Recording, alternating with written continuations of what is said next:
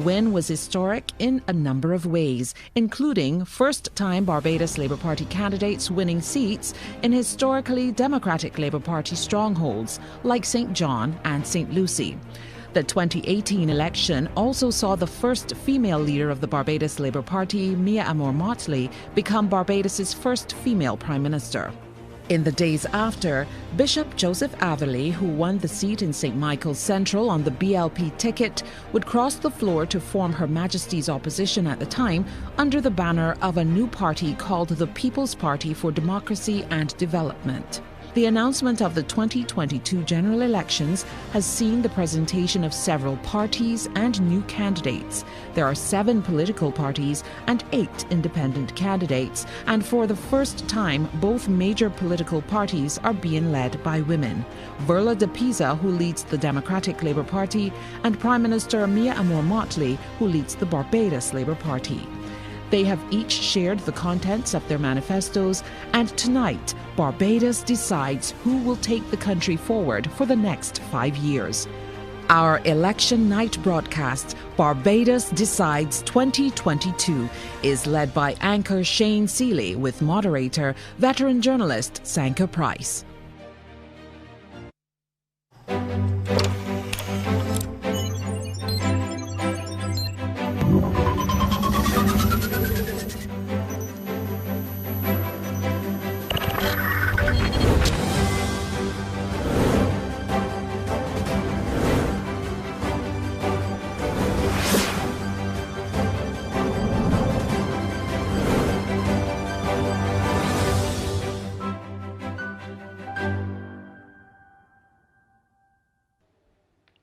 Good evening, I'm Shane Seeley, and welcome to CBC's live presentation of Barbados Decides 2022. We are bringing you full coverage of today's general elections. We do take this opportunity to welcome those of you Barbadians at home and abroad to our simulcast across all of our CBC stations and networks, those being TV8, 94.7 FM, 100.7 QFM, and cbc.bb on Facebook and on YouTube. We're broadcasting across the region as well, thanks to our media partners, One Caribbean Television and CMC, which includes the New York tri-state area. Also with us tonight, NBC Radio in St. Vincent and the Grenadines, ABS Television and Radio in Antigua and Barbuda, and NCN in Guyana. Good evening to all of our viewers and listeners across the region and across the world. Just as a reminder, this 2022 general election was called on December 27th, just 2 days after Christmas and a few days before New Year's celebrations began. The Prime Minister, Mia Amor Mottley, called a snap election scheduled for today, January the 19th, allowing just 23 days of campaigning and for those stepping into the ring to reach the electorate. The 2022 election sees 108 candidates representing 7 parties, including 9 independents, contesting 30 constituencies. Add to that snapshot the first general election being held during a pandemic. With all the health protocols in place, Barbadians took to the polls this morning from 6 o'clock right until 6 this evening. And we will be tracking all 30 constituencies and the major party headquarters of the Barbados Labour Party, the incumbent led by the Prime Minister, Mia Amor Mottley, located at Grantley Adams House in Robert Street, the city. Also in the city, George Street Auditorium, the home of the Democratic Labour Party, led by Verla de Pisa. And a CBC reporter is stationed at Astrodomus in Strathclyde, St. Michael. That's the headquarters of the Alliance Party for Progress, led by Bishop Joseph Atherley. Grenville Phillips, the head of Solutions Barbados, he's in studio with us tonight. So stay tuned for all of those live reports, because tonight, Barbados, you decide. In studio tonight, we have our very own moderator, CEO of the Caribbean Broadcasting Corporation, Sanka Price, political strategist Hartley Henry, political scientist Dr. George Bell is online, real estate professional Trevor Seeley of the APP, also attorney at law Pearson Leacock of the Democratic Labour Party, and former diplomat Liz Thompson is back with us, and she's of the Barbados Labour Party. And as previously mentioned, Grenville Phillips of Solutions Barbados. Welcome to you all. Now, before we hear from tonight's panel, let's go into the constituencies and hear directly from those reporters who are stationed in the ridings that we're paying very close attention to, starting with St. Michael Northeast, where the incumbent Prime Minister Mia Mottley has won the seat 6 consecutive times. Our Cassandra Crawford is there at St. Matthew's Primary School. Cassandra, what's the mood like there? Thank you so much, Shane, and good evening to our viewers. It is literally very quiet here at St. Matthew's Primary. This is the constituency, as Shane said, of St. Michael Northeast. And of course, just to tell you a little bit about this constituency, it was established since 1971. There are 8,087 voters in this constituency, and there are 9 polling stations. So voters of that legal age would have been heading out this morning from 6 a.m. Right through to 6 p.m. as it goes, as the rules go. As long as you're in line by 6 p.m., you get your opportunity to vote. So that would have taken place there. That would have taken place. There are 3 candidates in this constituency. Of course, as Shane alluded to, Barbados Labour Party candidate, the incumbent Prime Minister and leader of the Barbados Labour Party, Mia Mottley. There is also the Democratic Labour Party candidate, Damien Griffith, and there is the Barbados Freedom Party candidate, Roy Turney. So this evening, I can tell you that at least 2 buses would have arrived, as far as I am aware, bearing ballot boxes. On my last check, the counting had not begun, but it may very well have started by now. The last bus would have backed into the parking area here just in front of the counting station here at St. Matthew's with that other set of ballot boxes. The returning officer here is Ms. Gwendolyn Bridgman Bushell, and so we will be keeping you updated. We will be getting those counts and feeding that information to our call center at our studios at CBC in the Pine. And of course, when that final count comes in, Shane, we will definitely have that live report for you. So until then, it's a very quiet space right now, but the returning officer was definitely busy getting everything set up on my arrival just after 6 to ensure that counting went smoothly. So it's back to you in studio. Thank you so much, Cassandra. We know that you'll be keeping us updated as the night progresses. Of course, as Cassandra mentioned, those the polling stations would have closed at 6 p.m. But if you were in the line at that time, you would still be allowed to cast your vote, and that pushed back our broadcast a bit as we awaited the closing of those polling stations. But as Cassandra mentioned, and as I mentioned here, 6 consecutive times for the Prime Minister, Sanka, and she could be setting what would be a record tonight. Good evening to everyone in Barbados and across the Caribbean. On the point of Prime Minister Mottley being elected for the 7th consecutive time tonight, she will become the first female ever to be the senior member of Parliament, having been continuously elected since 1994. But you know, the real question, Shane, and what most Barbadians are wondering about is whether the Prime Minister's bold gamble to call this general election 18 months early will result in another 30-0 red wash, or will she lose several seats to a resurgent Democratic Labour Party? And to discuss this and many other issues over the next few hours, we have veteran political scientist Dr. George Bell, who is of course online. And in the studio to my right is the renowned regional political strategist Hartley Henry, and beside him is leader of Solutions Barbados, Grenville Phillips II. To my immediate left, representing the Alliance Party for Progress, is Trevor Seeley. Next is the representative of the Democratic Labour Party, Pearson Leacock. And to my far left is Barbados Labour Party representative, Liz Thompson. Good evening. Good evening to one and all.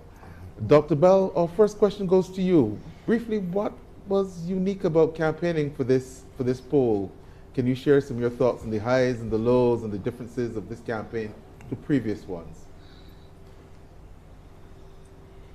Well, the thing that is clearly different is the fact that the pandemic was in place and innovations had to be made by all parties to engage. And that would obviously have been unusual. The innovations would have been unusual for the electorate. And largely, a lot of people would have relied then on the technology rather than actually going to the meetings. And I think the parties use a technique of spot meetings. So some people question because they seem to be more than spot meetings in terms of the number of the speakers and so on. But it was a way of reaching more directly into the communities so that people would have less exposure. And I think that was the main difference.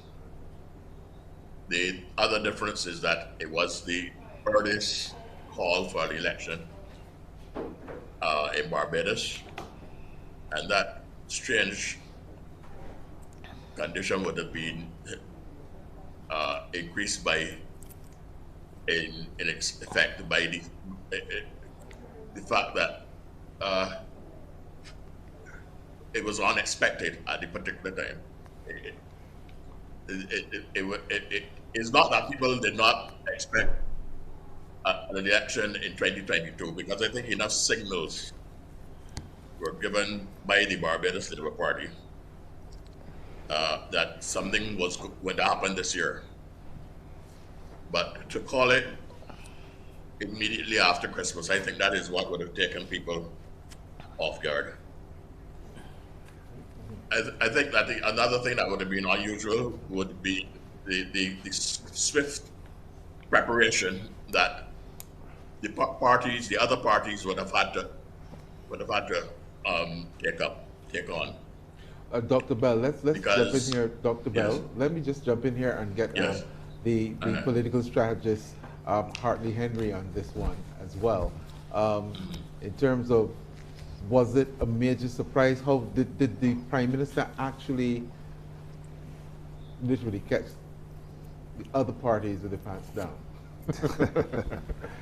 Thank you very much, Sank, and good evening to viewers and listeners and across the region, and Barbados, of course.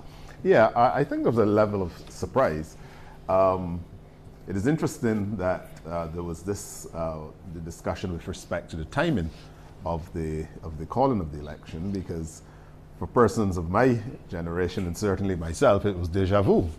Because while I find it interesting that Barbadians are discussing now the fact that the Prime Minister called an election on Boxing Day, or the holiday marking Boxing Day, the 27th, I recalled in 1998 myself as a candidate for the Democratic Labour Party in an election, coming home on the 22nd of December to spend Christmas with my family and to return on the 2nd of December, only to get a call on Boxing Day morning, the 26th of December 1998, that Parliament had been dissolved and the Prime Minister after that called an election.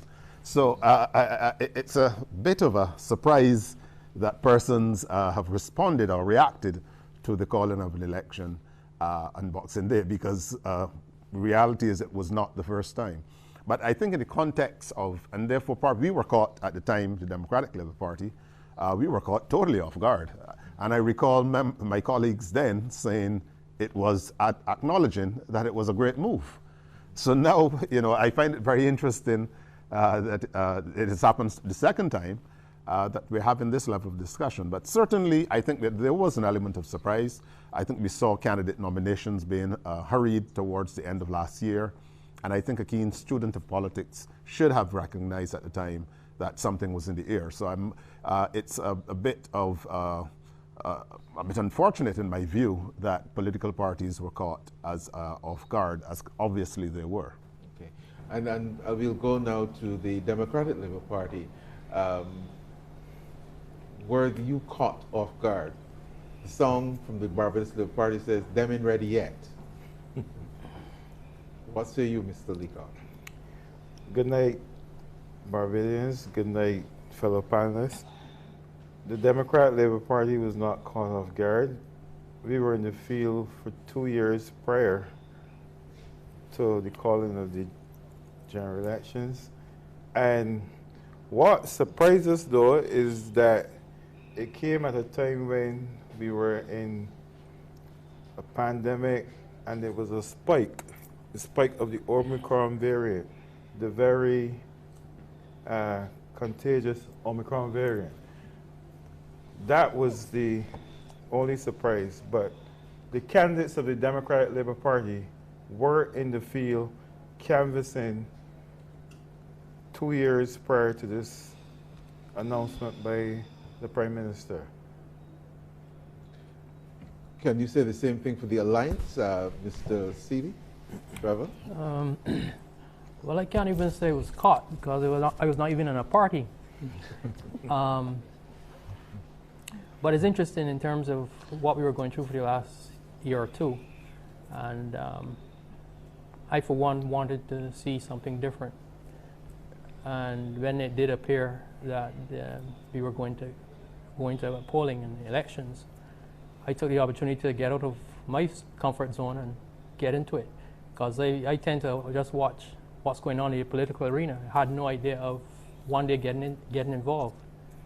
But the opportunity came, and I said I couldn't sit back, and I got into the arena, and later found out that Bishop Joseph Atherley and Lynette Eastman was coming together, and I saw this as my opportunity to be part of the fray, in a sense, and not just watch on the sidelines, but get involved to hopefully bring a better change to this country and to this island. All right, let's go to Mr. Grenville Phillips.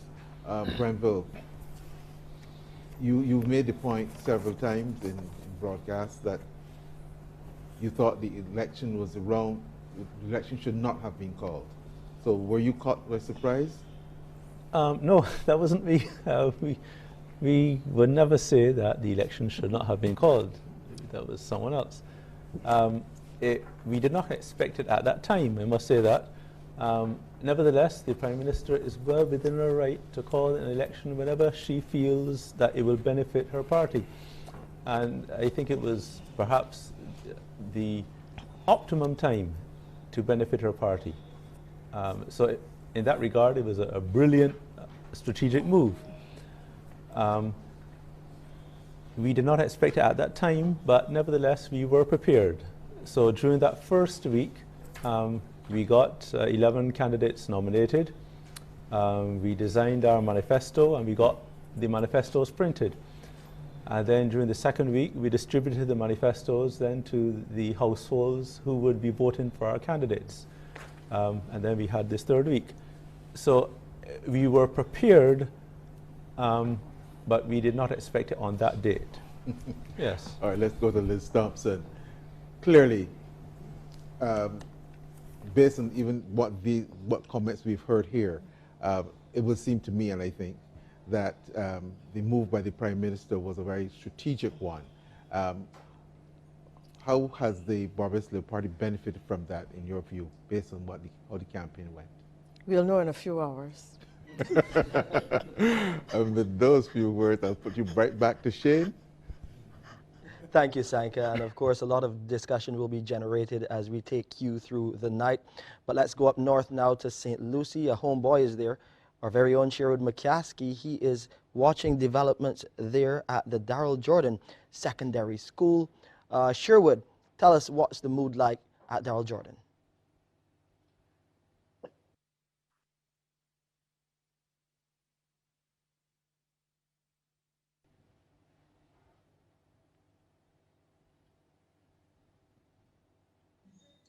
Well, thank you, Shane. In fact, it's the most modern counting station on the island. And I can tell you that the transport bus, two transport buses traveling around that were collected from many countries systems all over the world. Coming to the part of the that quickly remove them into water, a lot of Okay, Sherwood, we'll come back to you when we get a better connection. There's a little bit of an issue with the audio, but we'll try to get that sorted out. But we'll take a commercial break right now, and when we come back, we'll continue the discussion right here as Barbados Decides 2022. We'll be back in a moment.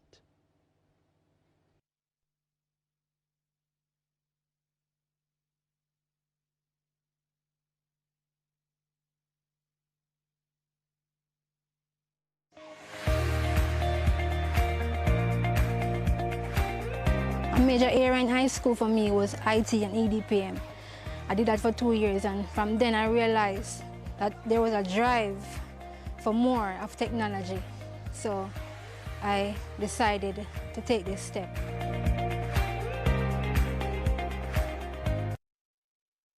Become the hero on the scene by taking the COVID vaccine. Be a hero for your loved ones and get the COVID-19 vaccine. Visit a vaccination site to take your first or second dose of the AstraZeneca vaccine, or be one and done with the single-dose Johnson & Johnson. Visit www.vaccination.moh.gov.jm or call 888-1-LOVE to find the site nearest you. Jamaicans, the vaccines are proven safe and effective. Let's get vaccinated so we can get back to life. A message from the Ministry of Health and Wellness.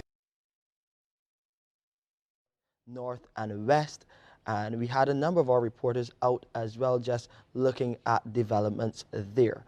But of course, we will continue to share the data with you as it comes in. Of course, the counting should soon start at some of those polling stations, and we will be sharing that with you right here on our magic wall.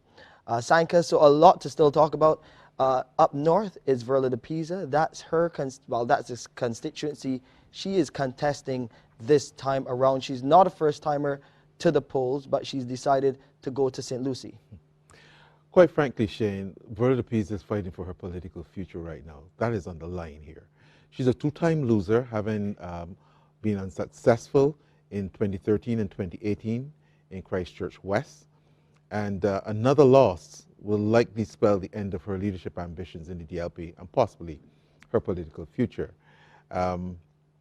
Pearson, what's your assessment of your president's chances in St. Lucie, given that your last representative, Dennis Kelman, won 3 consecutive polls, but in each year he saw a decline in the margin of victory? I believe that the president of the Democratic Labour Party, Ms. Verla de Pisa, will win the St. Lucie seat. We are very confident and upbeat about our chances there in St. Lucie. And the feedback on the ground from the constituents suggests that they are ready for a change.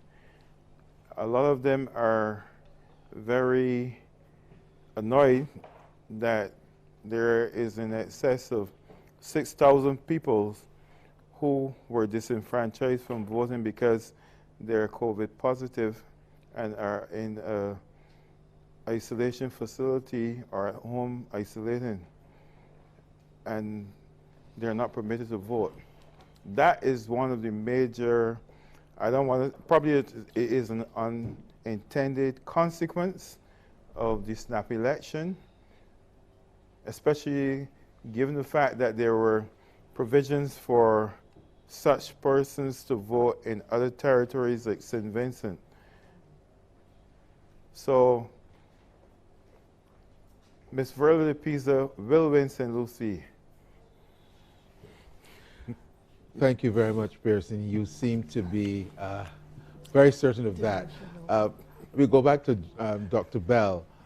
What do you think are Ms. de Pisa's chances in St. Lucie, based on how the campaign has gone so far?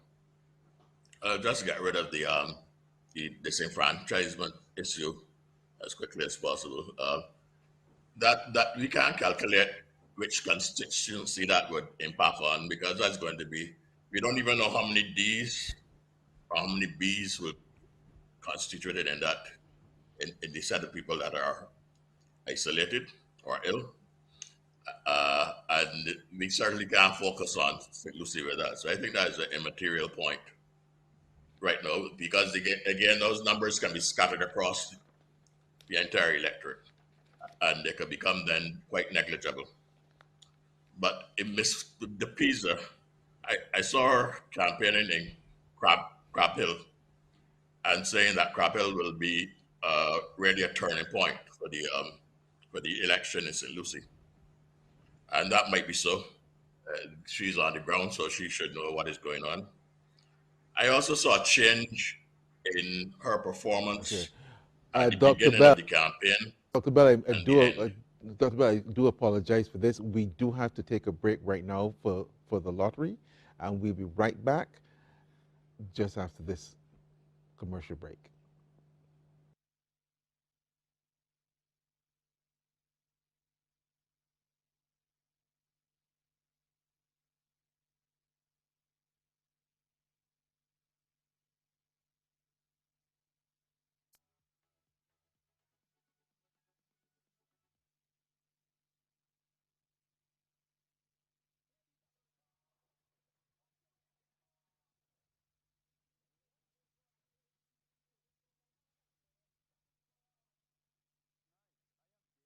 For life, sleep right. The mattress professional for sleep. Barbados Decides. Coverage of the 2022 general elections on the stations of the CBC is sponsored by Amaze Inc. Come in and be amazed. We have what you need. Cooperators General Insurance Company Limited. You are not just a policyholder, you are an owner. Great Health Works. Agents for Omega XL. Sleep right. For the rest of your life, sleep right. The mattress professional for sleep. Lavada's Laundry Inc. Lavada's unmatched professional services. ProSecure Distributors Limited. The place for professional people. Career Development Institute. Empowering people, changing lives. Julie's Bridal Gowns. Julie's Bridal Rentals. One call does it all. Pedialyte. Live hydrated. And Glucerna. Live every moment.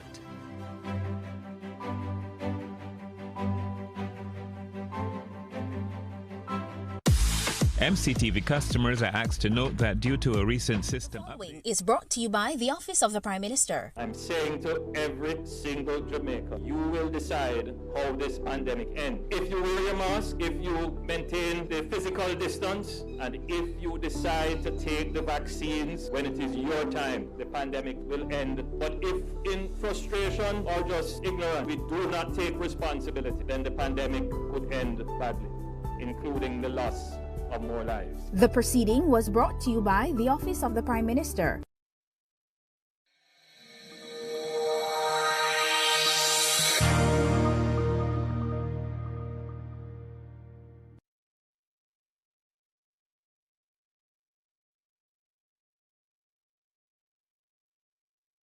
The following is brought to you by the Office of the Prime Minister. When your turn comes for the vaccine, please take the vaccine. It is absolutely important. For those who have hesitancy and fear, and all of that is legitimate, it's healthy. But I believe we have seen the vaccine at work. We know what the risks are. There are no riskless activities in life. We urge you to participate in the national program and get vaccinated. The proceeding was brought to you by the Office of the Prime Minister.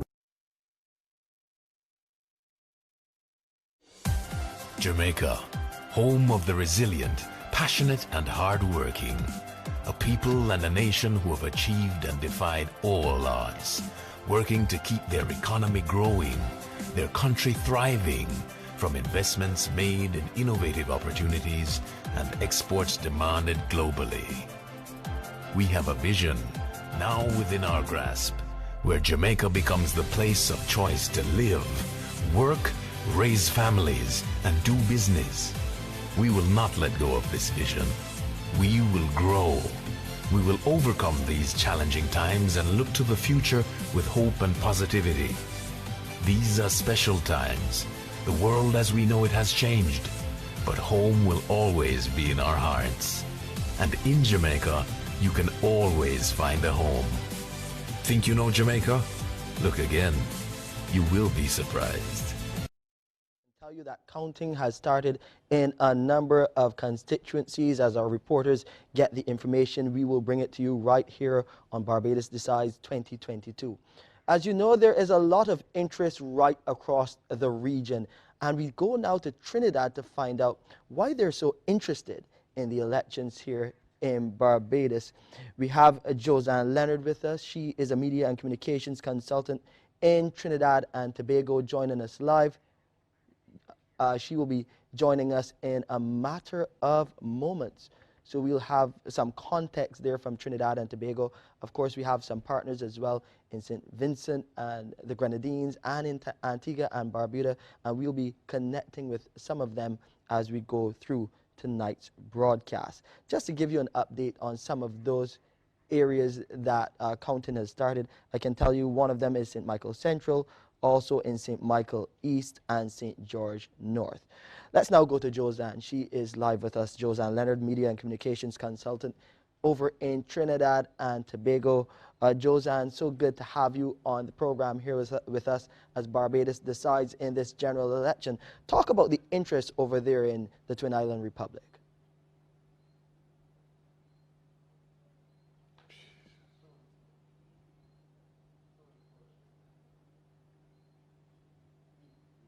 Right, okay, sorry about that technology. Thank you so much for that warm welcome. And I'm really happy to be joining you to sort of chime in on this very important election in Barbados. I think I just caught when you said what is the interest? I'm getting a bit of feedback, so I'll try to cope. About the interest in Trinidad and Tobago, and I would dare say around the region. And I think it largely has to do with the style of leadership and the quality of leadership. Some may argue that Mia Mottley has ushered in with the government in 2018 and the kind of impact that she's had. And I'd like to talk a little more about that as the evening goes along. But I know that tonight is a lot about counting ballot boxes and having the local experts talk about the interpretation of the manifesto and just what the feel on the ground is.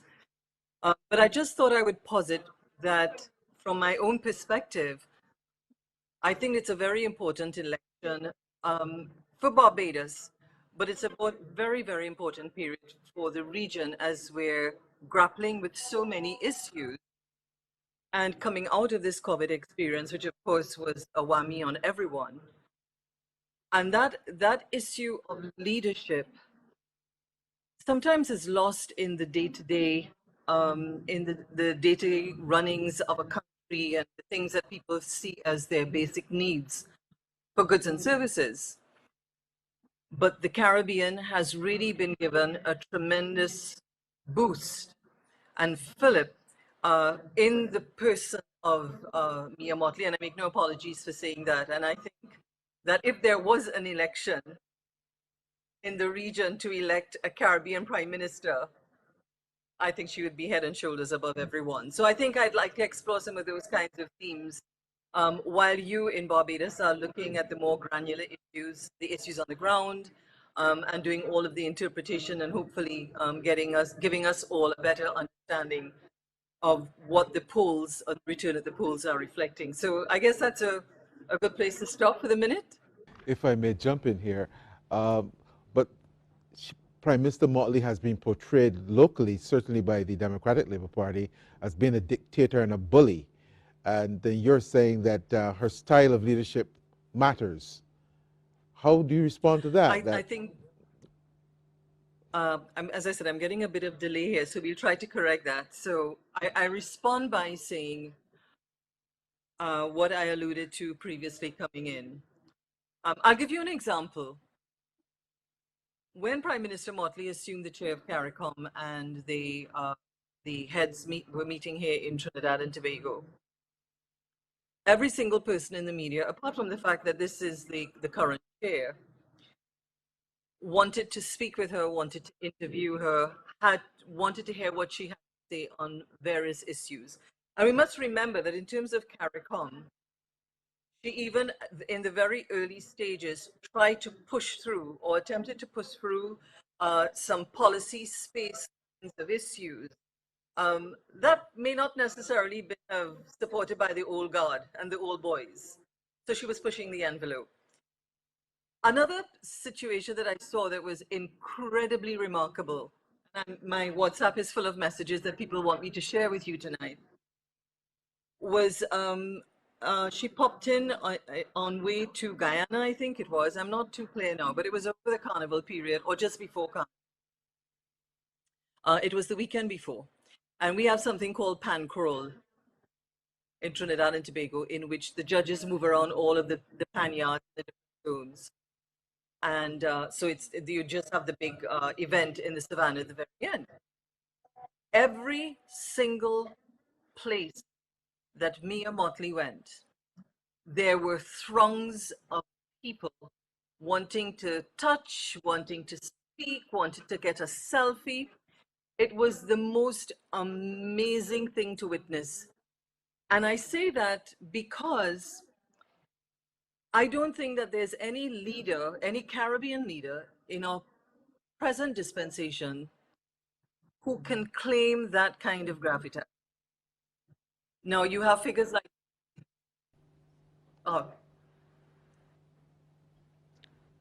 Josanne, I'm figuring you're getting some instructions from our production crew, but we do welcome that contribution, and we expect to hear a lot more from you as the night progresses. But you painted a picture there that we've seen right across the world at major meetings where the Prime Minister, Mia Mottley, went. She was sought after not only by the average journalist, but what one would consider what would be the world's leading journalist in Christiane Amanpour. She had her on a number of times, and it's something that I think many people, Sanka, like to call the Mia Mottley effect, where so many people, as you heard there in Trinidad, but around the world, have gravitated towards the Prime Minister. Yeah, yes, Shane. The question basically in Barbados that we have to deal with locally is how impactful has that been for Barbados' image? And quite frankly, basking in her glory. Ordinarily, and this is not the glory of the Sandyford type, ordinarily, you know, if you're a black person or a Caribbean national, they will tend to ask you, are you from Jamaica? But every black person was asked that at that meeting. Are you from Barbados? Is Mia Mottley your Prime Minister? People just wanted to meet her. They wanted to be with her. She opened doors for Barbados because people were saying, can we have Barbados' opinion on this? How will Barbados vote on that? The fact that SDRs, the special drawing rights, was even included in the text at all had to do with the work that Barbados did on the ground and the position that the Prime Minister took. So while the Democratic Labour Party said last week through the mouth of its president that the international position does not matter. We don't live in a world by itself. Barbados is a micro-state, and we have to position ourselves globally. The Barbados Labour Party manifesto speaks to being an advocate for small island developing states and being the voice of those of black civilizations. And therefore, I think it is extremely important for the positioning of Barbados on the world stage, for accessing whether it is funding and grants or advancing the position of Barbados or generally positioning small island developing states. It is of the utmost importance, and I do not think that there has been any other Prime Minister in my lifetime who has had the kind of international presence and respect that Prime Minister Mottley wears. So let me just jump in here. Then on the ground, let's just deal with the campaign in terms of strategy. The strategy of attacking the Prime Minister Mottley, who has this type of international profile. What do you make of this strategy, Hartley Henry? Did it make sense? Did it work? It's interesting that you asked that, because I'm still at a loss to understand the strategy of the Democratic Labour Party for 2022. What I saw initially was a resumption of the 2018 campaign, and it was very unfortunate in my view, because I would have thought, and certainly I guess now with ballot boxes closed, I can make a suggestion or two. Were I in that position, I perhaps would have been a little more all-embracing, a little more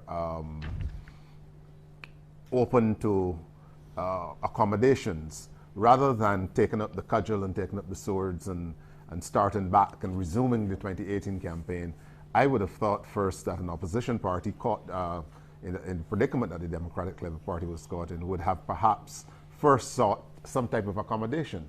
Where I would have, certainly there would not be 1, 2, 3, 4 persons here tonight, because I would have thought that they would have sought some type of an accommodation with the other two, 3 parties at the time, certainly with the leader of the opposition, and try to get a cohesive opposition front. I would have thought also that rather than being very aggressive and in the destructive mode that was started at Waterford in 2018, that they perhaps would have sought some type of accommodation and alliances with the private sector. You had nurses on strike. You had you have a situation where one general secretary of one union has aligned herself and has aligned, that union is aligned with the governing party. And I would have thought certainly, and particularly since in the middle of the election, you had the president of the teachers union coming out and actually becoming a candidate for the Democratic Labour Party, I certainly would have thought that you would have tried to make some type of an accommodation with the opposition and the teachers, so that there could have been, you know, you could have been, rather than just being a political party without a seat in George Street, I thought that you would have become more a party of national unity and national consensus and broaden, so that there could have been the perception of a national mood against the government. And I felt that the divisive approach assumed by the Democratic Labour Party was very mysterious. And I'm very eager tonight to see the dividends that it pays, because I have my doubts as to how effective it might perhaps have been in the final analysis. But we'll wait and see tonight what happens. Well, let's bring back in Dr. George Bell again. And Dr. Bell, what's your take on this whole question of leadership, the way the Democratic Labour Party approached it, the way some of the other parties approached it, and the impact that would have on how successful they will be tonight? Well, I was making the point in St. Lucie, right, in relation to Bertha Peters' campaign there, that I saw a change in where she was at the beginning of the campaign and where she had reached at the end. In other words, I saw a growth of confidence and effectiveness on the platform. And therefore, we have to remember that the Democratic Labour Party was restructuring and rebuilding itself as it approached the third year outside of Parliament.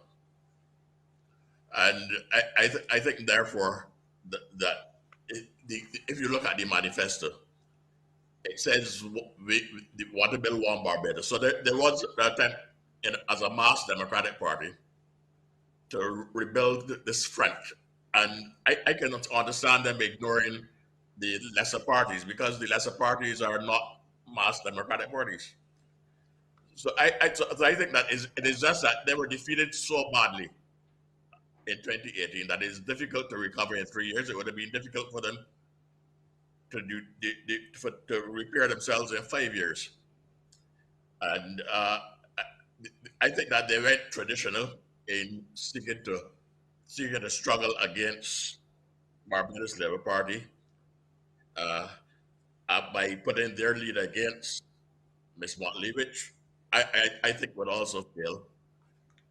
But that is what they tried, because it was a part of the rebuilding of the party as a whole. And the campaign, in a sense, I think has helped the Democratic Labour Party to repair some of the damage that was done to it over the 10 years preceding the last general election. Okay. Before I take you up on that point, I'll just bring in Trevor Seeley here, because one of the things that was done is that the UPP and the Bishop Atherley's party, they joined forces and to form AP, the Alliance Party for Progress. What was the whole thinking behind it? Maybe you can tell us if that is, you felt that was the way to go and the best way to go to be able to unseat the Barbados Labour Party. Did you think also about, or even consider, joining forces with the Democratic Labour Party or Solutions Barbados? Well, the thing is, in the initial stages, we saw, the DLP is entrenched, and we saw a need to join together rather than being separate, and then you go into the situation where you're voting against each other. So come together, and that's what we did. And the thinking was that we would be a better force to reckon with. There was no consideration of entertaining joining the DLP based on performance from previous years. But that was it. So we came together and we worked out infrastructure, a team that we'll see how the performance goes tonight. Okay, but Solutions Barbados, they actually endorse a number of independent candidates. So why did Solutions Barbados do this? Was this consistent with the whole building of a coalition against the major parties? Yes. Grenville? Yes, we did. We had a coalition of 3 parties. The idea initially was that we would run 10 and the other 2 would run 10, and that would give us 3 15-minute election broadcasts. The others didn't get that much, so Solutions Barbados was the only one then that had that 15-minute broadcast to talk to the nation. I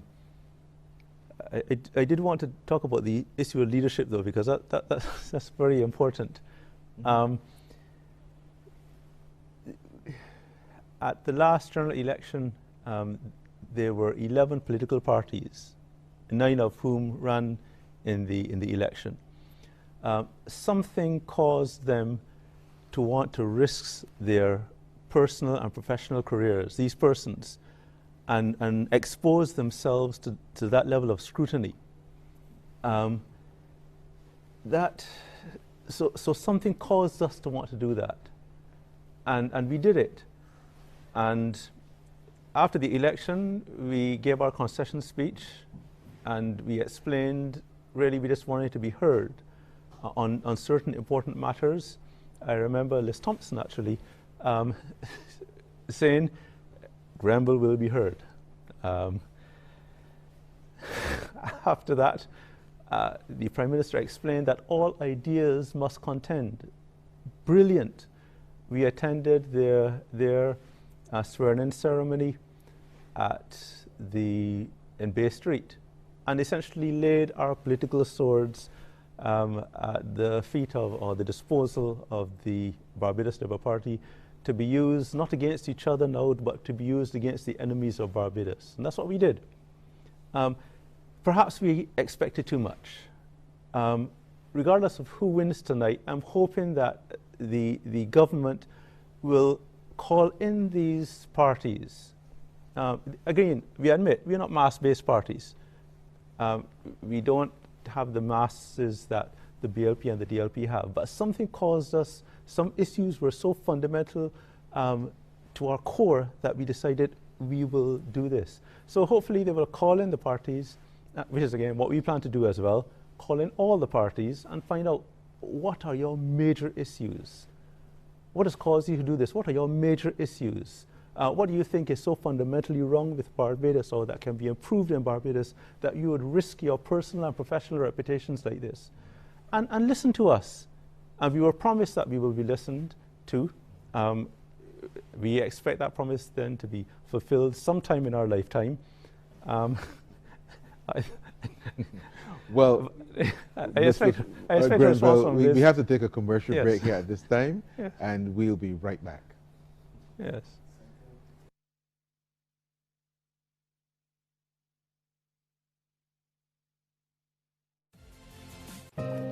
What if they knew that you abused her? Her family? Mr. Jones.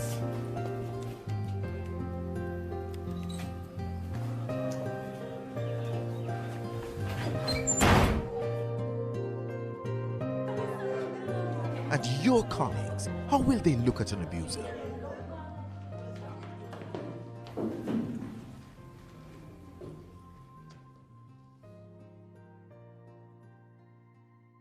When the law comes knocking, you'll have nowhere to run.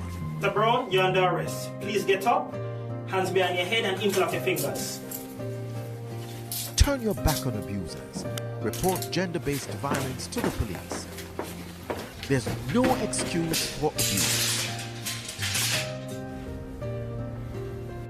Call the Bureau of Gender Affairs at 876-754-8577.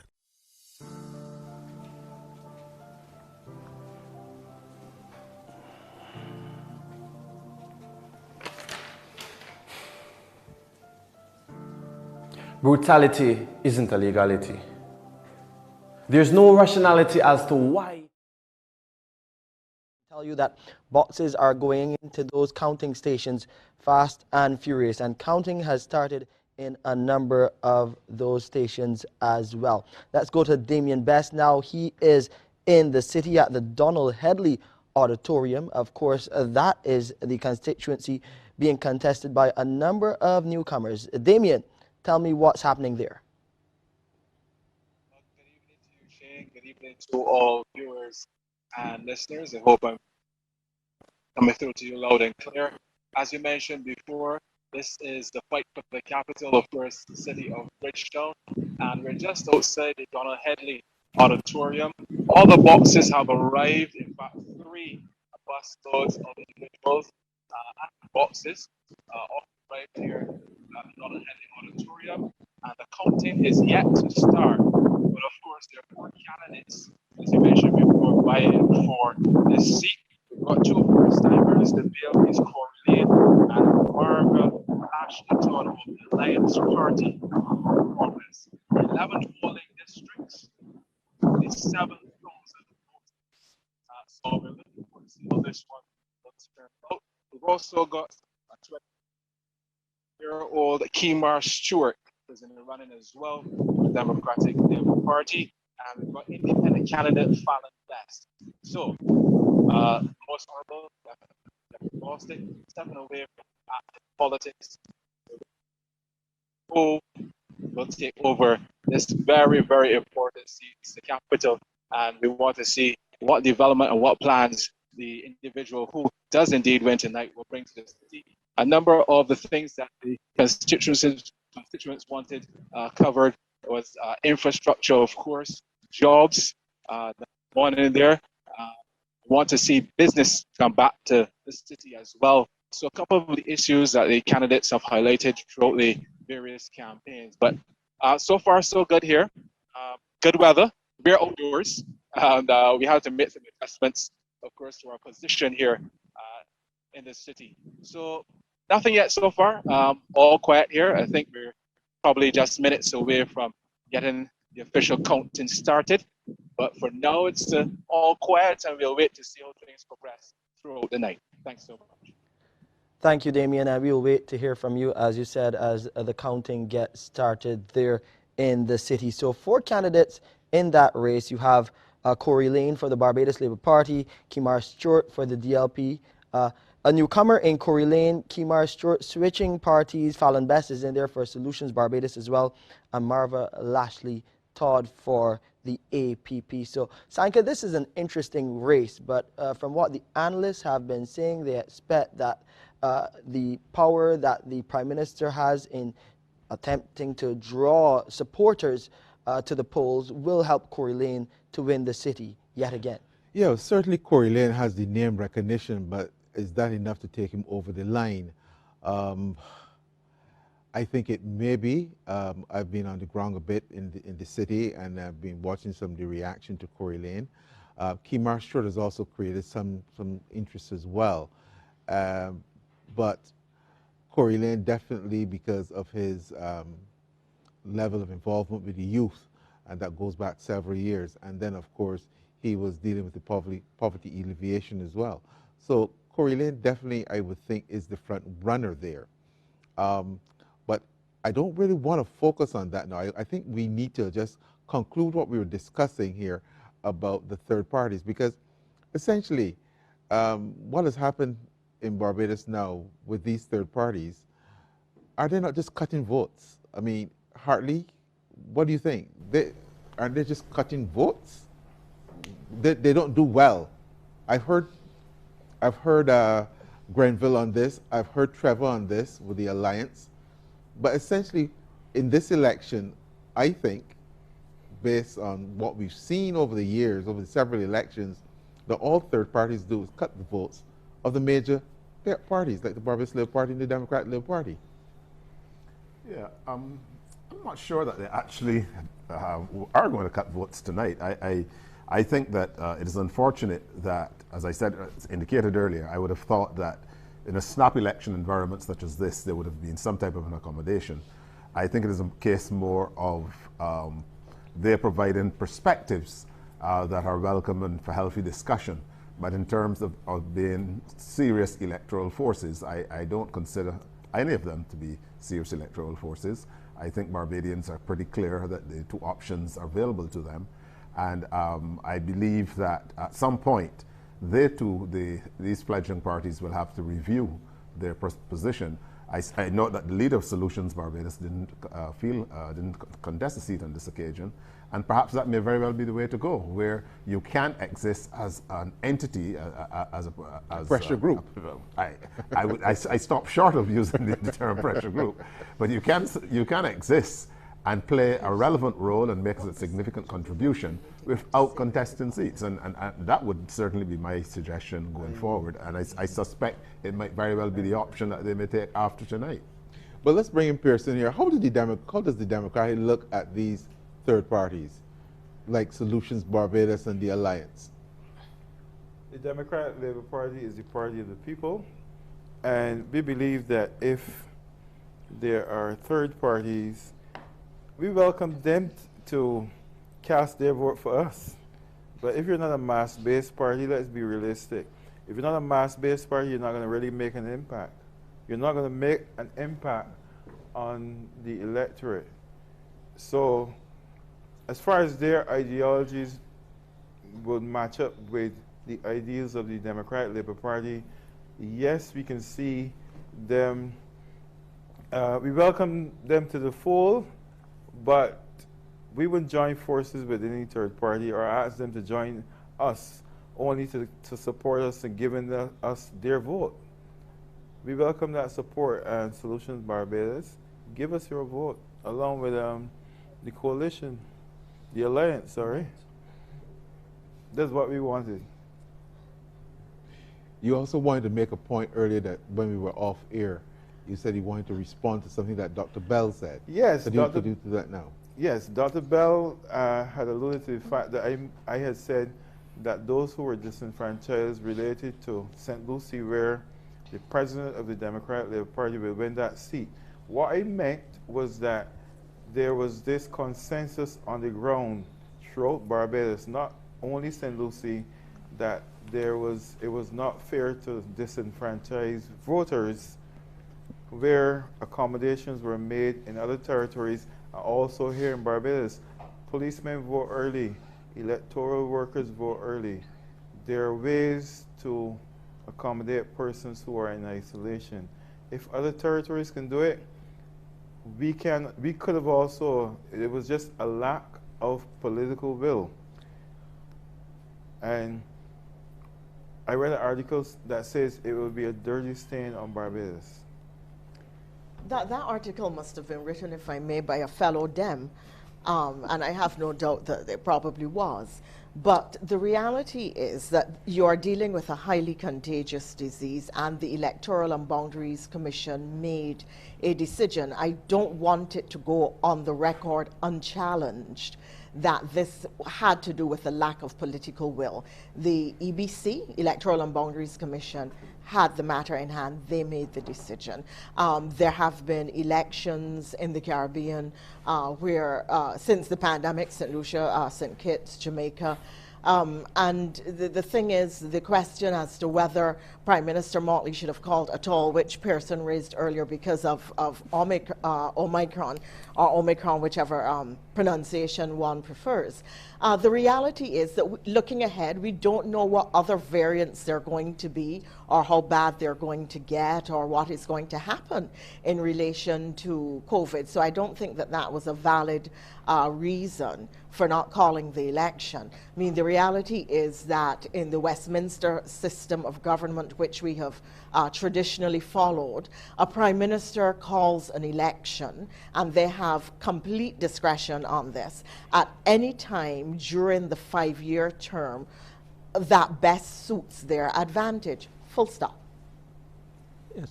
That's just the reality. And if I may, very quickly, I don't see the newer parties as cutting votes. I think that they are bringing useful perspectives and new discussion and some new ideas to the table, and that they have value. And certainly once we are re-elected, there needs to be discussion and perhaps some of these ideas embraced, because we are attempting to govern in the pursuit of a better Barbados, in the pursuit of the best Barbados. And we don't think that all of the talent resides on our side. So that if there are ideas, suggestions, or solutions that can be shared, we are willing to embrace and to utilize and to include persons of goodwill. Grenville would like to respond to that. Yes, but I thank Liz for that, the ambassador. And I also thank Dr. Bell for his advice, which has now been endorsed by Democratic Labour Party's representative here. So I can say, regardless of how this election pans out, we will have to become a mass-based party. And that's then, it depends. If we do well, it means that we would already develop a certain amount of mass. Otherwise, we will become a mass-based party for the next general election. But we are all hopeful now. None of us know how the electorate will vote. We hope, we plan, we have measured certain things, but the people will decide. Well, it seems that it was a low voter turnout. And I'm wondering, Dr. Bell, who stands to be the winner here? Who stands to be the loser with such a low voter turnout? We're going to have to wait and see what the results are telling us. Because on the one hand, if what would keep Barbados Labour Party supporters home is complacency, while the Democratic Labour Party will stay home because they think they can win. So those two dimensions are involved here, but we are only going to be able to read that when we see how the parties are performing and whether we can link staying at home with one or the other, or whether it has spread across both. So that is really what we will have to watch. Prime Minister Mottley made the point today when she went to vote that, in fact, she expressed some concern that her actual supporters were not coming out to vote. And let's look at that after we take this commercial break.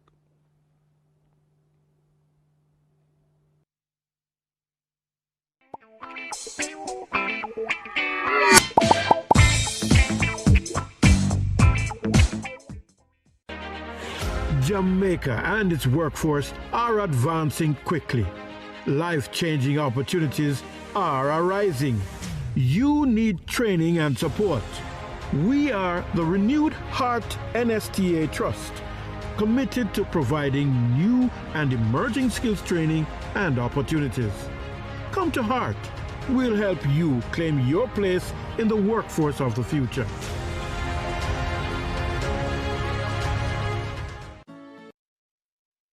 Decides 2022, and we're getting a lot of interesting perspectives, and this is a good time to bring in another leading analyst in Peter Wickham in what I call Peter's Take. So I had an interesting discussion with him, Sanka, on a lot of the elements involved in this general election and really leading up to today's poll. So he has been giving me his take on the strategies of the individual parties going into this January 19th general election. Take a listen. Election is interesting and fascinating and historic, and I think that this is an election that has come down to a question of voter turnout and getting people out to the polls in the context of what's been going on in terms of COVID. Certainly, since the election has started, what I've been hearing from people on the ground is a concern over whether or not the Canada should vote in terms of the impact that COVID is having and the kind of campaign that appears to be low-key, largely because it's a campaign being conducted online. But I would say at the broad level, the Democratic Labour Party has come across as ill-prepared, which is unsurprising.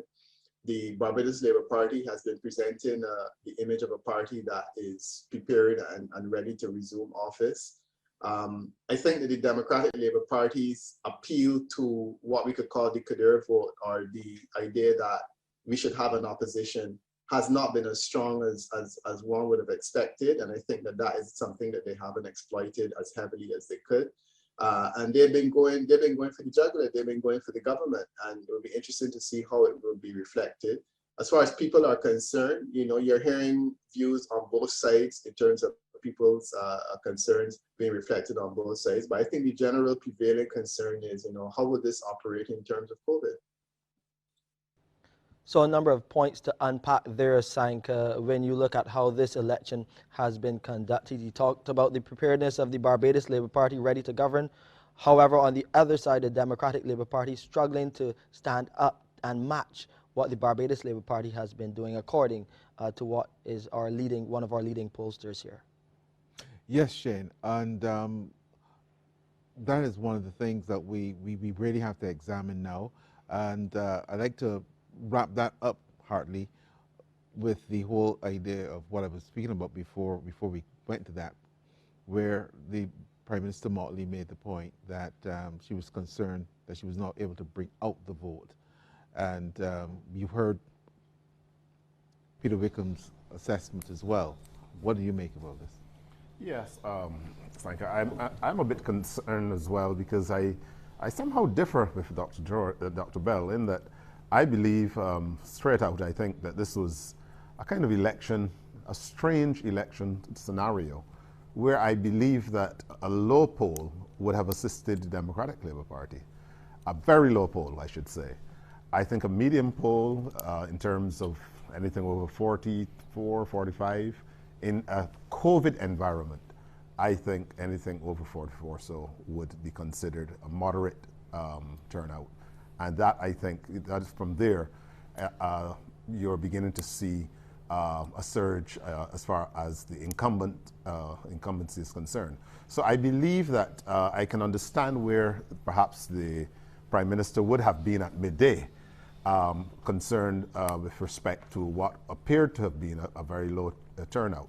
But from my observations during the course of the day, I get the impression that it may have picked up.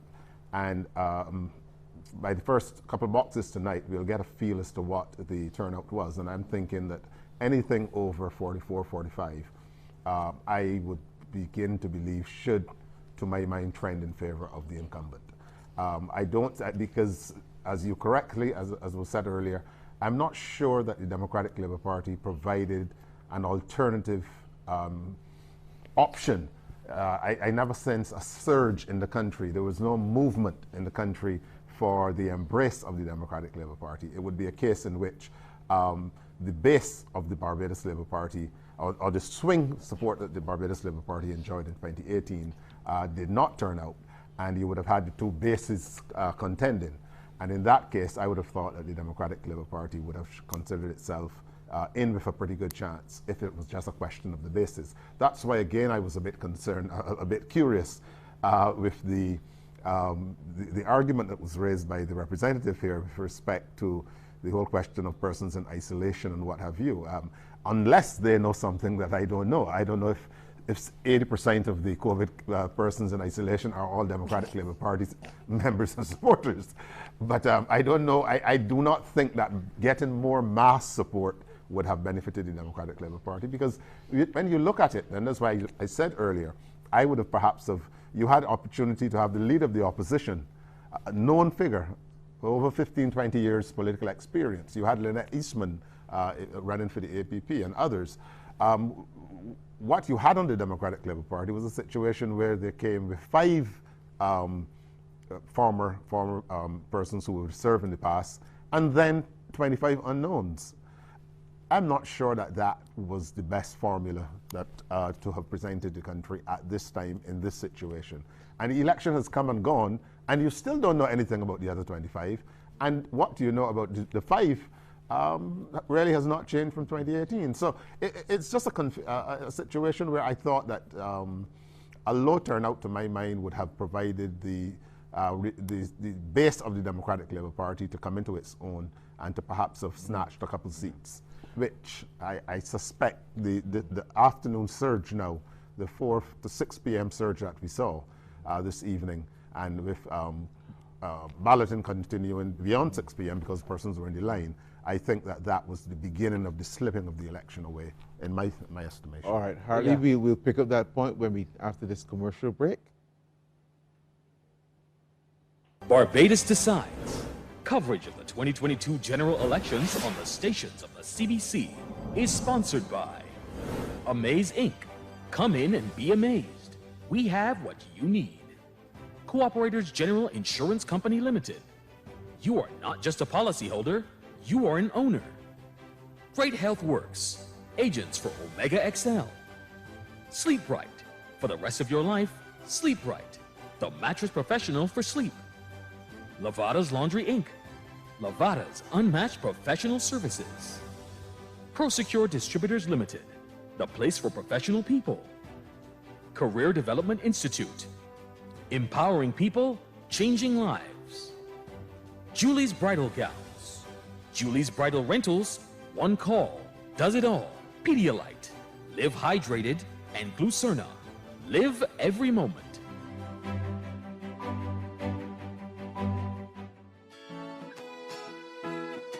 Crime is Jamaica's #1 threat.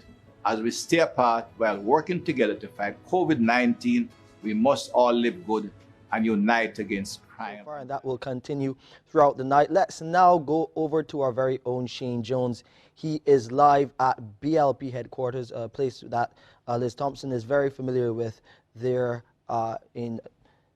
I want to get the street right because I don't want to mix up... at Bradley Adams' house there in number 11 Robert Street. Shane Jones. Shane, how are things looking over there?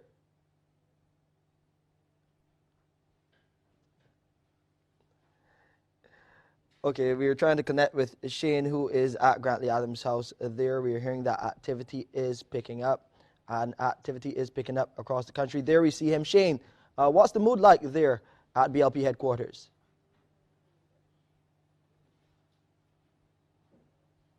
Guys, everyone watching at home, you guys in the studio. We're trying to connect with Shane, who is at Grantley Adams' house there. We are hearing that activity is picking up, and activity is picking up across the country. There we see him. Shane.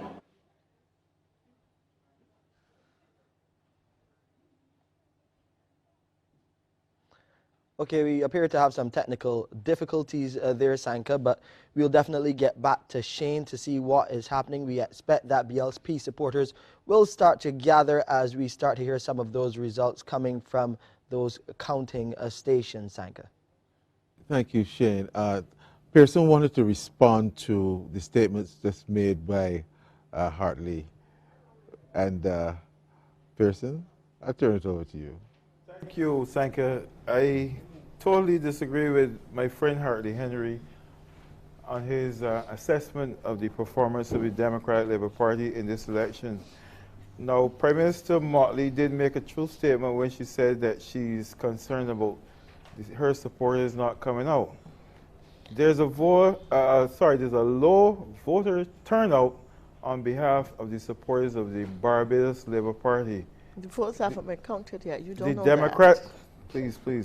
The Democratic Labour Party, on the other hand, we've had high voter turnouts of our supporters, and we've gotten out the vote. So I believe that we're in for a surprise and shock when the results come in. And also, despite the fact that the Barbados Labour Party employ its high-tech election machinery with lots of money, billboards, social media, high-tech campaigns with big stages that cost quite a bit of money.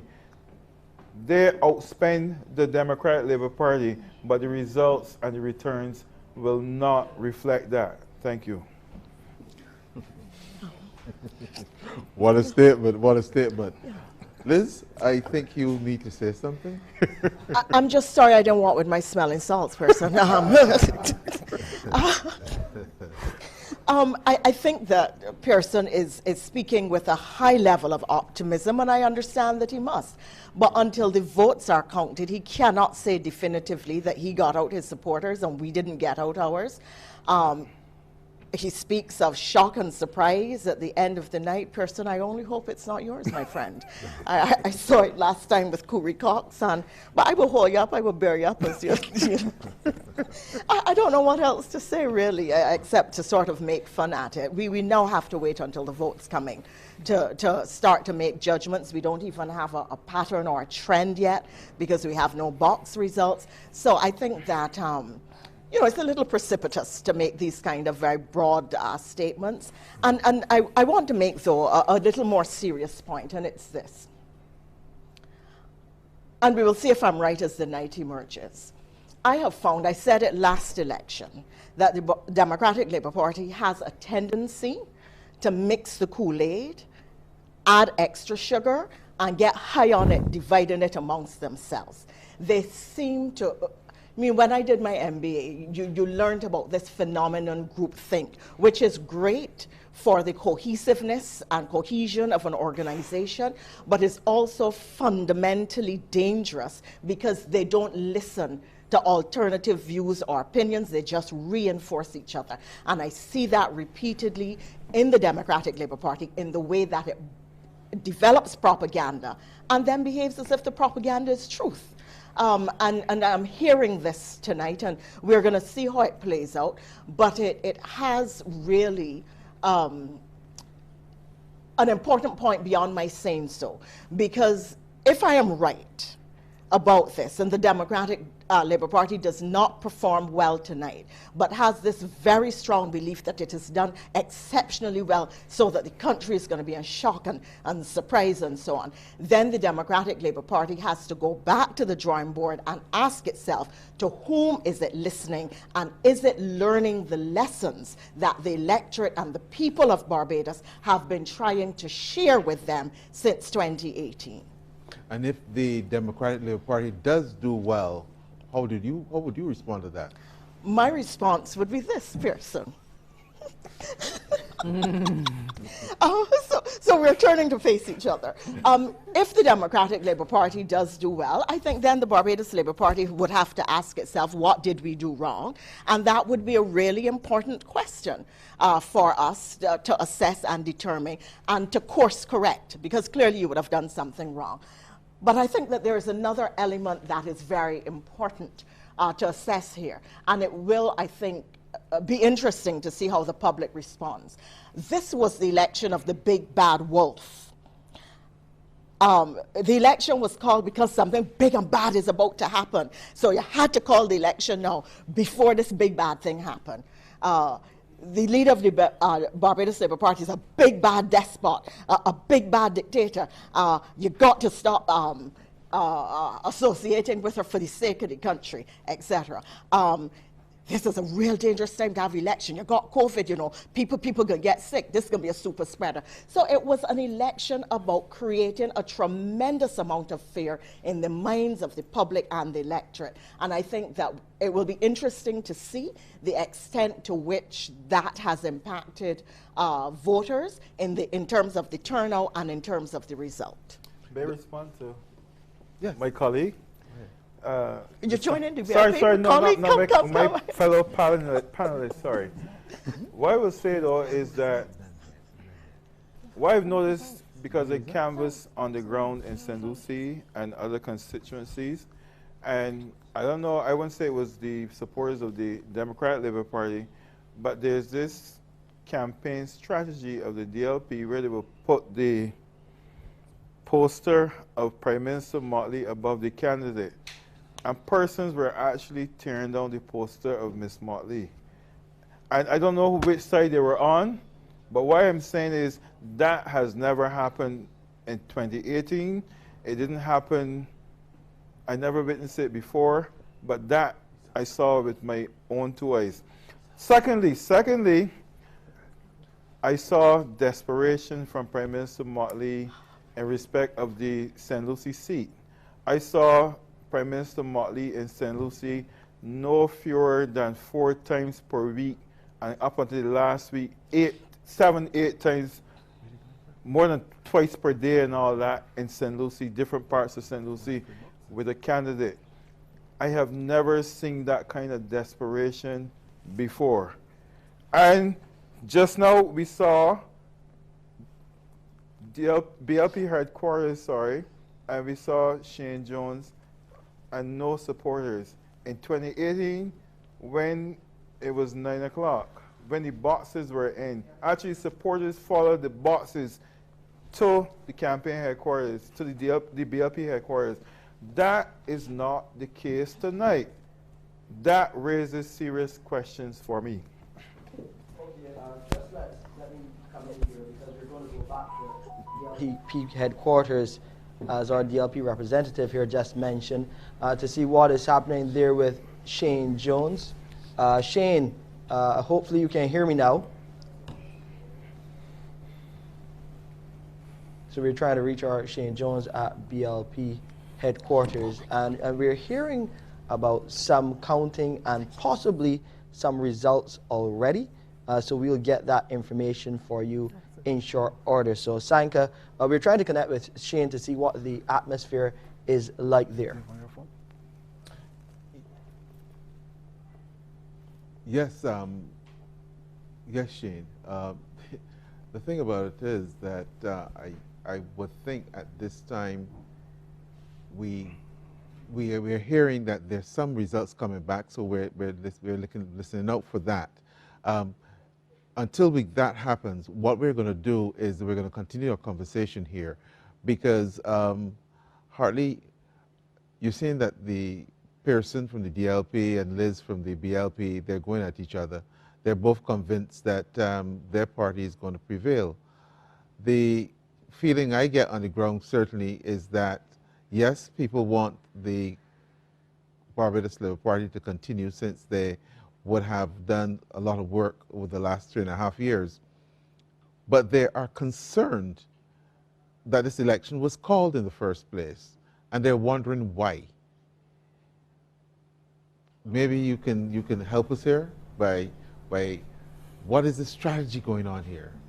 Perhaps I should defer to the Barbados Labour Party representative on the panel. She's just talking about the big bad wolf, you know. I'm curious in some of what I'm hearing here, because I'm hearing, for example, the question of the presence of the Prime Minister's photograph across the country, which is a natural, regular thing.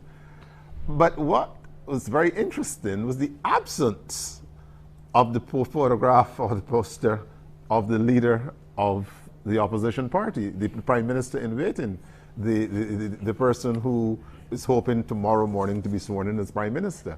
And that, to me, was the first time in Barbados' history that you had a situation where technically there was only one prime ministerial candidate in an election, because no one outside of St. Lucie can show you any image whatsoever of the leader of the Democratic Labour Party. And this persistence with the notion of a president of a party, I think that was a fundamental error on the part of the Democratic Labour Party in 2022, to go into an election without a declared political leader, without some certainty as to who the Prime Minister would be. That really was unacceptable, and I would believe, and I would be quite surprised if tonight the campaign of the Democratic Labour Party prevails in a circumstance where the question of leadership was not settled. And the fact that my associate is speaking about a president. We've never spoken about a president of a party in Barbados before. There's one president of Barbados, and she was sworn in on November 30th. So I'm at a loss as to what the strategy there was. With respect to the drives, I can understand the optimism, but certainly from my experience, and I think there are a couple of years I have under my belt, you normally can feel a wave in a country. You can feel something. You can feel a movement. Yeah. In 1966, in 1986, in 1994, with the collapse of the government, in 2008, in 2018, you felt something. I don't know what you're feeling, but I certainly don't feel that as if Barbadians went out today to vote in a new government. And if they did not go out to vote in a government, then I'm not sure where your optimism, what is spurring your optimism. They went to vote in opposition. But if they went to vote in opposition, then they would also have come out. The fact, and that's why I'm suggesting that anything over a very low turnout, which is perhaps lower 30s, I find that the Democratic Labour Party is likely to struggle in a situation where persons went out, because you did not get the impression that there was something on the table that the swing voter could have taken hold of. Dr. Bell, let's bring you in here and your comments on this as well. Well, the Democratic Labour Party was unable to say that it had a political leader because it had no parliamentary presence. And the closest that came to having a leader was the person that was holding the position of president in the party. And Mr. Depisa did hold off to challenges, but she has not emerged as the unquestioned leader of the Democratic Labour Party. The natural leader of the Democratic Labour Party said that he was attending his plants in his garden. And that is a classic withdrawal by a potential political leader. You keep very quiet, and when the party calls you, not when you grasp for leadership. When you grasp for leadership, you're told to go to the back of the class. The person who is keeping very quiet on his side is a natural leader. And we know who that is. Yes, Dr. Yes, Pearson. Pearson wants to respond. Before Liz, you can go after that. Thank you. Right. The supporters of the Dear Loving Party, the Democratic Labour Party, we are aware who our leader is, and there's no dispute as to who she is. So it's not my fault that other persons are not aware. And after tonight, there'll be no question in the minds of Barbadians or the rest of the world who the leader of the Democratic Labour Party is. Thank you. I listened to Dr. Dave Desmond and I never heard. I listened to Richard Seeley and I never heard. I listened to Michael Lashley and I never heard. So I'm not sure. I listened to Dennis Lowe and I never heard who this leader was. So I don't know. What do you make of this, Liz? I think that if you pick up the Nation newspaper of December 17th, the Democratic Labour Party candidates themselves said on a front page story that they did not want Ms. Depisa to lead them. And in fact, the only reason that she did is because the snap election was called and they did not have an opportunity to resolve their leadership issues. That's one. Second, the reality is that Ms. Depisa is almost a leader without a party, or the party has a leader without a party, or a party without a leader. I don't know which is more accurate. The reality is that Ms. Depisa has no seat. Ms. Depisa has run in repeated elections and been rejected in every constituency in which she has run. She has no political base. And I said on the political platform that the only thing left for her to do is to go to the cement plant, get a boat, and go to Africa to see if she can get a seat there. But clearly the people of Barbados do not want her.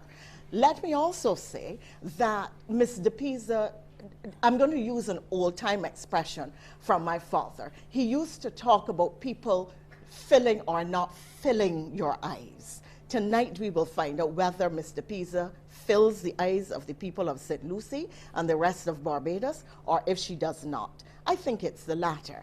And my final point is going back to what Pearson said earlier about the fact that Miss Mottley, Prime Minister Mottley, was repeatedly in St. Lucie.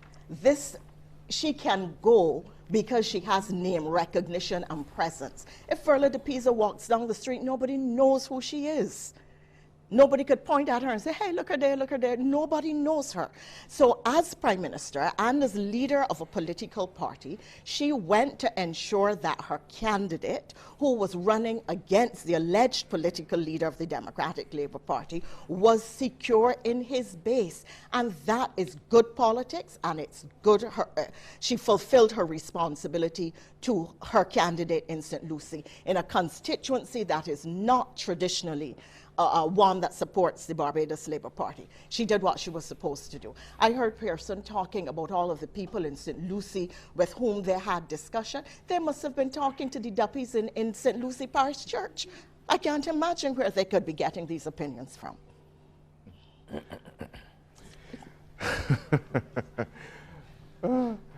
Well, we should certainly see as the results come back in, and we expect to get some results pretty soon. Let's go. Oh, but I can tell you, Sam, we are beating y'all bad so far. Every result I have. Okay. Well, we will soon get our results coming up shortly, so just stay with us. Grenville, just let's take it. Would you like me to share them with you? No. Grenville, let's please tell us. You were actually endorsing independent candidates, and we had a situation where a person was being endorsed by Solutions Barbados as well as another party. That is part of the whole confusion here. What's this all about? Yes, it's not confusion. We ran 10 candidates, and I believe we endorsed 8 others. And we endorsed candidates who agreed generally with Solutions Barbados' policies and the 2 critical things that we asked for. One is that the Charter of Barbados, which essentially, I mean, there's a separation of church and state. There's supposed to be the separation of church and state, but when the state then dabbles into spiritual matters, and with the Charter of Barbados, they essentially invite every demon under heaven to occupy a place in Barbados, and that charter therefore needs to be revoked. That's the first thing. And the second thing is that it's never good to take people's consent. Taking consent is never okay. It should never be justified or tolerated in Barbados. And for that reason, there is a referendum act, and therefore the people should be allowed to give their consent on whether they want to be a republic or not. And so those who agree to those things, we endorsed them, and therefore there are 8 additional persons from the Democratic Labour Party, from the APP, and independents, and Bajan Free Party, well, different parties, again, and independents, and we endorse them because they agreed with those things. We think those are 2 critical things, and hence we endorse those. This level of the key thing going forward that has been said time and again is that of coming together. One Barbados, that's what the Democratic Labour Party said. The Barbados Labour Party wants to give us a better life. As a Barbadian, I keep wondering, when I look at the teams, when I look at the Democratic Labour Party, who will take this country forward? Personalities matter. Professional people matter. The point that was made by Hartley Henry earlier is that you had 5 people who were in the last regime of the Democratic Labour Party who the public dismissed. And then you have 25 people who we don't even recognize. So we see with the Barbados Labour Party who you have, and we can't identify in the other parties where the candidates are, who's going to be the Minister of Finance, who's going to be our Attorney General. Don't you think that this mattered for this election? Don't you think that this was one of the major factors in why this election seemed so, I don't know what's the best word to call it, but it seems so such a lame duck type of election where people are not really into it, you know? What do you say about that? Yeah, I think there's several factors here. One, obviously, in the COVID environment, you would expect there to be a lethargic that has been across the Caribbean. And most of the elections held in the COVID environment, they've been pretty low, not only low turnouts, but low interest. I'd been monitoring, for example, on a nightly basis, the virtual campaigns of all the parties. And on the best night, which was perhaps last night, you had a total of about 15,000 live viewers, concurrent viewers at any one time. Now, if you consider that you're speaking about 125,000 persons that probably would have, under normal circumstances, would have voted today, 15,000 persons actively involved in a campaign, that said to me that there was, one, the idea of virtual campaigns were a bit foreign to us, that there was the reluctance of persons to stay up, perhaps just, the platforms perhaps did not have the heavy hitters of yesteryear, where you could have been kept totally involved and what have you. But I believe that from the time the election was announced, I think that Barbadians knew what they were going to do. I think Barbadians assessed the situation, and from December 20, the night of December 27th, I suspect many Barbadians decided, what options were available to them. And that is why I'm a bit surprised that the opposition is, to my mind, in denial in terms of you have to be able to present yourself as a viable alternative.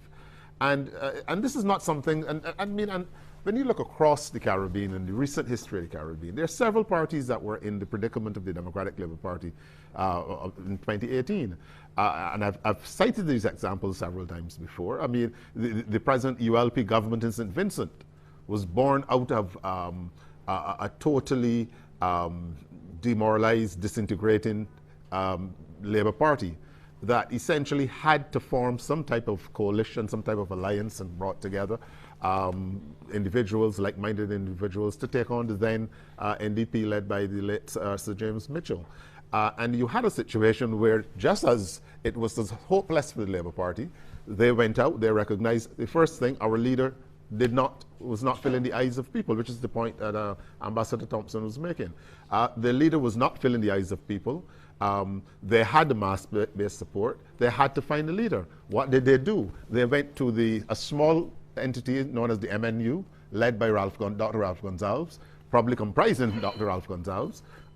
And you had a situation where you went outside, you brought in a charismatic leader, you brought in a leader with national appeal, and you said, come, lead the party, because we either will stay in opposition or we will find ourselves someone who can properly package and market us. This notion that the 2018 result came, and you are coming back to Barbados 3.5 years later saying you're ready, with essentially warm over cold soup. Because you take the 5 personalities from the last government away, what do you have left? It is not an alternative government. And if there is a change of government tonight, it would be a reflection essentially of, it would have to be a participation level of less than 35%, which would mean that it would have to be frustration on the part of the country for there not being an alternative or an option left available. So I'm not sure that we should continue to bury our heads in the sand that this was a contest. It was not, to my mind, a contest. And I would be most surprised if the result tonight differs significantly from the result of 2018, because really nothing has changed from 2018. And speaking about those, before you make that comment, Liz, and speaking about those results, Hartley, we are seeing that some results are coming in, and we'll have them for you shortly here as Barbados Decides 2022. We'll be going to those constituencies to let you see how the counting is going and let you know what the numbers actually are. So we'll take a quick break. We also have to go back to our friends in the region to hear what is happening there. What are they feeling about our general election? Why is it so important to them? All of these assessments we will be bringing you in short order right here as Barbados Decides 2022. We'll be back in a moment.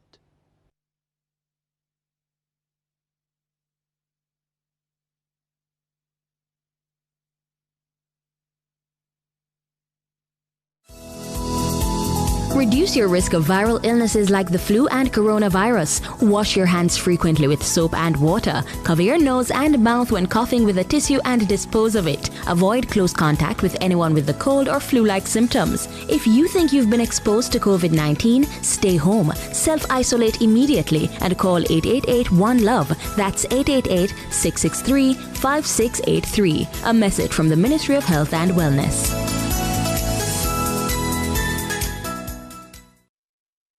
We work to make communities safer by essentially looking at the structures in the community that contribute greatest to social capital building. Try to reinforce, build, and establish those structures in a way that the community can sustain their own safety and own their own peace. When we say, for instance, we're doing a zinc fence removal program, what we're really doing is improving the line of sight. If you're on the street and you can see better what is behind the fences, then as you walk along the street or children play and etc., you're able to contribute to crime prevention.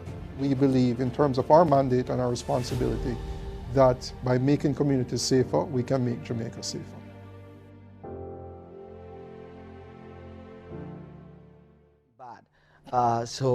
We're going to get those numbers for you shortly, but Liz, in terms of what you are seeing, is this what you... Well, let me just say that the Barbados Labour Party is significantly ahead in St. John, and that should be an indication of what is happening. We will wait on the results because, you know, one swallow does not a summer make, as they say, so we'll wait. But if we are doing this well in St. John, you would have anticipated that in an election which the Democratic Labour Party was winning, that their home base would be holding strong and that we would be losing St. John. That is not appearing to happen at this time. So I think that this is an indication of how the night is going to go. I just want, if I may, Sanka, very, very quickly, please, to pick up on the point that Hartley made just now, which is about changing leader if the public is buying into your leader.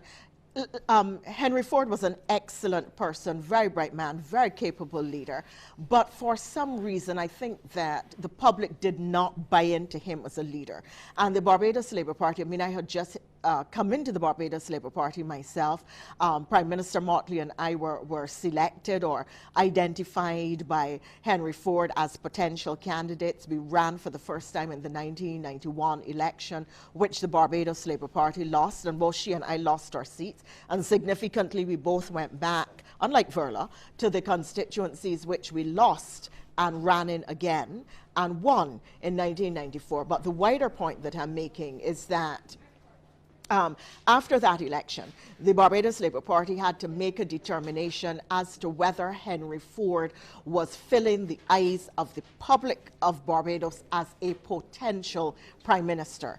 And as I say, a decision was made and the rest is history. The leadership was transferred with Henry's own consent to Owen Arthur, who went on in 1994 with the no confidence motion to wrestle the government away from the Democratic Labour Party and then hold it for 3 terms. So I think that Hartley's point is really a very important one. If the Democratic Labour Party loses tonight, how are they going to deal with the issue of leadership going forward? Well, thank you so much, Liz. And let's go to St. John now, where we have our Sophia Alsop stationed. Of course, in St. John, we have Charles Griffith, the candidate for the Barbados Labour Party and the incumbent, up against Andrea Worrell of the DLP, and the APP candidate is Philippe Amy. So, Sophia, let's join you live now. Sophia, what's the mood like there? Do you have any results as yet?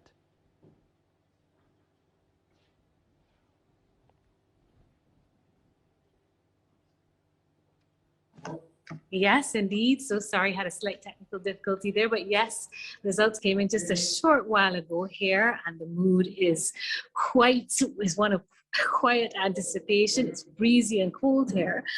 But as you know, 8,424 voters are eligible to cast their ballots in this riding. And the results so far are as follows.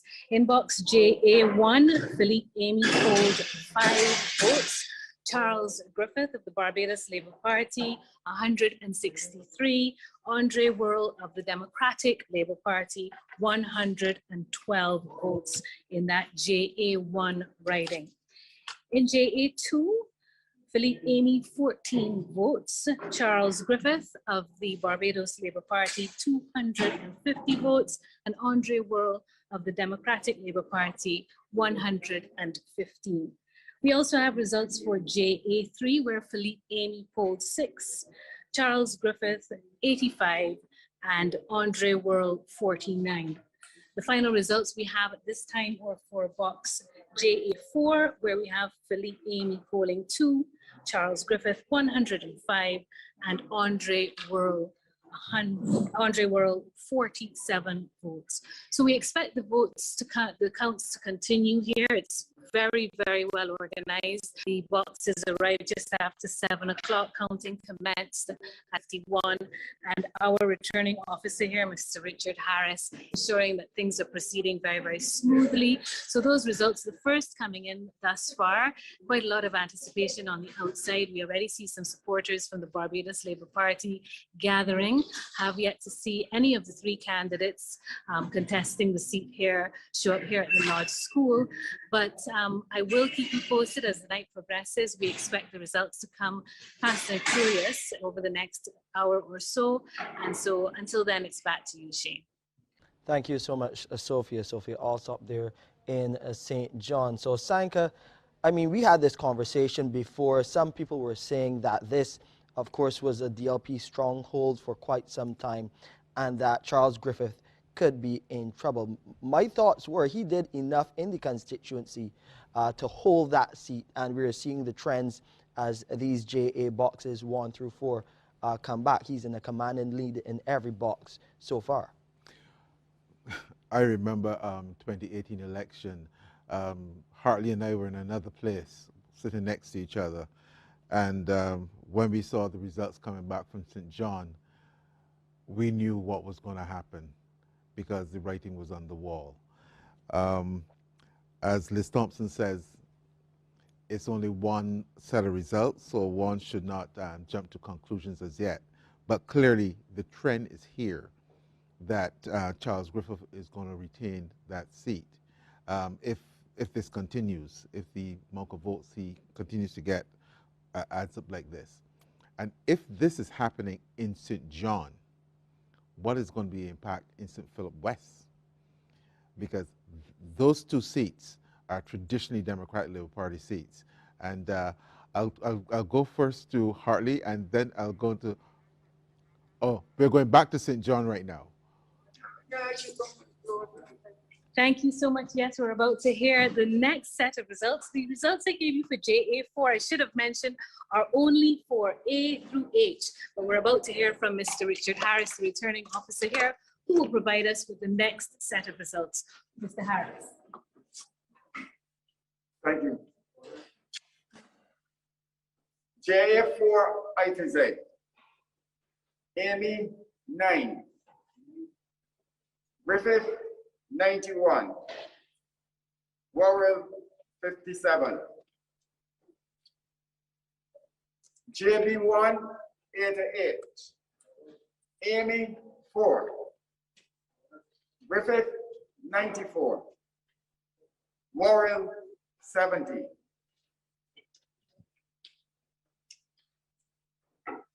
JB1 I to Z. Amy 4. Griffith 72. Worrell 97. And JB2 88. Amy 4. Griffith 140. Worrell 44.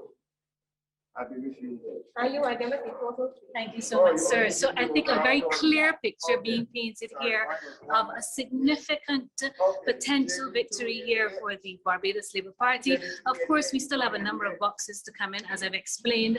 15 polling districts here, 22 boxes in total. So we still have a ways to go. But suffice it to say that we do see a number of supporters gathering, further supporters gathering for the Barbados Labour Party, buoyed by the results that they've heard thus far.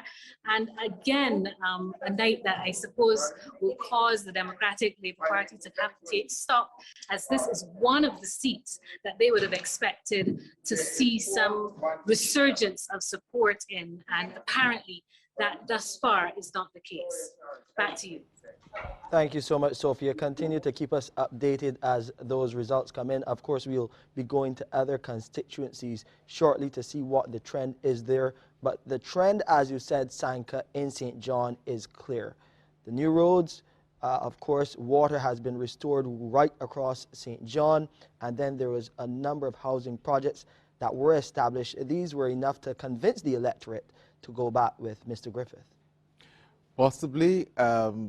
But of course that matters. All of that matters.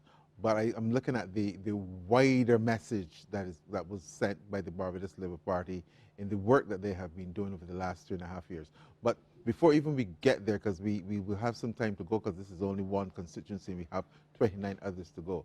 I want first to go to Hartley. Let's analyze those stats so far. What are they really showing us? Where's the trend there? Yes, thank you. They're telling me something that I essentially told myself over a year ago. And it is that the Democratic Labour Party could not have been serious to have chosen Andrea Worrell as its candidate in St. John. It was never on. And that is what I'm saying, that the party really is at a stage where it really needs to stop and take stock. I mean, you have St. John that was led by 2 former prime ministers, persons of serious senior stature in Barbados and in the Democratic Labour Party. And you are telling me that you have a host of persons, including a former minister of government who was not as scarred as some of the others that were brought back, who was born in Gall Hill, St. John, who to my mind would have been the natural person to run in St. John as the candidate. I'm speaking about Mr. Stephen Lashley. Mm-hmm. And from the time I saw the nomination, I don't think you gave the people of St. John any choice. Now, my view is that the incumbent, Mr. Griffith, worked hard. He has brought meaningful, visible, measurable, tangible development to St. John, and he has been appropriately rewarded. But I believe, at the same token, that the Democratic Labour Party exercised particularly poor judgment in sending someone like Worrell to St. John, when you had even the leader herself, sorry, the president, because there's no leader, could have gone to St. John and given herself a fighting chance. But I'm just saying that to me, and I don't want it to take away from Mr. Griffith's victory, well, not his victory, but it's certainly his trending. I think he has worked hard, and I think he is reaping the rewards of hard work. He's brought, as you said, development, infrastructural development, water, housing, agriculture. St. John is moving. But I just think that it is unfortunate that I think that this seat was lost on the night it was declared that Andrea Worrell, who was one of the supporters of the president, was declared the winner. I thought the election was over then. And I did say, if you recall, Sanka, on the occasion of the St. George North by-election, that event was a non-event, and that tonight was going to determine was about determining the new leader of the Democratic Labour Party, whoever that person is or will be. And I still maintain that this is really what this election is about, to elect a leader of the Democratic Labour Party, because I am not expecting any significant change in the trend that we've seen here, because, as I said, what we had was a continuation, a resumption of the 2018 scenario, and the political scene is almost identical to what it was in 2018. And when you have an opposition party that stubbornly is not listening and is not learning, it pays the price in the manner in which I'm seeing here and which I expect to see for the rest of the night. Liz, you want to come here? Yes, I do. I would begin by saying only surprise and shock. I think we learned that expression earlier in the evening, surprise and shock. I only want to point to the boxes that I haven't done the computations yet for the boxes that we had partially, but I want to give a statistic that I think allows us to compare how the two parties are really performing now over the 2018 year. In 2018, in JA1, the Barbados Labour Party got 232 votes to the DLP's 100. In JA2, we got 261 to 162, and in JA3, we got 102 to their 51. So you can see where Charles's performance, he improved his performance in the JA2 box. He is marginally down, I think, in the JA1 box, and the Dems have just barely managed to maintain their performance in JA3. They have improved it slightly in the JA2 box, but they are down in JA1. So this helps you to understand the trend and really where people are in terms of how the vote went. Actually, Liz, if you look at the 2013 results, where JA won, the Democratic Labour Party got 276 votes. Yeah, the truth is I have all of the results in front of me, but I didn't want to be talking too long or dominating the conversation, so I didn't go back and do a longer analysis. Yeah, but I think for this election, I think we really need also to look at the 2013 results. Agreed. Because we know that in 2018, we that was an extraordinary election. An aberration. Yeah, yes. I think that's an aberration. I think that we really have to be looking at what happened in 2013.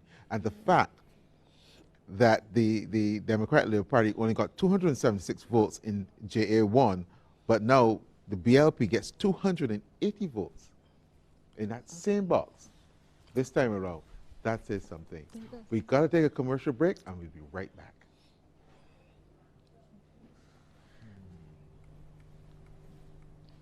In the absence. What if they knew that you abused her? Her family? Mr. Jones.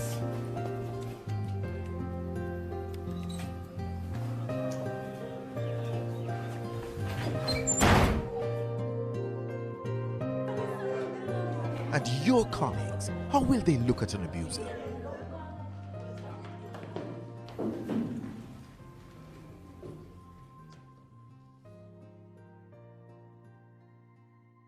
When the law comes knocking, you'll have nowhere to run. Mr. Brown, you're under arrest. Please get up, hands behind your head and interlock your fingers. Turn your back on abusers.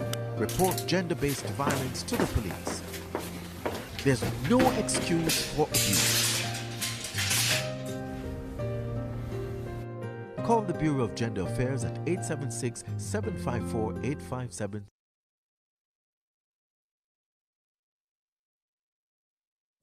The following is brought to you by the Office of the Prime Minister. I'm saying to every single Jamaican, you will decide how this pandemic ends. If you wear your mask, if you maintain the physical distance, and if you decide to take the vaccines when it is your time, the pandemic will end. But if in frustration or just ignorance, we do not take responsibility, then the pandemic could end badly, including the loss of more lives. The proceeding was brought to you by the Office of the Prime We're just looking at the statistics from 2013 as well, and looking at the trends.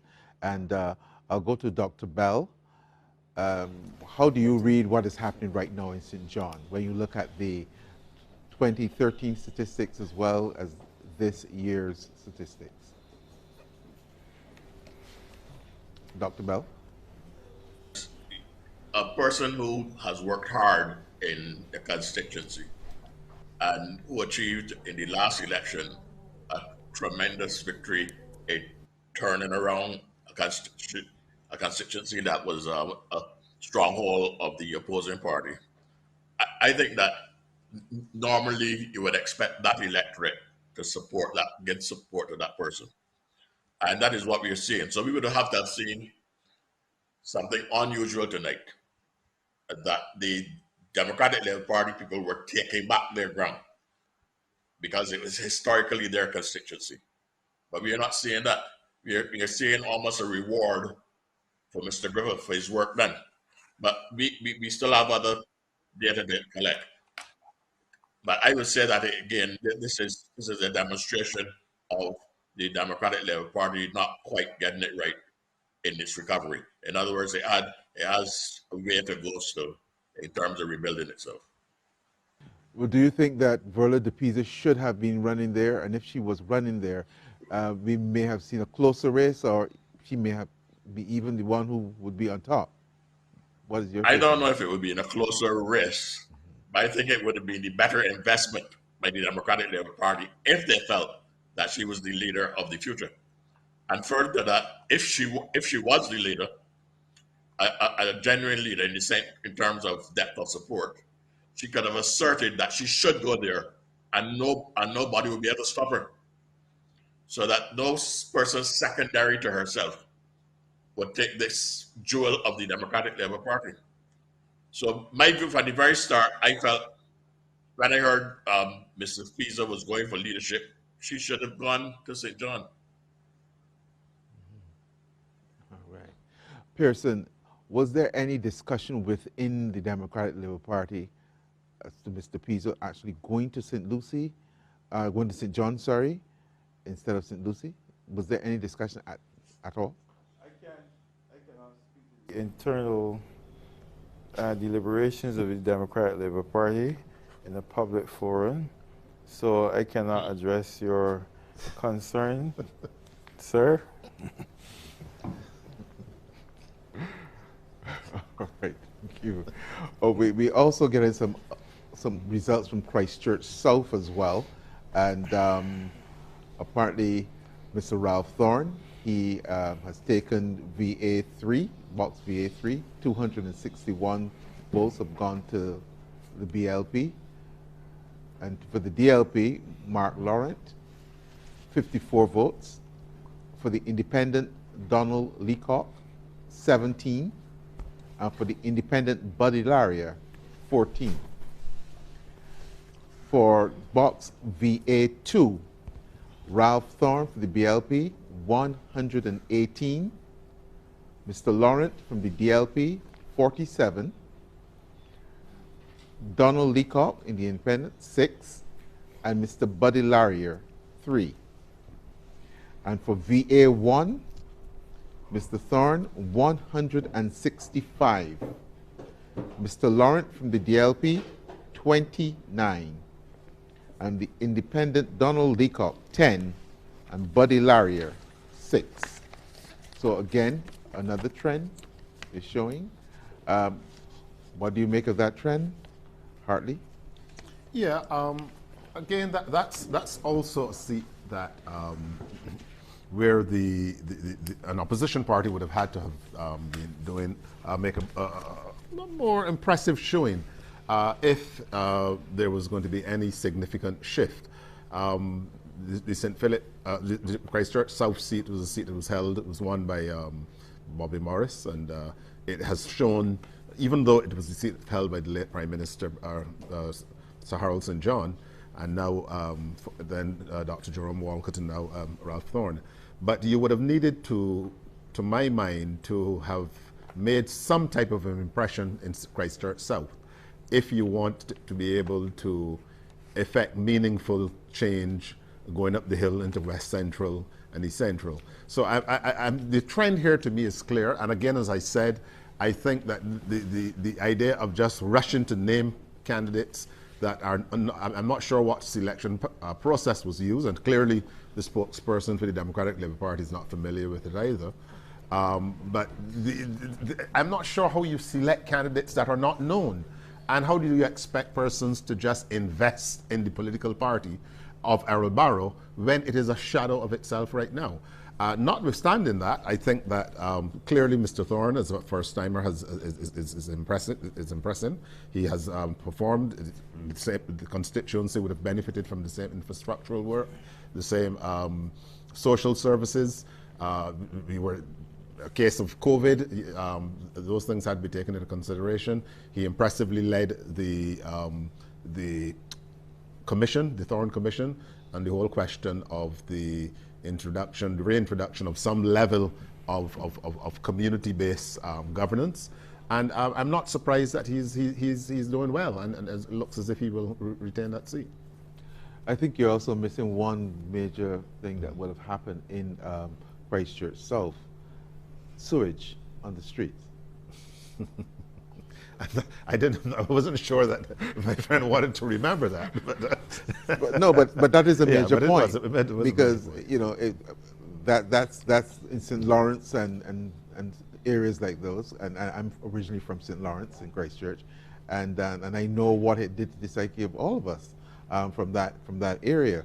It was very, very significant that something like this would happen to the most beautiful part of Barbados, quite frankly.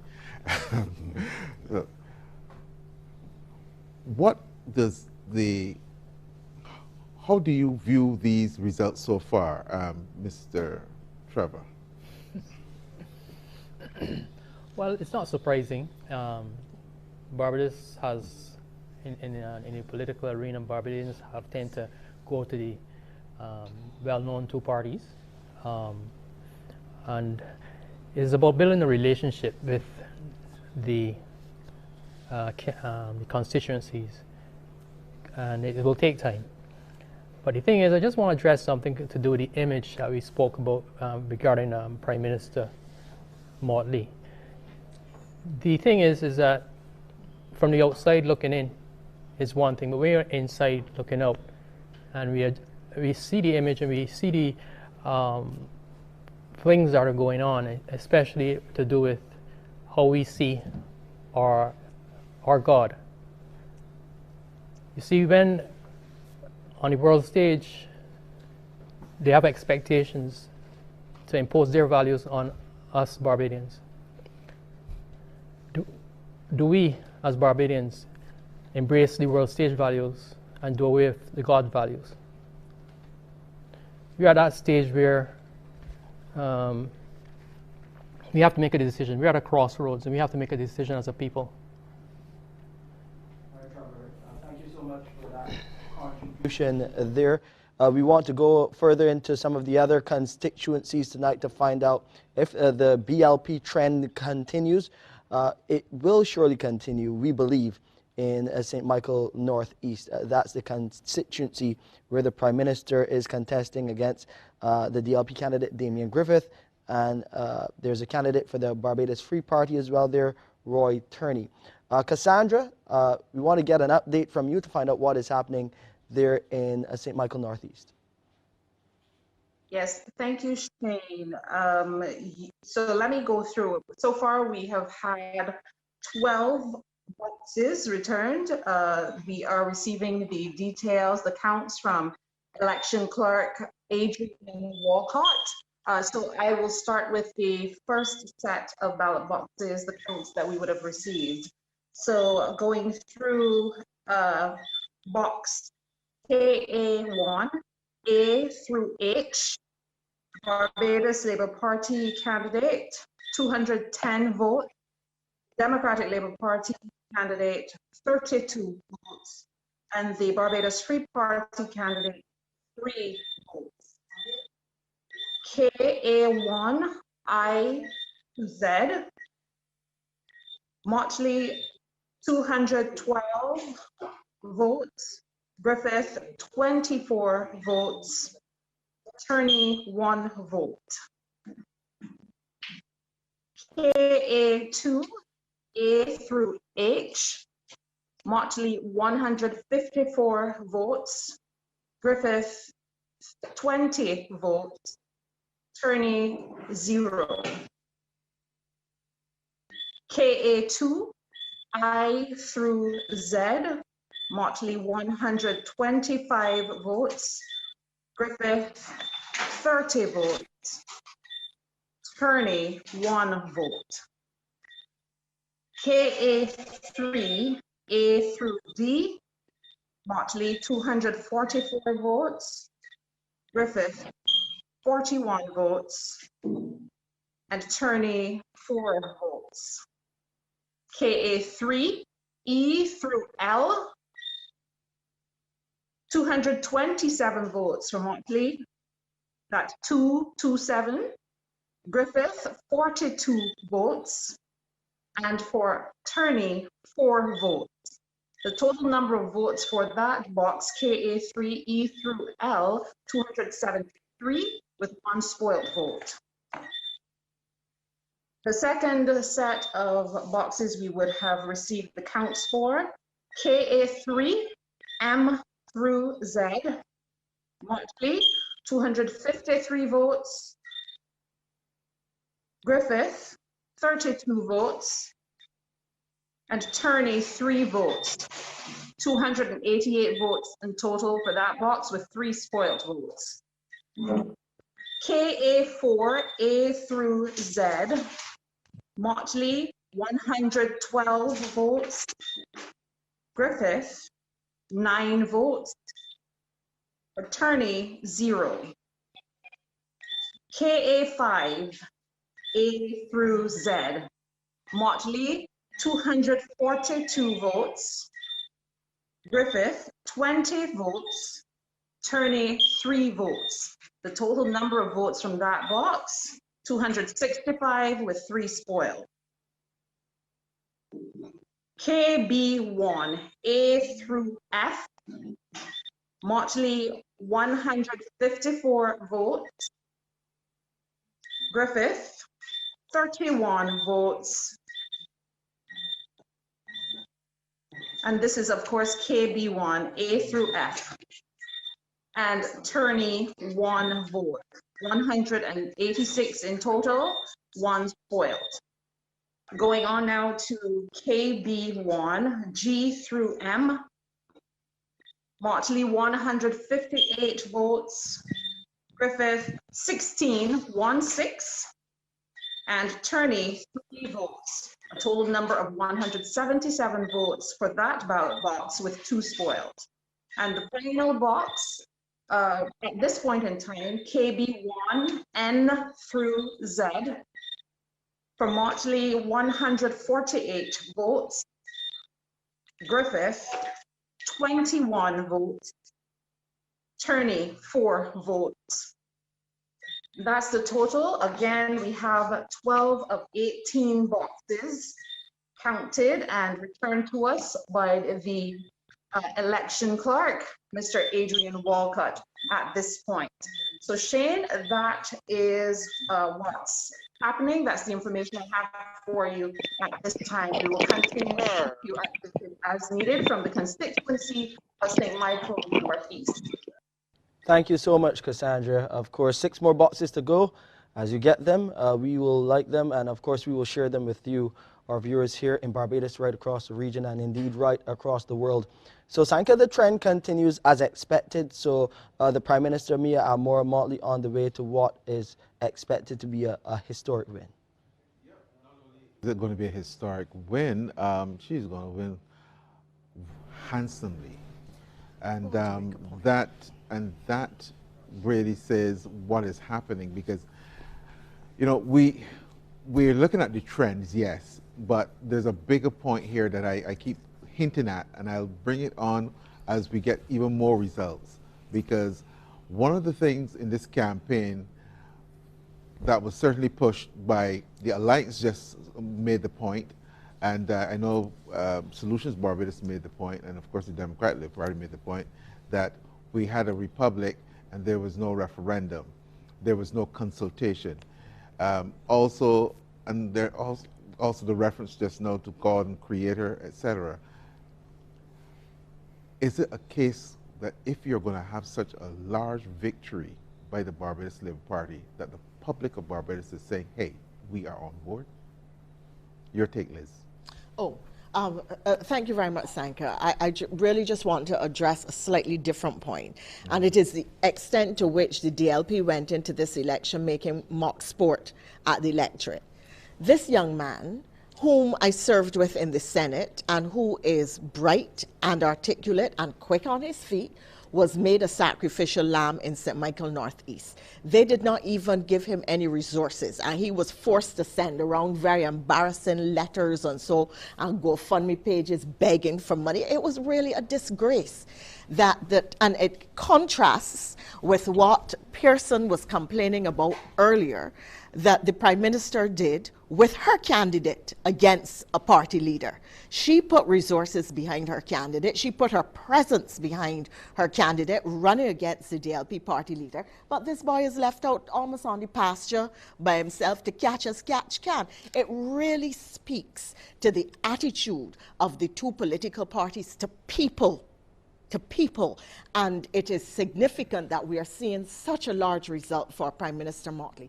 This will be a resounding victory for her, an endorsement of her, because let's not beat about the bush.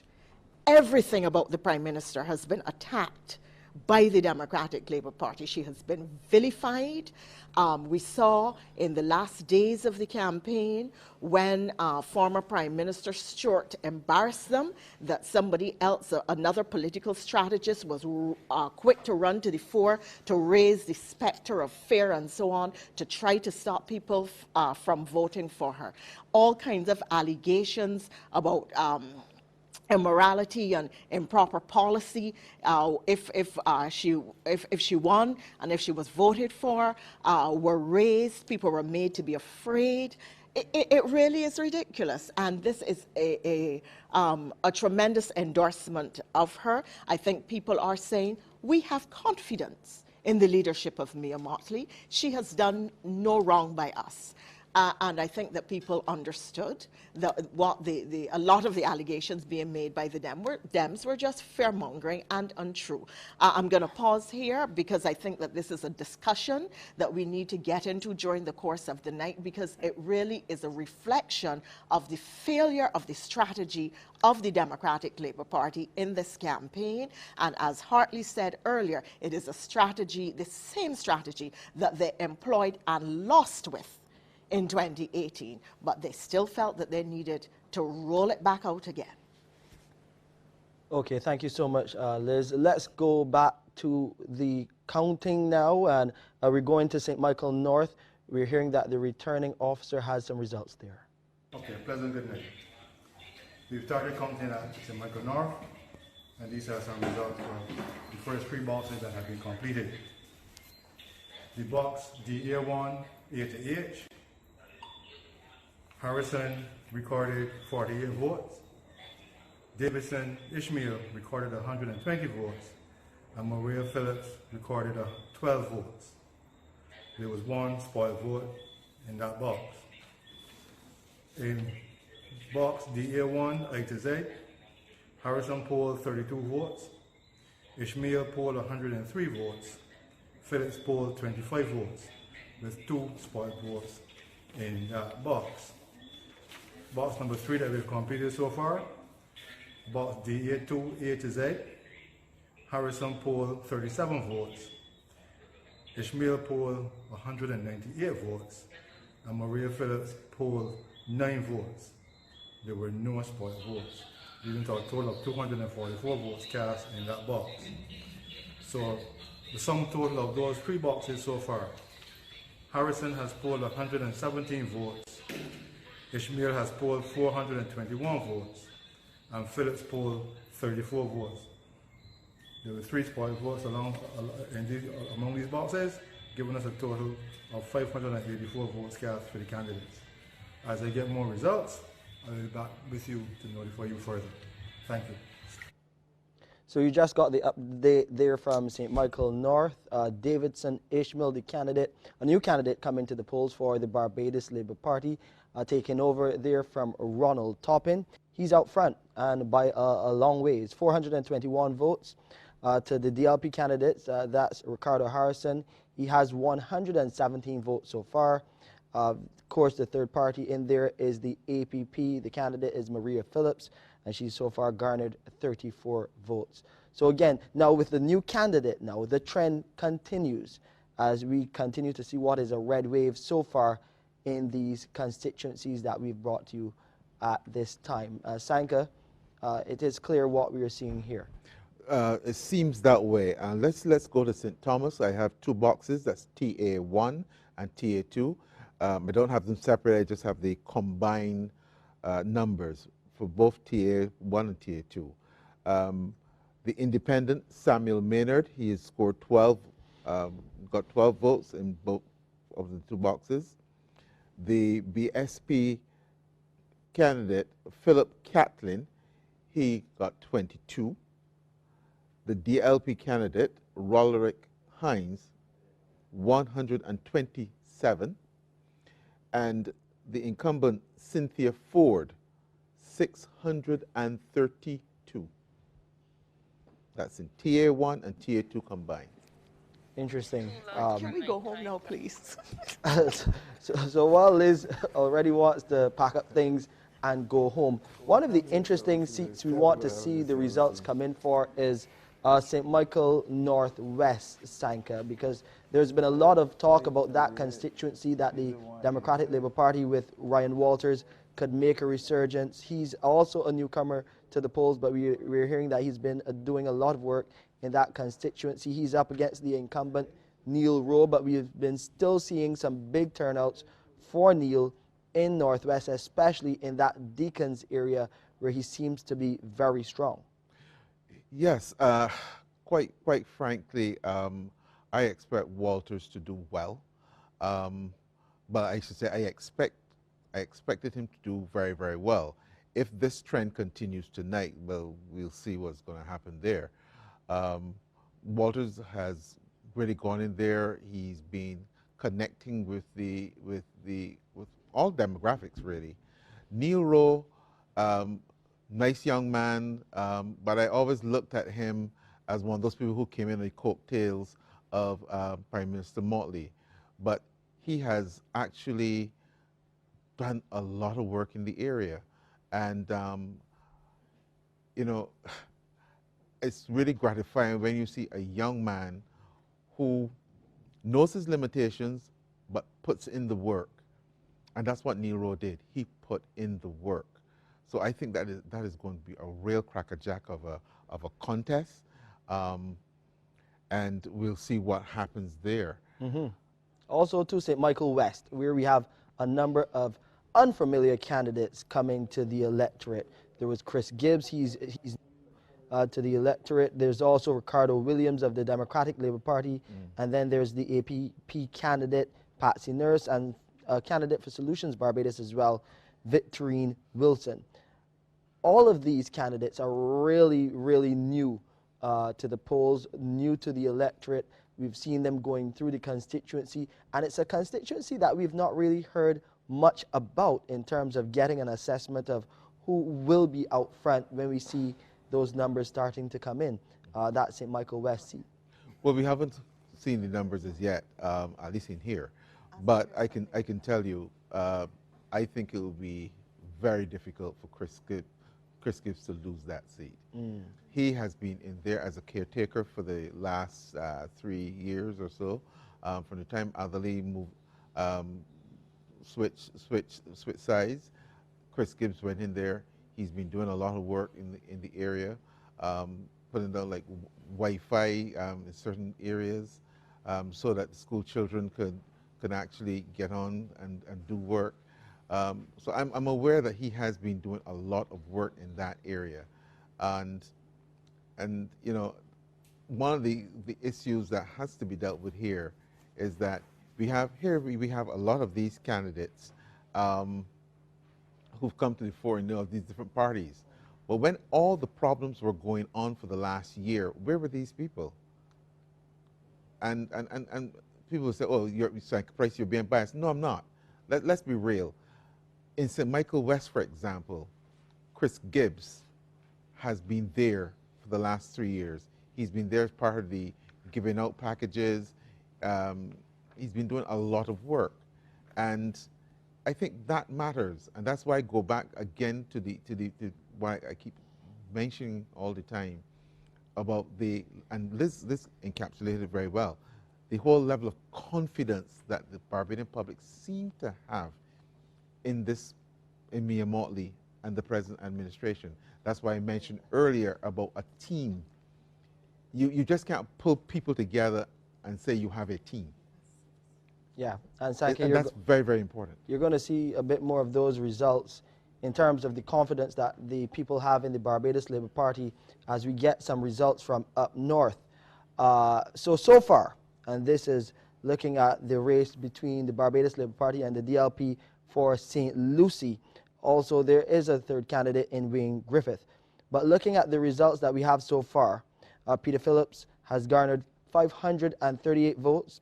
Taverla de Pisa's 186. Wayne Griffith, he's in there with 31. Actually, I have to do, there are 2 boxes here that we're getting back. There are 2 boxes that we're getting back, and we're going to come back to this St. Lucie seat because Peter Phillips is far ahead right now. Let's go back to Sophia Alsop in St. John to find out what is happening there. Of course, we got a number of results coming from St. John already, which have given the incumbent a commanding lead. Let's hear what the update is. Sophia?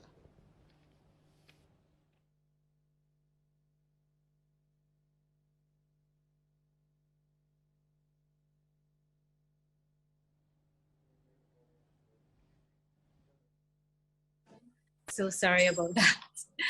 Thank you again, members of the panel and Shane. We are here with the trusty and ever efficient Mr. Richard Harris, returning officer here at the Lord School in St. John, and he has some additional results for us. Here they are. Let me thank you for those wonderful words. Okay. First poll in the box JB2 I2Z. Amy 3 votes. Charles Griffith 140. Andrea Worrell 43. Total of 189. In JC1 A to Z, Philippe Amy 26. Charles Griffith 83. Andrea Worrell 65. Total of 174. Box JC2 A to I, Philip Amy 4. Charles Griffith 88. Andrea Worrell 94. A total of 186. And JC2 J to Z, Philip Amy 8. Charles Griffith 79. Andrea Worrell 125, a total of 212. Thank you so much. So it does seem that final box that Mr. Andre Worrell has made some headways. Just to give you an idea of the locations that we're talking about. So the boxes that have come in so far in which Mr. Charles Griffith seems to have made some headway are areas such as the St. Margaret's Primary School, St. John's Primary School, the BRC building at St. John's Parish Church, the Unity Wesleyan Holiness Church in Gull Hill, another strong suit, Resource Center in Gull Hill, Mount Tabor Primary, and the Marian Retreat House at Verdun.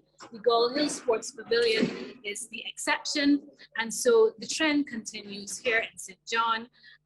So we have another 1, 2, 3, 4, 5, 6, 9 boxes to come before the evening concludes, but at present, it certainly looks as though it's going to be a resounding victory for the Barbados Labour Party's Charles Griffith for the 2nd time in this riding. Similar performance was of course witnessed in 2018, and it continues to be a blow. There are obviously representatives from the Democratic Labour Party here observing, and those who are quietly on the outside also say it is a blow to the Democratic Labour Party, given, of course, that this is a riding which would have been represented not just by 2 prime ministers, but also the widow of former Prime Minister David Thompson. So the expectation was that this year, of all years, might have been an opportunity for the Democratic Labour Party to make further inroads in this particular seat, which is considered, as all of you know, a very safe seat, but not so in 2022. The picture is very, very clear, and I'll be back with the final couple of boxes as the evening progresses. Thanks. Thank you so much, Sophia. So Charles Griffith is still ahead, but Andrea Worrell making some headway, closing that gap. We will wait to see if he can indeed close and surpass Charles Griffith, but it is not looking that way. We also have some other results coming in, and of course, Liz, I'm going to need your help here with doing some of this math. We got Peter Phillips in LA1, 250, Verla de Pisa, 156, and Wayne Griffith of the APP, 11 votes.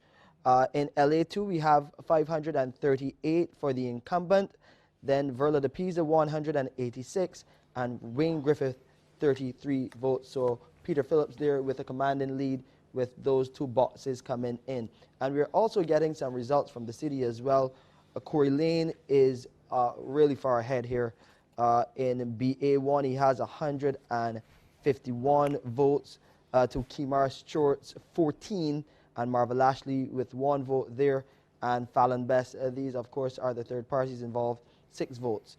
And Corey Lane again in BA2, 164 votes to Kimar Stewart's 39 votes. Marvel Ashley and Fallon Best accounting for 17 of the other votes in that box. So Corey Lane doing well in the city so far. Sanka, and up north, Peter Phillips also ahead against the president of the Democratic Labour Party, Verla de Pisa. Yes, Shane, that trend is continuing. I think that what we really need to hear from now are the St. Philip seats, St. Philip West, yes, and St. Philip North. That's heard, yes. And I think those are the two constituencies where the Democratic Labour Party would stand a pretty good chance of regaining those two in particular, given the traditional way that they have voted. But we haven't received those as yet. Right. I'd just like to. You have some more results? More results coming in from the city of Bridgetown, and much of the same, Sanka. Corey Lane in BA3, 158 votes. Kimar Stewart of the Democratic Labour Party, 47 votes. Marvel Ashley and Fallon Best, they have 7 votes apiece. So it's looking like Corey Lane is really going to be the next candidate, the next representative of the city. Still early days yet, but on this current trajectory, it is fair to say that he will be the next representative for the city, for the Barbados Labour Party. What I find amazing too, and maybe Dr. Bell, you can come in here, is the quantum of votes that these candidates are receiving. Mm-hmm.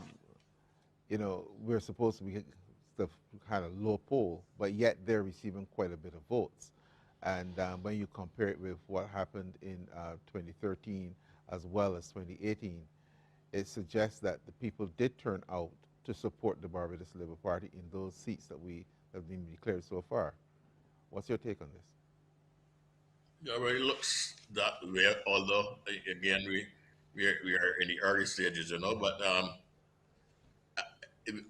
I was saying that the Barbados Labour Party had to get their supporters not to be complacent. And the way that they're delivering in the constituencies, it suggests that they came out to, in a sense, vote for the future, which is what Mayor Mottley was pointing to. And if that is so, it means that is what is going to win the election. That the people came out, the Barbados Labour Party came out to vote for a future. And the complacency did not damage the Barbados Labour Party in the way that we might have thought it could.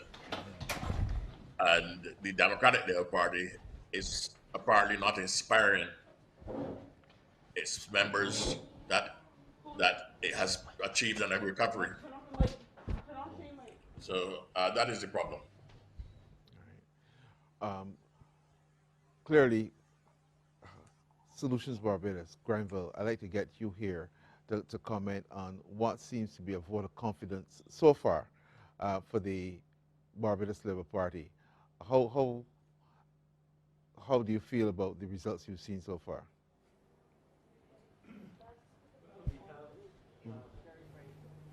One member so far, because we only had one constituency where we have a Solutions Barbados member. But you mentioned something which is quite interesting. You mentioned the amount of infrastructural work that persons were doing, a lot of social services that were going into the community, and therefore all that work, a number of Wi-Fi and care packages and all these sort of things. The infrastructure and social services, that's part of the normal government functions. So therefore, the person was simply doing their job. As far as the care packages and all these additional things, they perhaps would have received funding from somewhere to do those sort of things.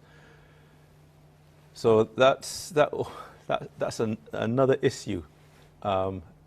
If you are a party receiving a great amount of funding, we know from Atherley and Payne in the House of Assembly, they explained that the established political parties receive significant donations from the private sector. And therefore, they have all of this money then to dish out in these care packages and these other things. There was a lot of evidence of things being spread around during the election time. A vote is a powerful thing. Someone's vote is powerful. And that's the intent of it, to give the voters power.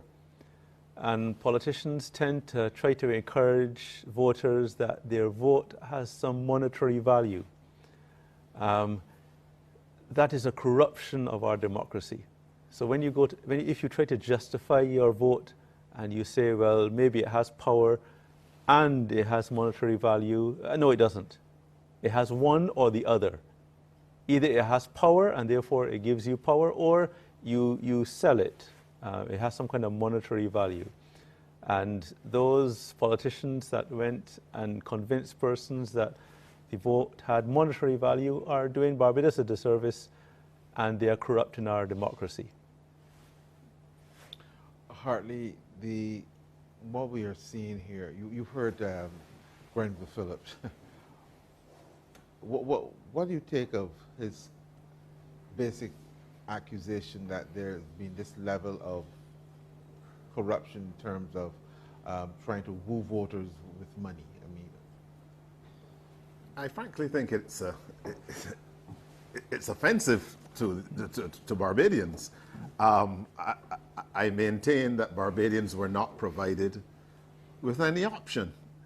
There was one political party that showed up for this election as a serious, viable option. And we have to come to terms with this reality.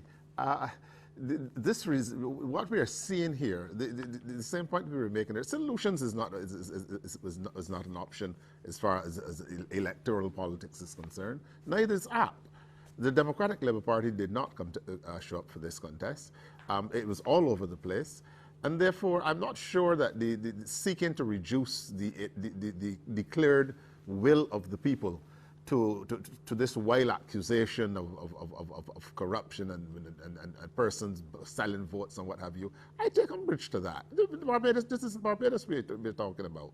And people go to the polls and they exercise their option and they choose who they think will do the best job for this country. In 1986, they voted the Democratic Labour Party with a tremendous majority. In 2008, they also went back there. In 1994, they went to the Barbados Labour Party.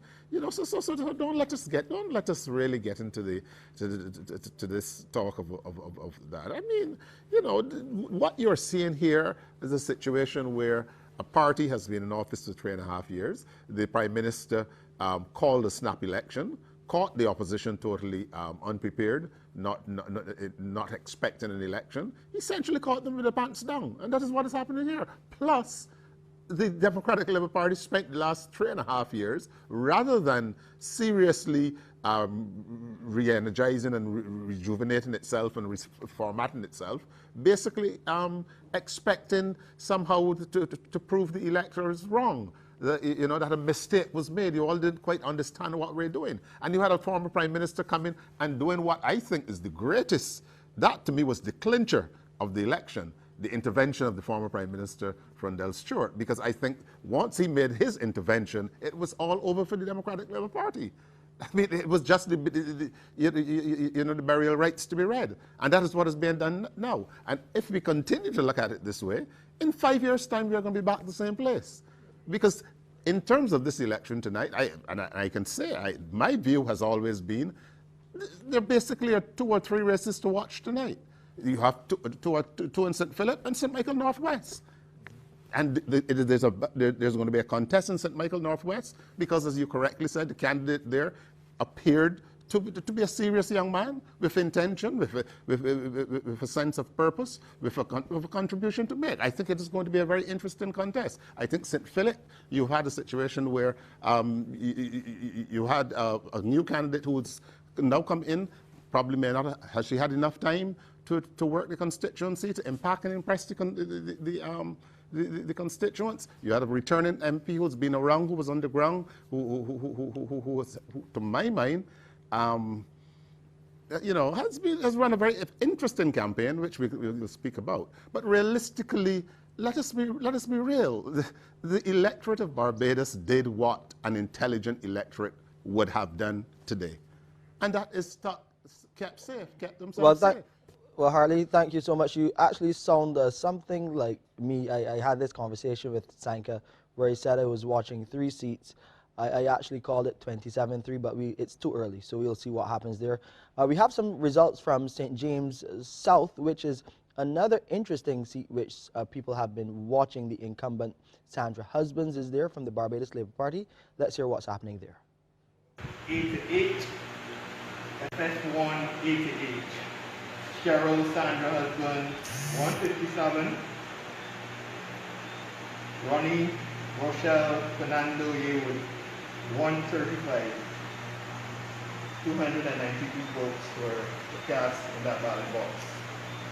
And repeat it. Cheryl Sandra Husband 157. 157. Ronnie Rochelle Fernando Yewood 135. 292 ballots were cast. FF1I to Z. Cheryl Sandra Husband 162. 162. Ronnie Rochelle Fernando Yewood 127.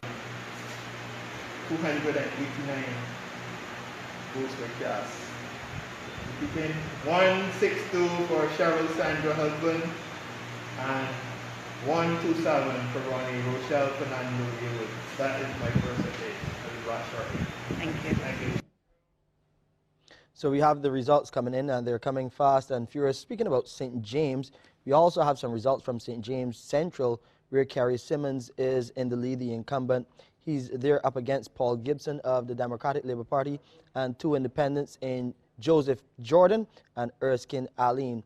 In SJ2 A to Z, Kerry Simmons 107, Paul Gibson 56, the independents totaling 2 and 5-7 votes respectively. So I'll focus on the BLP and the DLP candidates. Kerry Simmons again in SJ3, A to H and I to Z, the tally, the total there 315 to Paul Gibson's 124. And in SK1, Kerry Simmons 136, Paul Gibson 76. The independents just getting in the single digits in each of these boxes. So Kerry Simmons there in a commanding lead as well in St. James Central. Let's go over now to Wendy Burke. She is in St. Philip North, one of those seats that we're watching very closely to see what will happen The swing is a single-digit swing. Will it take the DLP candidate over the line there? Wendy, what's happening? Yes, good evening to you, Shane. On location here at the Hildesteen Primary School, the counting spot station for St. Philip North. For candidates this evening, Dr. Sonia Brown for the Barbados Labour Party, Michael Ashley for the Democratic Labour Party, Nigel Newton, the candidate for AP, along with Omar Smith, who's with New Barbados Kingdom Alliance, and Wayne Beckles, an independent. We have 5 candidates here, Shane, and returning officer Henson Allen is about to give us the results of some of the boxes. We have 19 in total, and he will tell you which ones we're going to have. We're going to have PA1 and PB1. PA1, A to H, PA1, PB1, A to H, PB1, I to Z. PA1, A to H. Mr. Beckles got 2 votes. Dr. Brown got 110 votes. Mr. Lashley has 141 votes. Mr. Newton has 4 votes. Mr. Smith has 1 vote. PA1, I to Z. Mr. Beckles has 3 votes.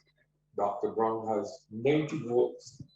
Mr. Lashley has 119 votes. Mr. Newton has 8 votes. And Mr. Smith has 3 votes. PB1, A to H.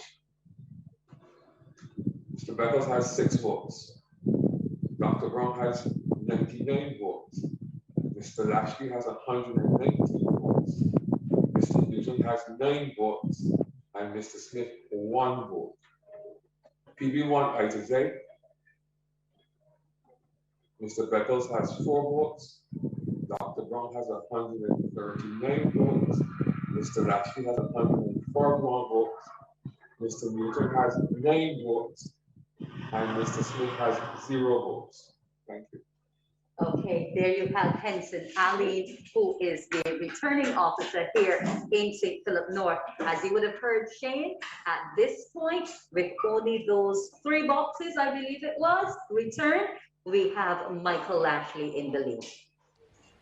Thank you so much, Wendy, there. So as you heard, Michael Lashley is leading so far in that St. Philip North seat. It is one of those seats that we're watching closely as we analyze the swings. It's one of those that we also say could go the way of the Democratic Labour Party, but it's still early. You have to stay with us.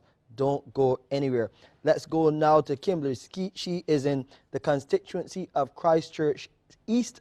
We want to get East Central. We want to get an update from her there on what is happening with that race. Good evening to you, Shane. Good night, rather. Coming to you on location at the counting station for Christchurch East Central, where the candidates are Ryan Strong for the Barbados Labour Party, Rashid Belgrave, Democratic Labour Party, Sean Tudor, the Alliance Party for Progress, and Jeanette Eiffel, the Barbados Free Party. We have 6 boxes in tow thus far for this evening. YA2, A to Z, Belgrave 47, Eiffel 6, Strawn 221, Tudor 11, giving us 285 in total. YA1 J to Z, Belgrave 56, Eiffel 12, Strawn 250, Tudor 14, giving us a total of 332. YA1 A to I, Belgrave 63, Eiffel 6, Strawn 232, Tudor 12, giving us a total of 313 votes. YA3 A to Z, Belgrave 31, Eiffel 6, Strawn 184, and Tudor 8, giving us a total of 229 votes. Let's move over to box YB1, A to I. Belgrave, 93.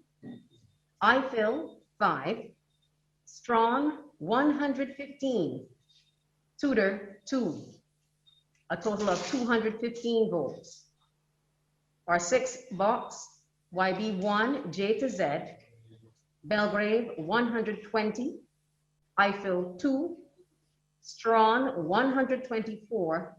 And Tudor, 4. A total of 250 votes. So there you have it. Of course, we still have quite a few more to go. There are 18 boxes in total. And as would have been examined over the years, from 1981 right up to the 2018 elections, Christchurch East Central has had what we call a teeter-tottering kind of relationship with the major parties, the Democratic Labour Party and the Barbados Labour Party, with the Democratic Labour Party taking 5 of those throughout the years, leading the constituency, and the Barbados Labour Party taking 4. Thus far, we see that the incumbent Ryan Strawn is holding ground. Back to you, Shane. Thank you so much, Kimberly. Sanka, it goes back to something, again, these conversations that we continue to have about the electorate and what they're thinking about, which way they will go. Ryan Strawn was one of those that we may have thought that he was in an interesting position and that the DLP could gain ground. They are gaining some votes. The race is still a little closer than some of the others, but again, he still remains out front in that Christchurch East Central constituency. So that's Ryan Strawn and Rashid Belgrave for the Democratic Labour Party. He's holding his own, but Ryan Strawn still out front as we are still a bit early in the count. Yes, that is certainly true, but I don't want to focus so much on Christchurch East Central as yet, because it's clear, given the areas where the boxes came in, I think that we're looking at Ryan Strawn being able to carry it. The real battle is going on in St. Philip North because, you know, as Hartley said, St. Philip North, St. Philip West, and St. Michael Northwest. Those are the 3 constituencies that we have to look at closely. And we're seeing in St. Philip North the resurgence of Michael Lashley, and the fact that he's doing well so far is interesting. Hartley, I'll just bring you in here. The St. Philip contest is going to be interesting, but I just wanted to advise that the Democratic Labour Party just hold the cap on the champagne as far as St. Philip North is concerned, because the boxes that have already been declared are the boxes in the church village area, all around Dodds and going up Padmore and what have you. That is DLP country. That is DLP country. Dr. Brown is a very interesting political character, and her practice is being a parish doctor. I'm still of the view that it is going to be a very tight race in St. Philip North, and I think it is a bit early to begin to think that that seat is sliding anywhere, because the battle is really going to be in the heartland of St. Philip North, which is the whole Bayfield and Wellhouse and those areas. Marleyvale and what have you. So Merricks and that type sort of stuff. So don't let us get too thing. But as I said, what we're seeing here is a situation where it's a vote of confidence for a government. It's a vote of confidence for the leadership of the government, but it is also a repudiation of the approach of the Democratic Labour Party and the offering of the Democratic Labour Party. And I'm saying that not to be unkind to the party. I'm saying that we in Barbados, I really believe that persons need to take the business of political parties seriously. You know, it is not a birthday party. A political party has to come with a philosophy, with some ideology, with plans and programs. You have to get people out there to be known and to inspire people and to have serious discussion and discourse. Yeah. You just can't just, you know, jump the fence and ping a few people together and say, let's go, we're ready, and expect that every 5 minutes in a speech you can mention the name Errol Walton Barrow and that Barbadians are going to be, we're either intelligent people or we're not. We're either illiterate society or we're not. You know, and I'm just concerned, you know, with what I'm hearing here tonight from the Democratic Labour Party representatives, that even now in the midst of this, they're still not getting it. And, you know, I would wish to indicate that as a Barbadian, I'm proud of the behavior of Barbadians in this manner. And to question the integrity of the election, I think, is unfortunate. Hold that thought, Hartley. We are getting some results from St. Peter, a constituency that we haven't spoken about for the night. There we have Miles Eversley. Miles, what is the situation looking like there? Representative for the House of Parliament for Barbados for the constituency in St. Peter. In box EA1, A to G, Bob, 70 votes. Jordan, 149 votes. Scantlebury, 8 votes. Thompson, 1 vote. In box EA1, H to Z, Bob, 60 votes. Jordan, 156 votes. Scantlebury, 3 votes. Thompson, 0 votes. So those are some of the early numbers coming in from St. Peter, and we have some numbers coming in from some of those other constituencies. We still haven't had anything from St. Michael Northwest just yet. You got to stay with us. As we get those results, we will share them with you right here on Barbados Decides 2022. We'll be back in a moment.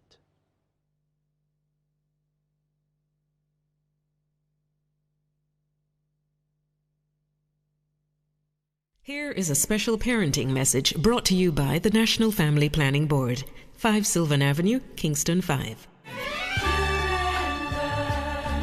The way we treat our children directly impacts what they believe about themselves.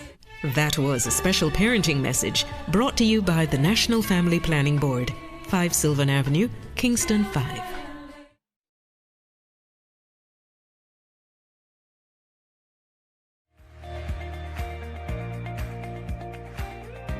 Coding and programming share the same language, so I got more interested because of programming. Because a couple of years ago I did wanted to do programming at VTDI.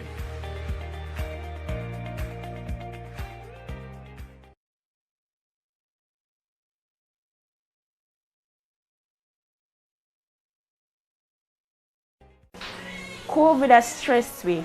Do take the vaccine. And through it all, our healthcare workers have been the real MVPs. In the field now, we have Keith Goddard. He's in St. George South. We want to get some of the results, the early results from St. George. How is it looking over there?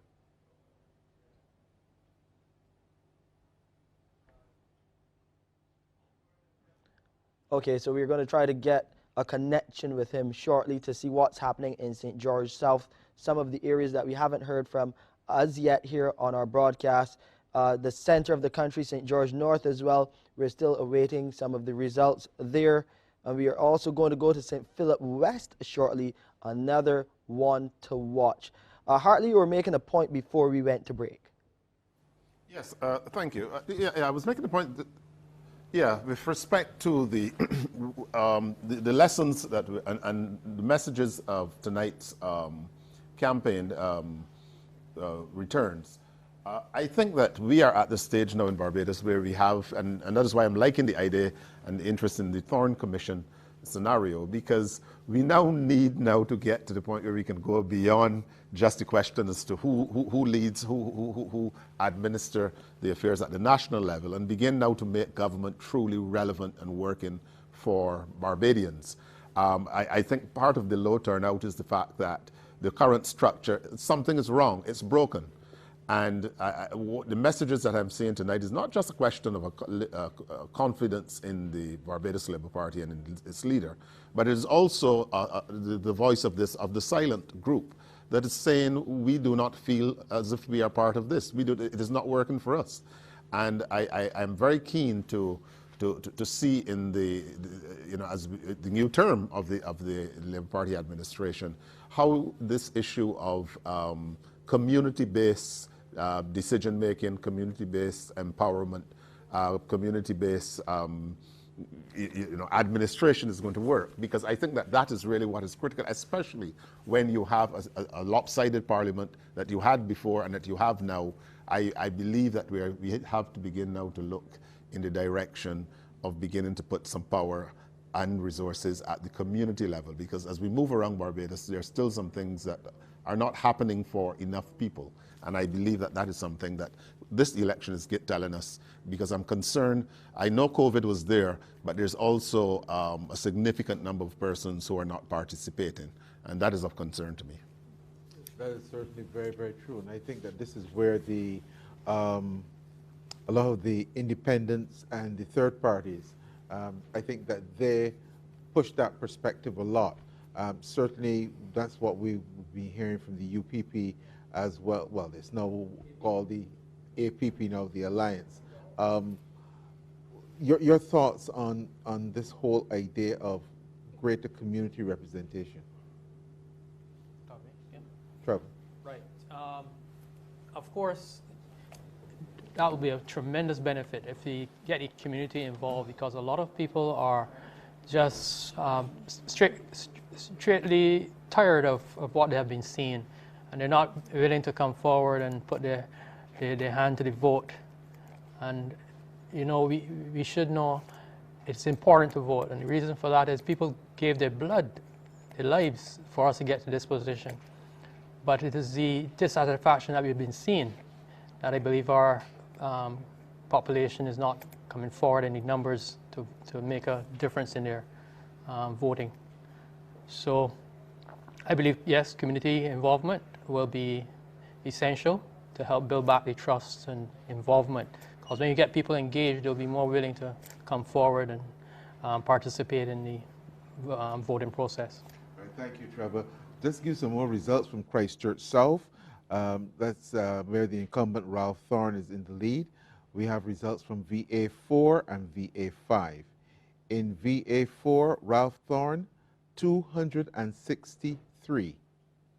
Mark Laurent of the DLP, 62. Donald Leacock, independent, 8. And Buddy Laria, the other independent, 15. In VA5, Ralph Thorne, 287. Mark Laurent of the DLP, 44. Donald Leacock, 4. And Buddy Laria, 9. So again, we're seeing here in Christchurch South, the trend continues. Ralph Thorne seems to be galloping towards a second victory in that constituency. Yes, and we're also seeing that reflected in Christchurch East Central as well, Sanka. We're YA1, and that's A to I, 232 for Ryan Strawn against Rashid Belgrave's 63. J to Z, 250 for Ryan Strawn again, 56 for Belgrave. So 482 against 119 in that box, YA1. For YA2, Ryan Strawn, 221 votes. Rashid Belgrave, 47 votes. And in YA3 as well, 184 to 31. YB1, A to I, 115 to 93. And this is a closer box here. YB1, J to Z, 124 to 120. That's Ryan Strawn to Rashid Belgrave's 120. So in YB1, we have Ryan Strawn, 239 votes. Rashid Belgrave, 213 votes. So he has made up some ground in YB1, but he's still behind by a long way. That's for Christchurch East Central, where Ryan Strawn is the incumbent. Why would Ryan Strong be doing so well against his competitors? Do you think it's because he has that national appeal? He's the basically junior minister of finance. What is the appeal of Ryan Strong?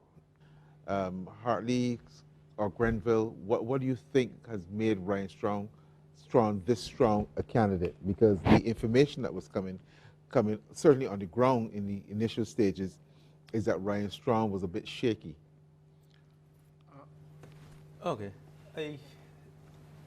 All of the Barbados Civil Party candidates have been in the media, and therefore they've gotten a lot of exposure. People know them, and therefore they're happy with what they know. The great concern, and again, my good friend here, sort of, he alluded to it, dismissing the issue of corruption. Corruption and mismanagement are like termites eating a timber structure, and our politicians are simply painting over it. So it looks good, and they're simply painting over it, a fresh coat of paint. They come into the community and painting over it, not realizing that the structure is damaged. Right now, I believe it's damaged beyond repair, and the whole thing is getting ready to collapse. We warn and we warn and we warn, but since people still see the nice paint on it, they think all is well. And therefore, yes, they will continue to vote like this until the thing collapses. And it may be this time next year, if our forecasts are correct, it seems foreseen that we will not recognize Barbados this time next year. And perhaps that's the reason for the early election. But we will see. But you can mark my words on this. If you keep, as a structural engineer, I can tell you, if you keep painting over a termite damaged structure, it will collapse under its own weight. Liz Thompson, I know that you had your hand up, so go right ahead. No, I was just popping. Well, Sanka, before you go to Liz, I think she would want to hear some of these other results, and we're going to go to some of our other reporters in the field shortly. But let me tell you what's happening in St. Michael's South Central, because this is another interesting one. One of the so-called three amigos coming back into politics, which is Richard Seeley, against the incumbent, he's for the DLP, against the incumbent Marsha Cattle for the BLP, and of course David Gill is in there as well. So far the results are in favor of the incumbent. Looking at BA2, A to G, that's 68 votes for Cattle, Richard Seeley 44 votes, David Gill 11 votes. And in H to Z of BA2, we have Marsha Cattle 77, Richard Seeley 12 votes, and David Gill 64. So David Gill is ahead of Richard Seeley in this box. David Gill has 75 votes, Richard Seeley 56, and Marsha Cattle 145. Looking at RA1, Marsha Cattle 175 votes, Richard Seeley 80 votes, and David Gill 9 votes. So Marsha Cattle making some headway in St. Michael South Central. Let's now go to Andrew Lowe. All right, so we have some other results coming from St. Michael's Northeast, where our Cassandra Crawford is on the ground. Let's go to Cassandra now. Hello. Yes, we are about to get these results, the final count for the constituency here, St. Michael Northeast. We have the elections officer, the elections clerk, who is standing by to give us this final count. So I'm going to make sure that you can hear all that information.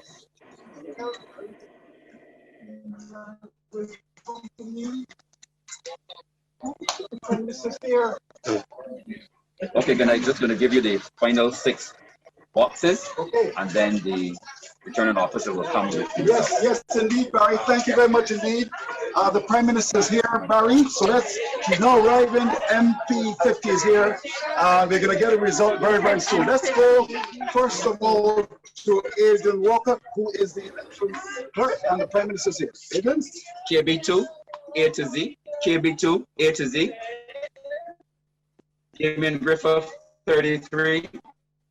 Mayor Mottley, 168. Eric Turney, 3 spots. KB2, A to Z. Damien Griffith, 33. Mayor Mottley, 168. Eric Turney, 3 spots.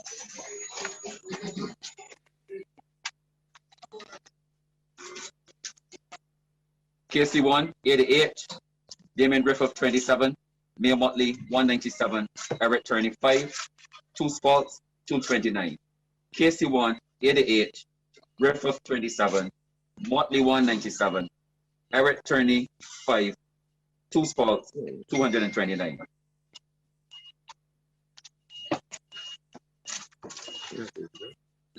KC1, I to Z. KC1, I to Z. Damien Griffith, 28. Mayor Mottley, 202. Eric Turney, 7. No spots, 237. KC1, I to Z. Griffith, 28. Mottley, 202. Turney, 7. 237.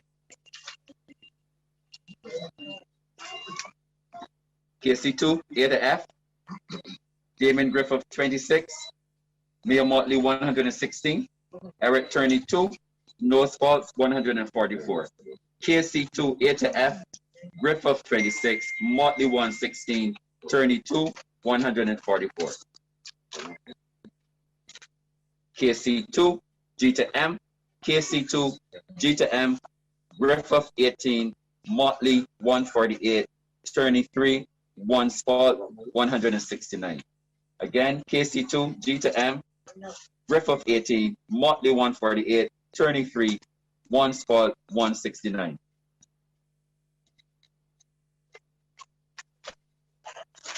And your final box, Damien Griffith, 26. That is KC2, N to Z. KC2, N to Z. Damien Griffith, 26. Mayor Mottley, 146. Eric Turney, 1. No spot, 173. Griffith, 26. Mottley, 146. Turney, 1. 173. That's the final box, KC2, N to Z. Now over to our returning officer.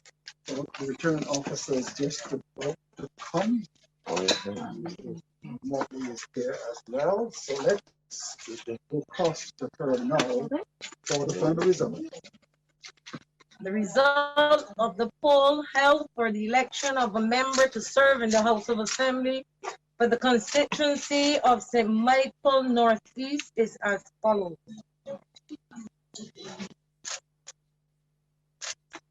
Damien Griffith, 476 votes. Mayor Mottley, 3,216 votes. Eric Turney, 48 votes.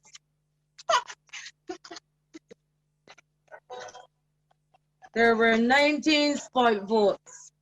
The overall total, 3,759.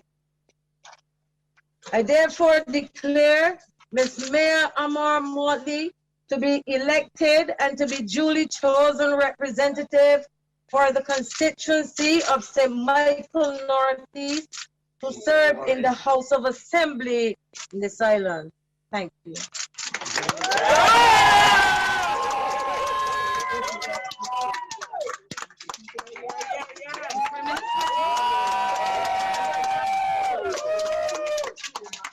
And she won in 1994, and she's of course with us. We're going to certainly get a word. There you have the results for this constituency, St. Michael East. There is celebration just outside the county center here at St. Matthew's Primary, as you can see. So let's try to get a quick word. You must be an extremely happy person.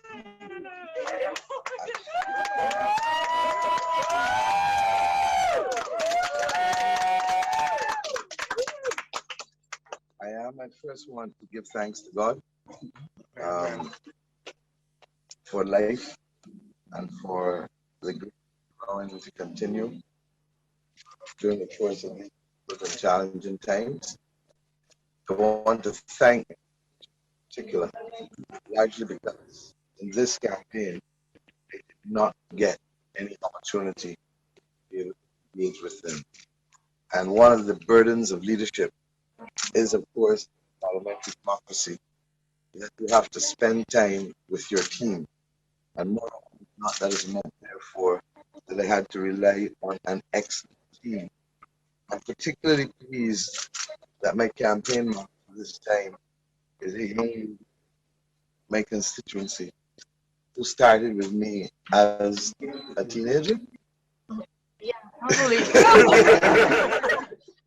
In 1999 or 2003? 2003, yeah. In 2003. And she has risen to be able to manage this. She did not see me.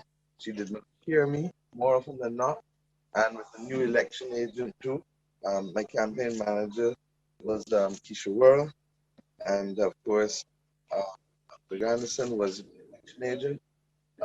Marcus Stevens continues to be my right hand when it comes to canvassing. And a number of other people who literally came together to be able to allow me the opportunity to go from St. Lucie to St. Philip, from St. John to St. James, and at the same time, to repose their confidence in me to continue to be their parliamentary representative. This is my 8th election, and I do not take it for granted. And I really, really, really want to say to the people who have raised me, I came out here, as I keep saying, a young girl, literally, at the age of at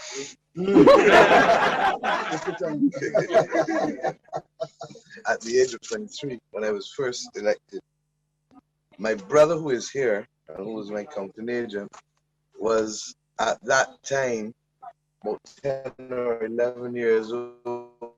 And on that first occasion, when I lost, I didn't me up at 2 o'clock in the morning. Say, me, lose. So as I walked in tonight, he said, me, you win. So I think that may well be the fitting circle being closed. I want to say thank you to my parents who are not here, without whom I really, really would not be who I am. And I say thank you. My mother is normally here at every political event, but once again, the first day that I was nominated, she was having a medical procedure the next day. And on this occasion, she's having a medical procedure in a few days' time. So that has been well. But I want to say to both of them, thank you, and I love them very much. And to my sister and brother who are here, my other counting agents, Kenny and Sue and Debbie, who are also here, and who have been, with the exception of Kenny, my counting agents every election. As it comes now to the issues facing this constituency, we have started a lot of work. For many of my constituents, they bore the burden of being my constituents for the 10 years of opposition. And therefore, roads were not done. The National Botanical Gardens was put on freeze for the full 10 years. The work at the Heritage District was put on freeze in terms of Turnout. The work at the National Stadium has been put on freeze because of COVID and the new National Stadium that is to come. And there are a number of other projects that we've been working on that are people-centered that we want to be able to go.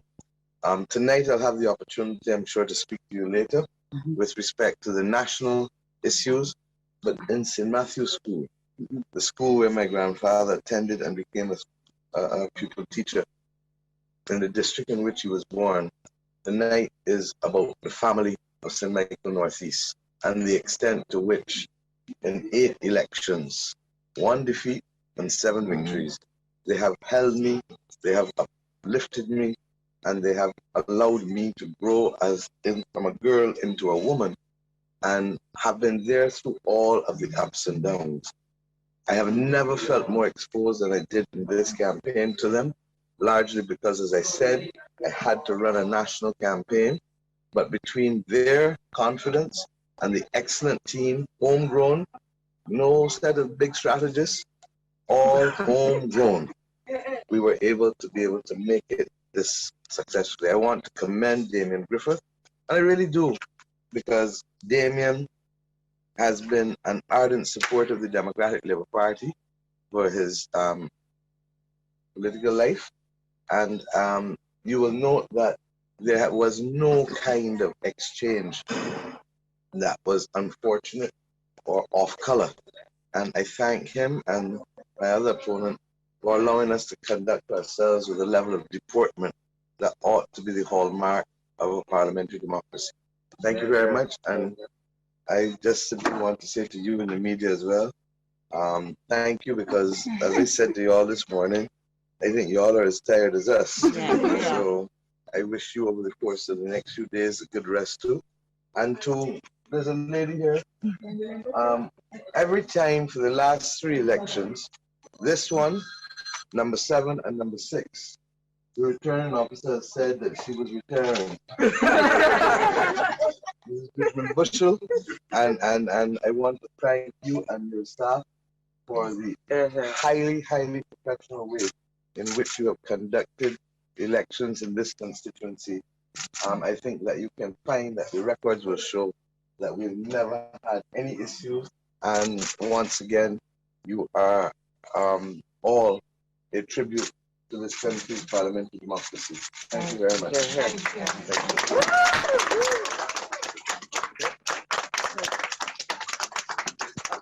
Again, we have been here to give you that final announcement of the results for the constituency of St. Michael North.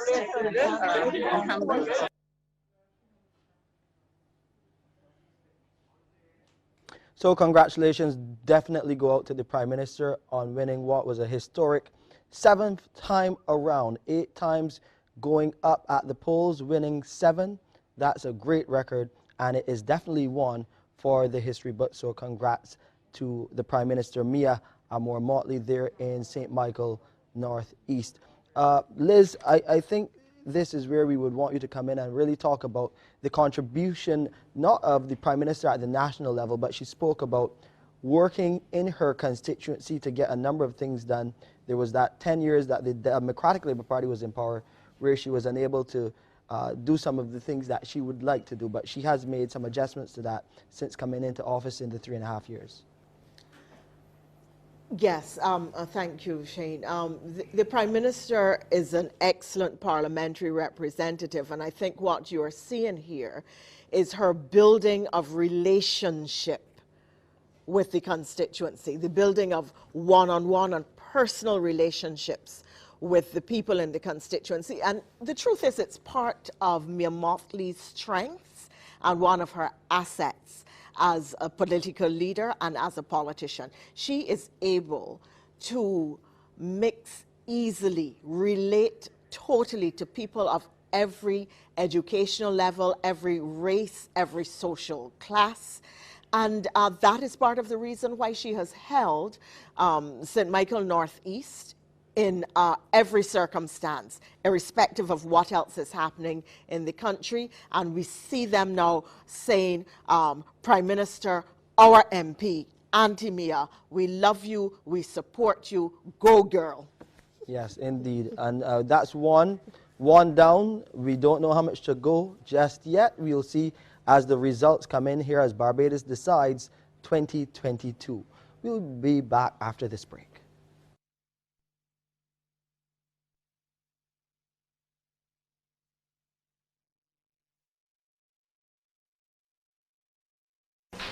COVID has stressed me. Do take the vaccine. And through it all, our healthcare workers have been the real MVPs tackling COVID-19. Caring for you is our priority. As frontliners in the pandemic, they got vaccinated. I got the vax. I had to protect myself so that I can protect you. No, sir? Me, stop fret because my vax up. I made sure my mom and I got the vaccine. Protection is key. Me, vax up, me stop fret. Fam, help us protect you, your family and friends. So should you. Enough now. Take the vaccine. Get vaccinated. Get back to life. The following is brought to you by the Office of the Prime Minister. Our children have been out of school for a year and a half. The impact on their education is significant and it will be long-lasting. As a responsible government, we cannot place the education of your children, our children, at risk. There is a ray of hope, and that hope comes in the form of the vaccine. The proceeding was brought to you by the Office of the Prime Minister.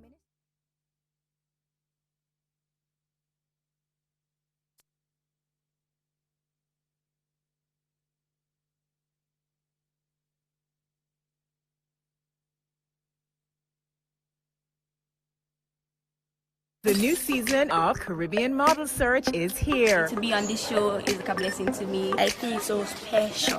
Powerful post icons, hot new potential post grades.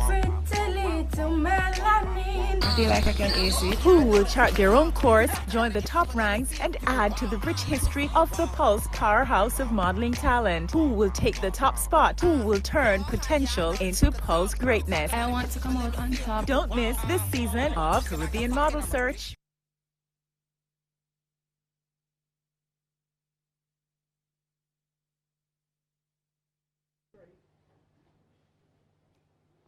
Barbados Decides 2022. The Barbados Labour Party already have one constituency in the bag, that of St. Michael North East, and it has gone to Prime Minister Mia Amor Mottley for a historic 7th time. We have a number of other reporters to connect with in the field, but let's go to St. John, where we're going to get a final count. There we have our Sophia Alsop standing by. Sophia, how are things looking now? What are we going to hear from St. John? Well, I told you it was breezy and cold earlier, but it is nothing but a buzz at the moment. We have one of the candidates with us in the hall here at the Historic Lodge School here in St. John. And we also have, I'm very happy to say, our returning officer, Mr. Richard Harris, ready with the final results and declarations. I'm going to let him do that. And then we're hoping to have a word with the BLP's, Mr. Charles Griffith, who's also with us. Mr. Harris. In box J1, 88. Philip Amy, 6 votes. Charles Griffith, 112. Andrea Warren, 92. NJ1, I to Z. Philip Amy, 6. Charles Griffith, 74. Andrea Warren, 105. And that's a total of 185. And in the box J188, the total was 210. NJ2, ADC, Philip Amy, 6. Charles Griffith, 81. Andrea Warren, 80. A total of 167. NJ3, A to Z, Philip Amy, 8. Charles Griffith, 114. Andrea Warren, 103. A total of 225 votes. The result of the poll held for the election of a member to serve in the House of Assembly for the constituency of St. John is as follows. Mr. Philip Amy, 148 votes. Mr. Charles Griffith, 2,349 votes. And Mr. Andrea Warren, 1,547 votes. The total number of votes polled for all the candidates was 4,044 votes. Yes, poll votes. I therefore declare Mr. Charles McDonald Griffith to be elected and to be duly chosen representative for the constituency of St. John to serve in the House of Assembly of this island. Thank you. Thank you, Mr. Harris. So there you have it. A tremendous victory here. A resounding victory of the Barbados Labour Party. He beat Mr. George Pilgrim of the Democratic Labour Party soundly in 2018. He has repeated that performance tonight against the Democratic Labour Party's Mr. Andre Worrell, and jubilation is the description here with all of the folks outside and inside of the auditorium here. So we're hoping to have a word with Mr. Griffith. I asked if you could step into the shot here. No, you should keep it on for now. Mr. Griffith, I have to say that this is one of the seats that people had an eye on. They expected, as I said earlier, that our panel said, a bit of a fight from the Democratic Party, but you have proved yourself resilient. What do you attribute that to? I was on the job. People of St. John wanted representation. People of St. John wanted to see development of the landscape of St. John. So, last thing, what I was engaged is trying to do exactly that. So, the match that we were doing from St. John, get that one right, is about the fact that we have developed the landscape. We have done the ones that are very so that is where people recognize that work is well. And your plans going forward, this is a constituency we cannot stress enough that has been held by the Democratic Party for 10 consecutive elections. This is now your second consecutive victory. What is the next step in the years in infrastructure? I know has been a priority. Water has also been a priority. What next? Well, like I said, this is a gentle reminder from the people of St. John to get back to work. Like you mentioned, the infrastructure is something that we need to make that happen. But the cadre of the person within the constituency of St. John that we also need to develop. So whatever basic skills are there that I can unearth, then that is part of this journey. So projects will come to focus on developing the people. Government cannot provide all of the tasks and services. So then, the tasks that they need have to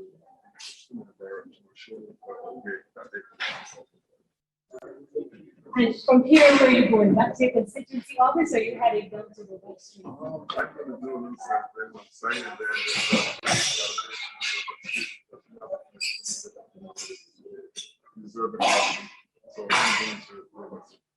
Thank you so much, Mr. Griffith, and congratulations again. There you have it. Duly elected for another year.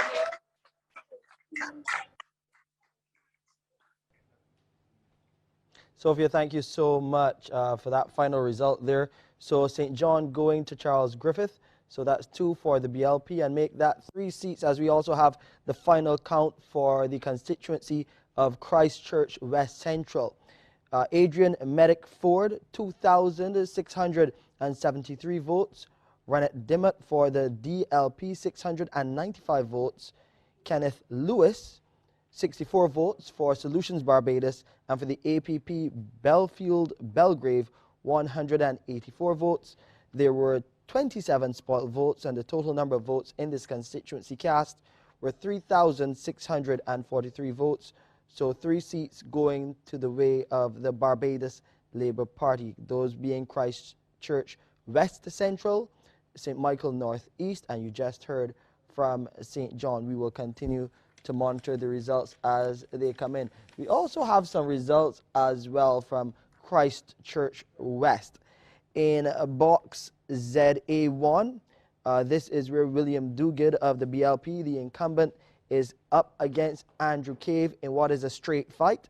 William Duguid in box ZA1, a total of 183 votes versus 65 for Andrew Cave.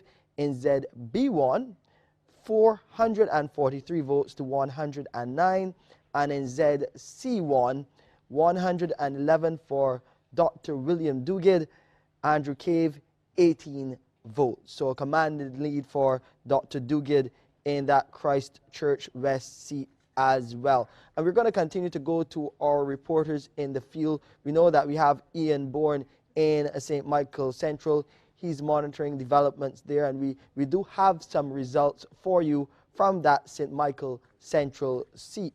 And it's an interesting one indeed. That is where we have the BLP candidate and the incumbent Arthur Holder up against the opposition leader. That's the APP candidate Bishop Joseph Atherley, and the DLP candidate there is Corey Cox for Solutions Barbados. There is Robert Toussaint. Let's hear now, and as we go to St. Michael Central, for some of those results. We'll get them ready for you in short order. So we will take some time going around the country to some of those other constituencies. 27 more constituencies to go. Everyone has their eye on what is happening in St. Philip North and in St. Philip West, and we are getting some results there. We're hearing that the Barbados Labour Party candidates are ahead in both races, but those are very close to call right now. So we will keep you informed as those results come in. In St. James South, we are getting some results there as well. That's where Sandra Husbands is against Ronnie Yearwood, and Sandra Husbands in the lead there as well, with a commanding lead too. In SF3, Sandra Husbands, 258 votes for the Barbados Labour Party, Ronnie Yearwood, 151. In SF2, Sandra Husbands, 434 votes, Ronnie Yearwood, 230. So we'll try to get in contact with our reporter there to see what is happening in the constituency of St. James South. So a number of interesting developments happening. Of course, our panel will join us to talk a bit more about what is happening there. But 3 seats so far, Sanka, for the Barbados Labour Party. Yes, Shane, thank you. What is interesting about the two victories, one by Charles Griffith and the other by Mia Mottley. In 2013, Mia Mottley won with 3,495 votes. Tonight, she won by 3,216 votes.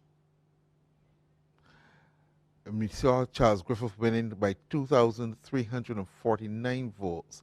And Andre Worrell only managed to score 1547. And you would recognize that in 2018, the competitor only made what 1,598 votes.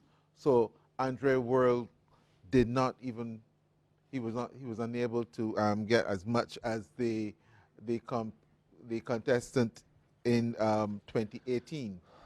And I think we have to keep looking at these figures and keep seeing what they're telling us, because the numbers are talking to us right now. Indeed. They're really talking to us right now. Indeed. Let's go to Ian Bourne now in St. Michael Central to get an update there.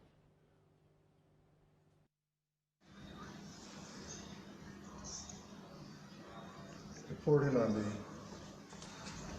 accounting of the votes for the constituency of St. Michael Central. Votes counted so far: MA1, A to H. Mr. Joseph Atherley, 16 votes. Mr. Corey Cox, 45. Mr. Arthur Holder, 86. Mr. Robert Toussaint, 0. Total of 147 votes were cast, and 1 vote was spoiled. For the polling station, MA I to Z, Mr. Joseph Atherley polled 10 votes. Mr. Corey, 10 votes. Mr. Corey Cox, 23 votes. Mr. Arthur Holder, 110 votes.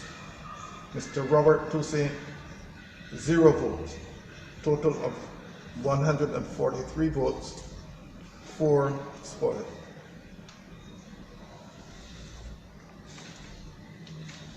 Polling station MA 2 A to H. Mr. Joseph Atherley polled 8 votes. Mr. Corey Cox hold 19 votes. Mr. Arthur Holder, 104 votes. Mr. Toussaint, 0. A total of 131 votes. Polling station M82, I to Z. Mr. Atherley, polled 7 votes. Mr. Cox, 36. Mr. Holder, 108.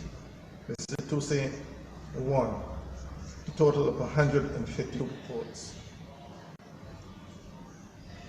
That's it for tenure. Thank you. So that is a St. Michael Central, where there is a commanding lead so far for Arthur Holder. We'll continue to monitor developments there. In another St. Michael constituency, this time St. Michael South Central, or Sean Green is there giving us an update on the voting there. Of course, that is where the BLP incumbent Marcia Cattle is doing battle against the DLP candidate Richard Seeley, and the APP candidate David Gill is in there as well.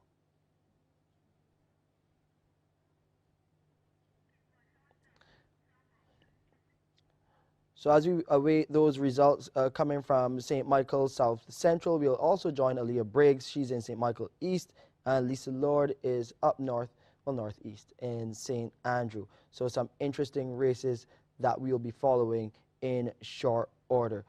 But again, all eyes as well on this St. Michael South Central seat, because the thought was that Richard Seeley coming back, the former tourism minister coming back into the fray, he could probably pull some of that support back to the Democratic Labour Party, but that appears not to be the case again as we follow developments there. Yeah, well, Richard Seeley was looked at by many as the possible leader of the Democratic Labour Party, and that he would be the one who would really take over the party. I mean, that was being said openly on the ground by the DLP supporters. And all right, let's go back to Shane. Let's take it back to you. Yes, and we go back to that same constituency, St. Michael South Central. Let's get an update from Sean Green, who's monitoring developments there. Hi, good evening to you, Shane. Good evening. Well, I should say good morning to you, Shane. Good morning, Barbados. Well, yes, the trend here at St. Michael South Central seems to be the same that we've been hearing all night. And in the last set of boxes that we just received just moments ago, this is A3, A to I. David Gill, who is the independent, he has 5 votes. Richard Seeley, the DLP candidate, 73, and the incumbent Marcia Cattle for the Barbados Labour Party, of course, 101. RA3, J to Z, David Gill has 7, Richard Seeley 77, Marcia Cattle 120. RB1, A to Z, Gill 4, Richard Seeley 22, Marcia Cattle again 120. RB2, A to Z, Gill 7, the DLP's Seeley 96, Marcia Cattle 171. RC1, A to H, Gill 22, Seeley 54, Cattle 111. And the latest box coming to hand, RC1, I to Z. There was 1 spot vote in the box. David Gill 11, Richard Seeley 41, Cattle 101. And I see even behind me now, if you can look over my right shoulder, this is the interior auditorium here at the St. Michael's School. This is where the voting has been taking place. And just moments ago, Shane, what we've been seeing is a steady flow of the counters returning the furniture from that area. And this is an indication that they have completed, I quietly asked one of them if they've completed the final boxes. They said yes. So very, very shortly, we will have the final results. And I don't know if you can see in the background, it's probably too far away, but we're starting to see some BLP supporters turning up. I understand the Honorable Marsha Cattle, she is currently here as well. So hopefully, Shane, the next time you come back to us, we should have the final results and maybe also an interview here in St. Michael, South Central. So the trend seems to be continuing. The Barbados Labour Party candidate Marsha Cattle out front ahead of Richard Seeley. Back to you. Yes, Sean, the red wave continues to wash right across Barbados, and it's gone straight up north to St. Lucie as well. As we look at some more of these results coming in from up north, we see that Peter Phillips in LB1, 130 in the A to G section against Verla de Pisa, 79 votes, and Wayne Griffith of the APP, 4 votes. And then in HZ, this is LB1, 110 going to Peter Phillips, 77 again to Verla de Pisa. In LB2 A to Z, 187 for Peter Phillips of the BLP to Verla de Pisa's 110. Wayne Griffith tallying 15 votes there. And in LC1 A to G, Peter Phillips 91 votes, Verla de Pisa 74, Wayne Griffith 2.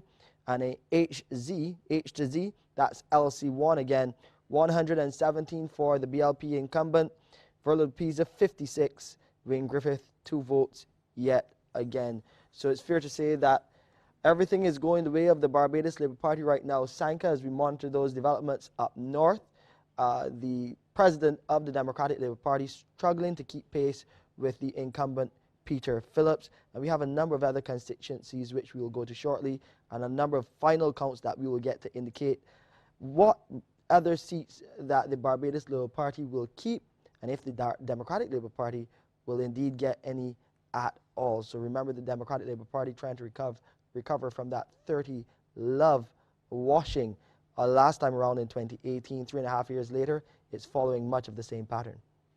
It certainly is. Just let's go to Christchurch South, boxes VB1 and VB2. In VB1, Ralph Thorne of the Barbados Labour Party, 198. Mark Laurent of the DLP, 97. Ronald Leacock, the independent, 15. And the other independent, Buddy Larrier, 12. In VB2, Ralph Thorne, 170. DLP Mark Laurent, 63. Independent Leacock, Donald Leacock, 20. And Buddy Larrier, the other independent, 8. So again, we're still seeing that trend. And I can tell you that based on some information that's really coming through, the Barbados Labour Party is in the lead in most of the constituencies right now. This includes St. Philip West and St. Philip North. There's a very slim lead in St. Philip North. In St. Michael North West, the information I have here that we are going to get officially shortly, they're also narrowly in the lead. And I think what we see happening here is that the Democratic Labour Party will have to look for a new leader. Certainly, we're ready right now for St. Michael East. Southeast, yes. We're going to go to our Ayana Small there for the final count in St. Michael's Southeast. Of course, this is the constituency with BLP candidate Santia Bradshaw, the education minister, DLP candidate Pedro Shepherd, and the APP candidate is Patrick Tanis. Let's hear from Ayana. Held for the election of the member to serve in the House of Assembly for the constituency of St. Michael Southeast is as follows. Bradshaw, 2,786 votes. Shepherd, 699 votes. Tanis, 180 votes. And there were 8 rejected votes. The total number of votes polled for all the candidates was 3,673 votes. I therefore declare Santia Bradshaw to be the elected and the duly chosen representative for the constituency of St. Michael Southeast to serve in the House of Assembly of this land.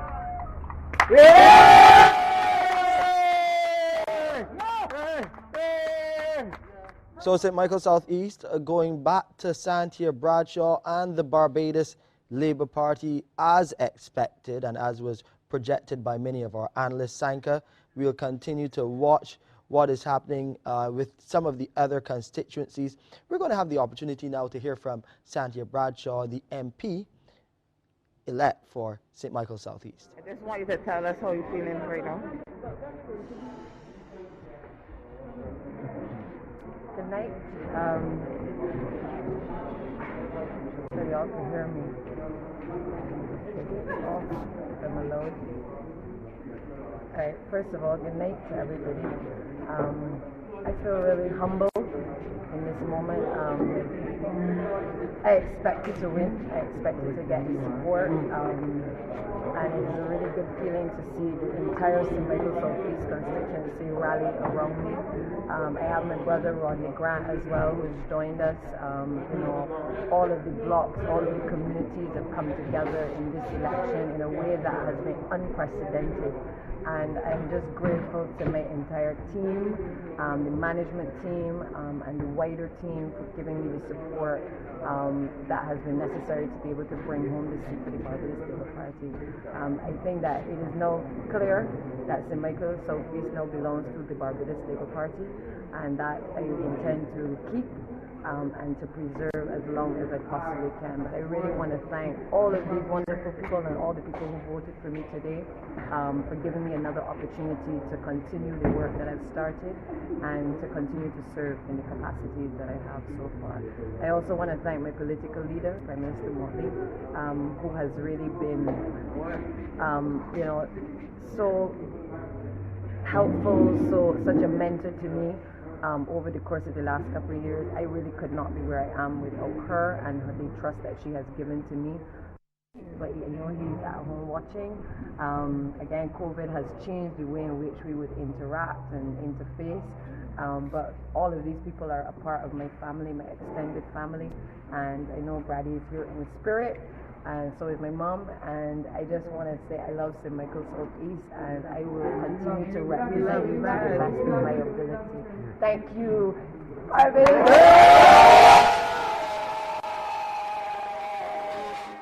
So the party is starting across the road in St. Michael's Southeast, where Santia Bradshaw has reclaimed the seat, overcoming so many challenges. Everyone knows her well-documented battles with her health and cancer. Coming back from that, of course, serving in the Ministry of Education and taking the seat for the BLP. Yet again, thanking the Prime Minister Mottley for allowing her to serve there. So we are expecting to see a lot more of that. This is what the trend is suggesting as we go from constituency to constituency, but we're still waiting on some key ones to watch. That's what we call them in St. Michael Northwest. And of course, those battles in St. Philip. Sanka. Certainly, Shane. And let's bring in Hartley here. What are the numbers telling us? Yeah, well, interestingly, I was just thinking that the Democratic Labour Party got it right in one instance in terms of their manifesto of one Barbados. And tonight we are discovering that there is in fact one Barbados, and the one Barbados is speaking with one voice. And it is saying clearly that it has reposed its confidence in the Mayor Mottley-led Barbados Labour Party administration. Breaking news coming in from our Anne-Marie Burke, who is in St. Philip West, one of these constituencies which we are watching. And we're hearing that the boxes are now coming in, Anne-Marie.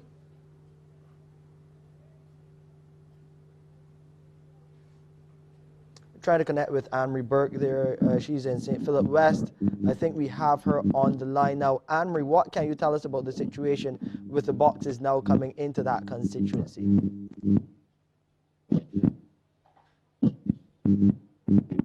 All right, so when we get that connection cleaned up, we will try to find out what is happening there with those boxes. Hartley, you were making a point about the electorate speaking and speaking really loud and clear.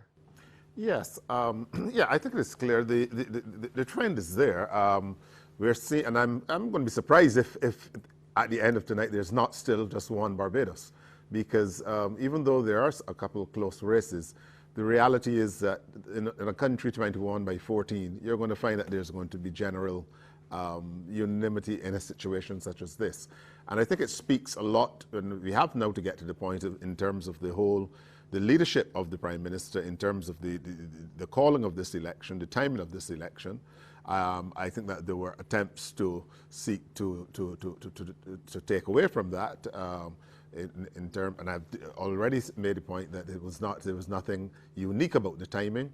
I think it was obviously, we're saying it was a stroke of genius in terms of the timing of the call of the election, and essentially Barbadians have spoken. I also just want to make one comment with respect, and I think it is an unfortunate scenario because we just had the seat for the Minister of Education, St. Michael Southeast, declared. And I must lament the fact that in terms of following that campaign, the candidate for the Democratic Labour Party, Mr. Shepherd, I think it was unfortunate that as a teacher and as the president of the BUT, that he's on record as taking some swipes and going down some paths that really were very unteacher-like. And I think it is very unfortunate when we seek to believe that to be a politician you have to behave in a gentlemanly way. And I believe it's an unfortunate development, especially coming from the noble teaching profession. I think it was unfortunate, and the result tells me that obviously the people of St. Michael Southeast felt the same way. But generally, I'm seeing here a clear trend. I think the St. Philip boxes they're going to be exciting, but what I'm seeing, I would be surprised now. I think we have to begin to entertain the possibility of a 30-0. And that is a tremendous accomplishment on the part of the Prime Minister and the government, but it is also a commentary on the state of the opposition. There's also a commentary on the outlook of the country in terms now of being able to begin to settle down. I'm hoping that Barbadians would be able to settle down and let us now begin to see how we are going to build from the wreckage of COVID. I mean, the reality is that we have to get this country going again. And clearly the country has said, let us fall in line behind one leader. And that is what one can hope will happen. But I think it's going to be, obviously it's going to be a long night, but clearly I think that the intention of the public has been determined, and it would be very unfortunate if we sought to continue to question the intelligence of the Barbadian electorate in this regard. Hartley, long is relative, and we're going to go back to Marcia Cattle live in St. Michael South Central. I think our Sean Green is with her there. Are we going to get a final result now, Sean? Not yet, Shane. We're just standing by. She is here with her supporters, as you can probably see, but we're still standing by for the declaration. So what I would say, Shane, is I'll get back to you in just a few moments. We're not quite ready as yet, but she's here with her supporters, and we're all waiting.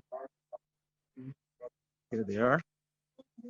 We're just standing by for the official declaration. So, indeed, Marcia is here. Marcia Cattle, the incumbent, expected to win there. Of course, she was going up against the former tourism minister from the Democratic Labour Party, Richard Seeley. Let's go now to St. Philip North, where we have our Wendy Burke.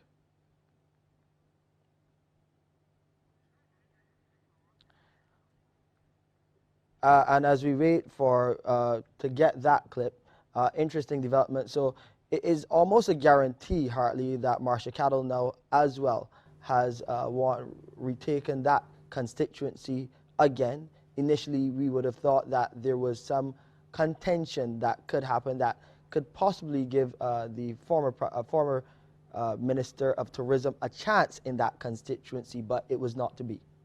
Yeah, I think that the former Minister of Tourism has always threatened to come good.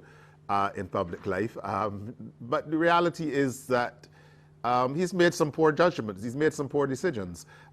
If he was serious about making a comeback in politics, he realistically should have challenged Verla de Pisa for the presidency last year.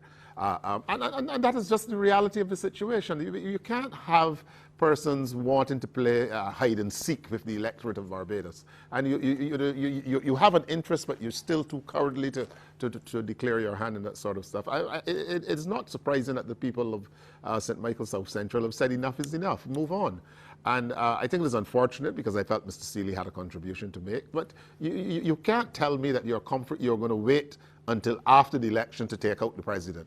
When you realize that the president is inadequate, she is not filling the eyes of the country. And both Mr. Seeley and Dr. Eswick in St. Philip West, I suspect will probably suffer the same fate, in that the party needed to rally around someone and to come with an alternative, to come with a leadership proposition. And it failed to. There was clearly no strategy. And I think the result is telling us really that you cannot take the voters of Barbados for granted. You have to get your act together if you're going to be considered, because this is a cherished land, and Barbadians are just not going to go with sentiment. And someone need to whisper into the ear of the Democratic Labour Party that Errol Barrow is dead. And you're not going to build a party by shouting the name Errol Walton Barrow every 5 minutes on a platform. You have to come with a philosophy, you have to come with policies, with ideas, and you have to groom persons. So I'm not surprised by what I'm seeing. I think that the situation in Christchurch East, we've not heard much, but I would be most surprised if Dr. Lowe is not also rejected as well. It's a commentary. It's Barbadians are speaking.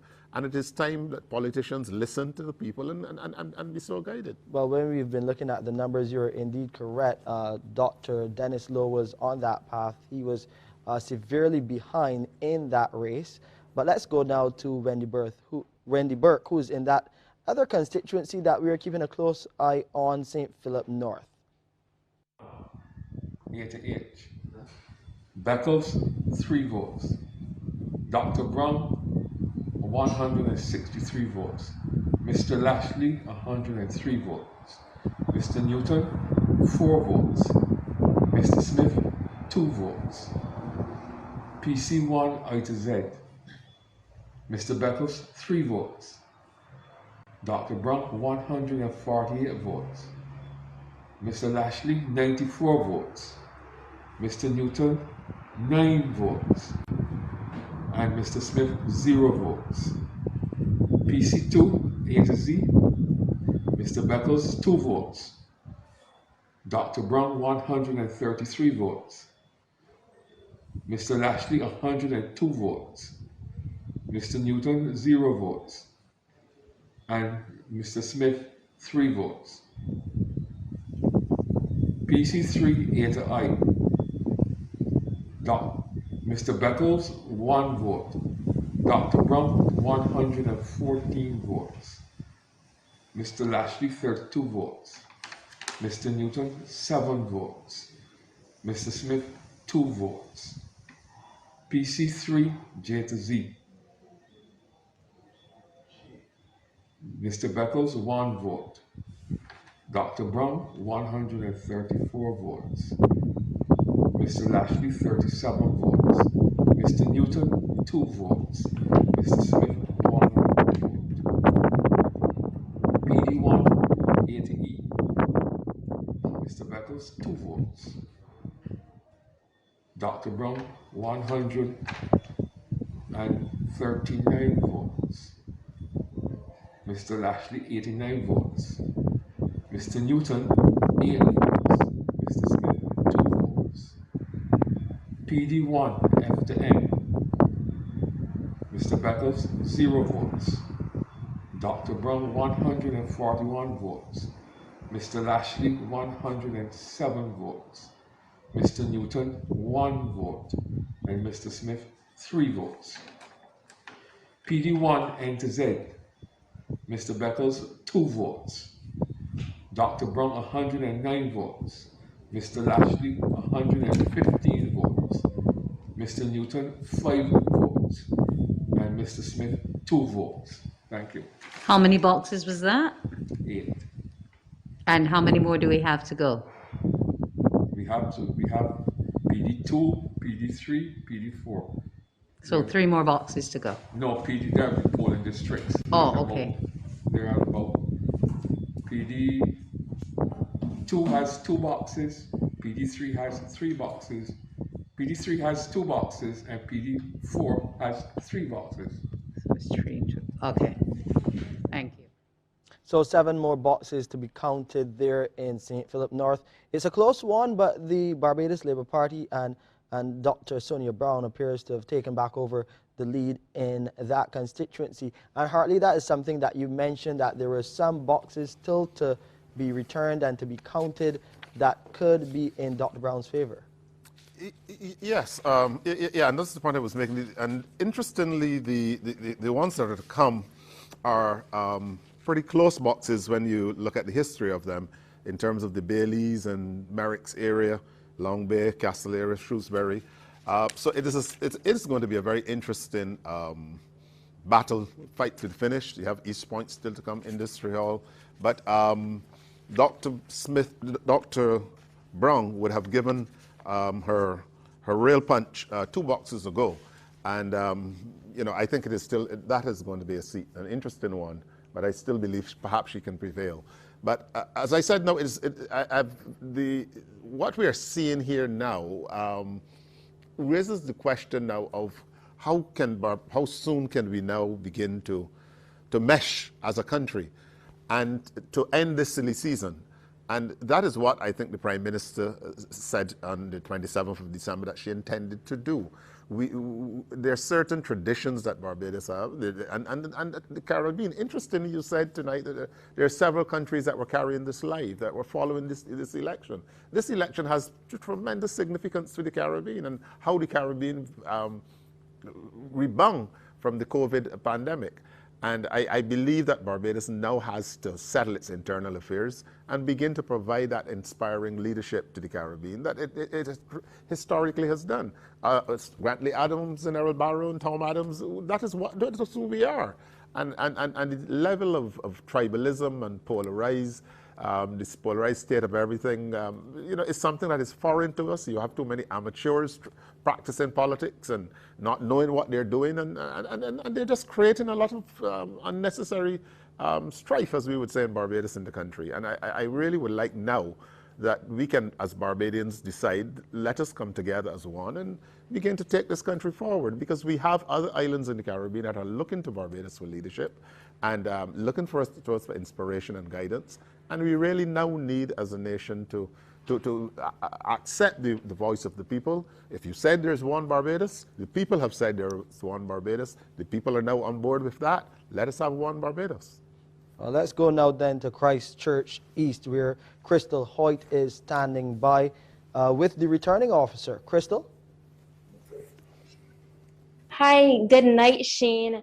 I am here in Christchurch East at St. Christopher's Primary School, and returning officer Nicole Nurse is expected to share results with us. We've already gotten back XA1 and XA2. So far, incumbent Barbados Labour Party candidate Wilfred Abrams is leading.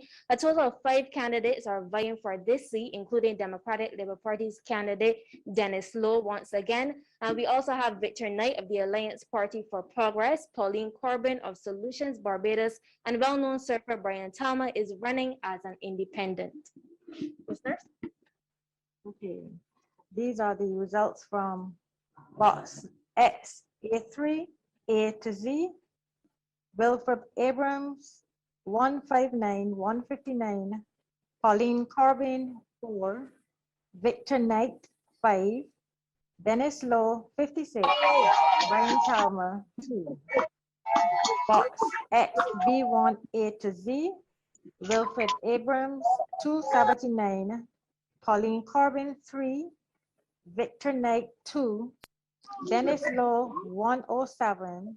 And Brian Talma, 9. For box X, B2, A to Z. Wilfred Abrams, 282. Pauline Corbin, 10. Victor Knight, 8. Dennis Lowe, 76. And Brian Talma, 2.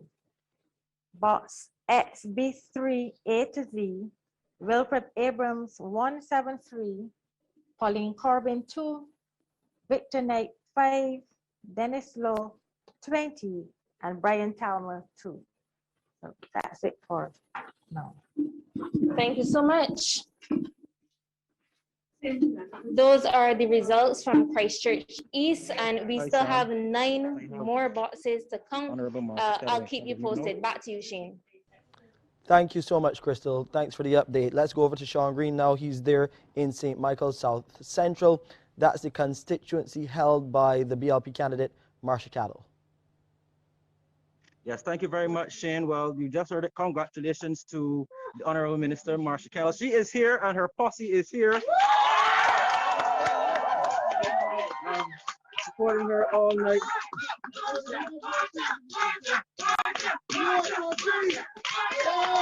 But you can hear the celebration. Congratulations and in the presence of the constituents and the hundreds of what you have to say to White Barbados. The thing I have to say is thank you to the constituents of St. Michael South Central for once again putting their faith in me to be able to help shepherd these communities through the next term of government. I have in particular to say thank you to the team. Y'all very quiet.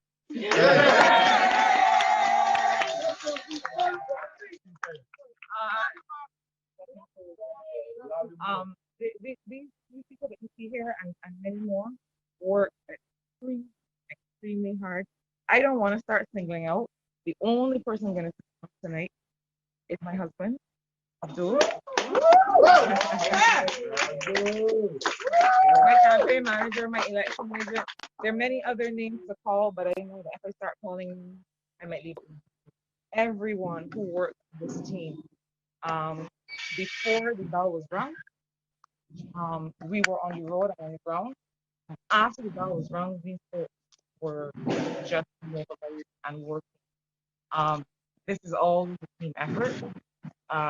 This business of representation really grows, really stretches you, really allows you to get to know your and that has been my great honor. It has been the absolute privilege of my life to represent the South Central over the last 3.5 years. And I expect much greater things. We are from day one buckling down to continue the hard work. And I am just extremely thankful for this opportunity. I also have to thank the Barbados Labour Party, Capture and Family, the campaign management team, of course the political leaders in Mottley and everyone who has been involved. This has just been a tremendous experience. And What would be your first order of business? My first order of business is to thank these people, to line with them, to spend some time to let them know that I appreciate them.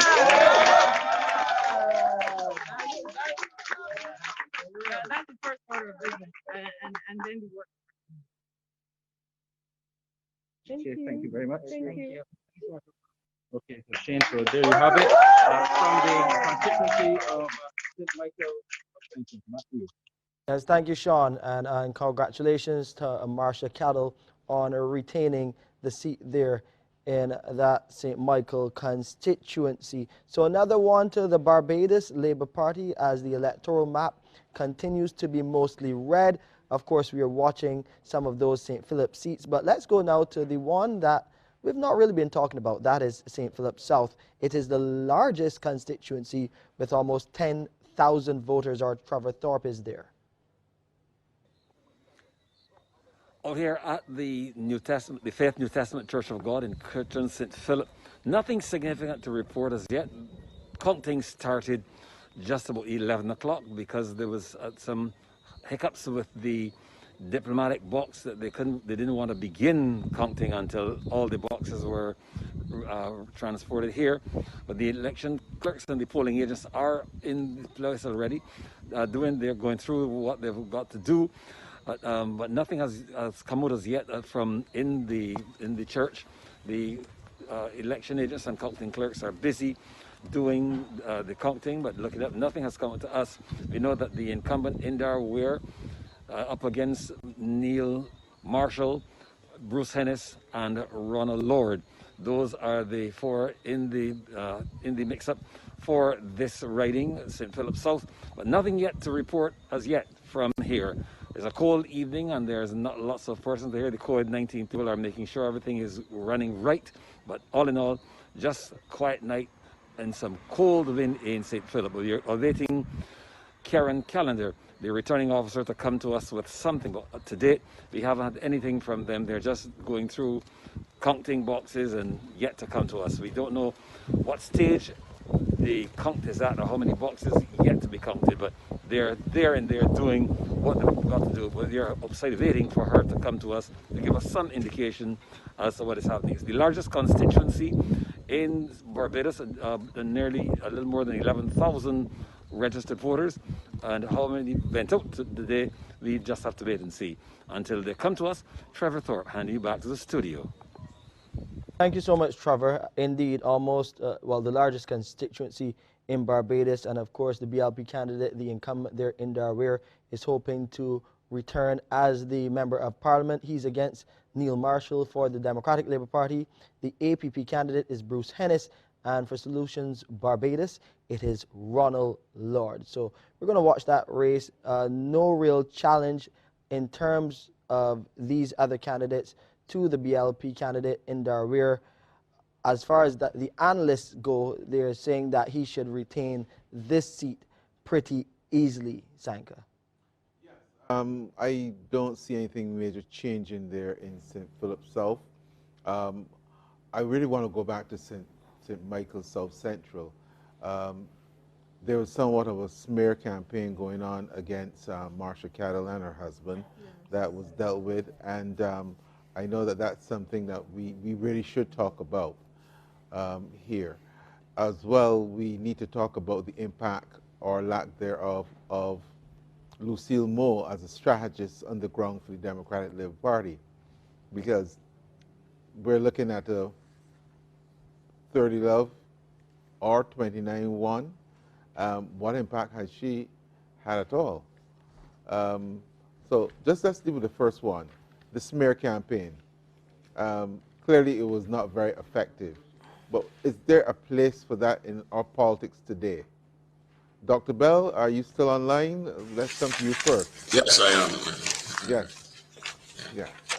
Yeah. Well, I don't think these grand hopes that politics will become pure, and innocent.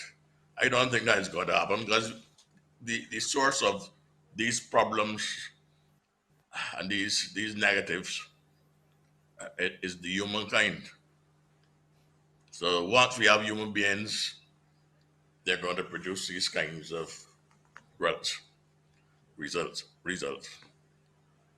And that is why I also don't think that you're going to get a solution that you're going to get people holding together across Barbados as one Barbados or anything like that. What it should do for the Democratic Labour Party is to more seriously look at their reconstruction.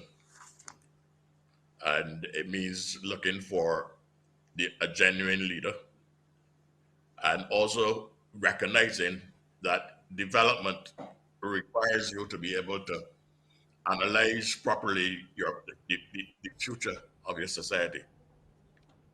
And on the basis of that, you build a fresh, energetic program and something that you can campaign politically upon. Now, when you don't do that, you end up like scraping the barrel and coming with things that have been exhausted probably for decades. I don't think also that you necessarily have to reject Errol Barrow. It is that you have to be able to interpret how to carry forward his ideas into the 21st century. Yeah. And that doesn't mean just cloning him. Yes, please.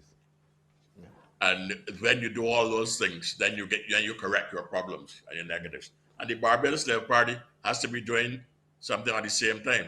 And it's something like that at the same time. I'm getting a little echo, right? So that is why sometimes I'm All right, talking we, over. what we'll do is we'll try to work that one out, and we'll just try to engage some more people here on the panel. Liz Thompson, let's come to you. 5 seats have been declared so far. The Barbados Labour Party is in the lead in the other 25. Vindicated? Vindicated is not a word that I would use, really, because... Are you being gracious? No, I'm being honest. I am capable of being gracious, yes. No, vindicated is not the word that I would use. Honestly, I'm really deeply concerned about the Democratic Labour Party. I know that people are going to think that that is mischievous, but I began the night by saying that if this did not work out well for them, that they really needed to reboot in a very serious way and to try to learn the lessons that the public has been teaching them. Clearly, the Barbados Labour Party is grateful to the people of Barbados for the confidence, the clear confidence that they are showing in Prime Minister Mottley and her team, our policies and programs, the agenda that we have outlined for Barbados's development, and for the way in which we anticipate we can ensure that Barbadians own their future. But at the same time, one does not want to see a major political party in Barbados or the Caribbean reduced in the way that the Dems have been tonight by their own actions and their own approach to the election campaign. So that is very distressing.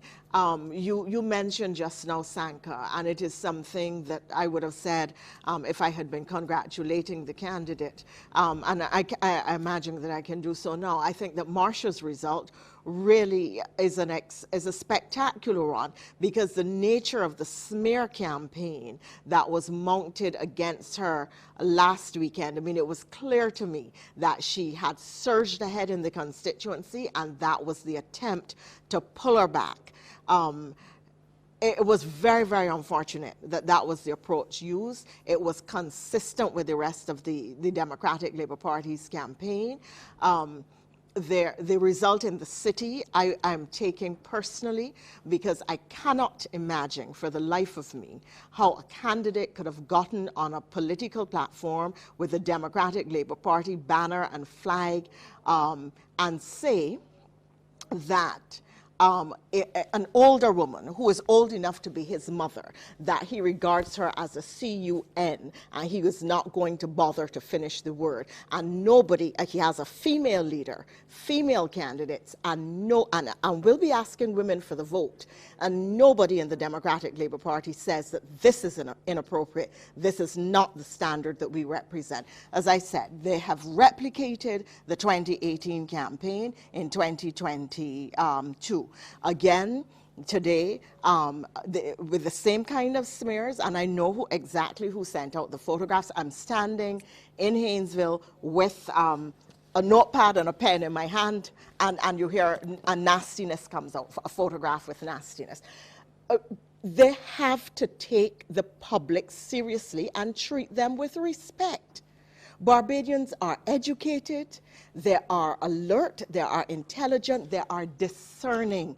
And when you reduce a campaign to this kind of petty nastiness and nonsense, especially in a country where the electorate has traditionally given an incumbent government 2 terms, they tend to give you a chance. So when you're going to reduce it to, oh, people get buyout, and oh, you got to be frightened. Yeah, it's ridiculous. So I think that the Democratic Labour Party really seriously has to take stock of what this result means and where they want to go, and stop buying into their own propaganda. Right, so we have some more declarations that will speak to what Barbadians have to say about what the Democratic Labour Party and the Barbados Labour Party have put forward. Let's go to Amory now. She is in St. Philip West. Those boxes were coming in a short while ago. Let's hear what she has to say.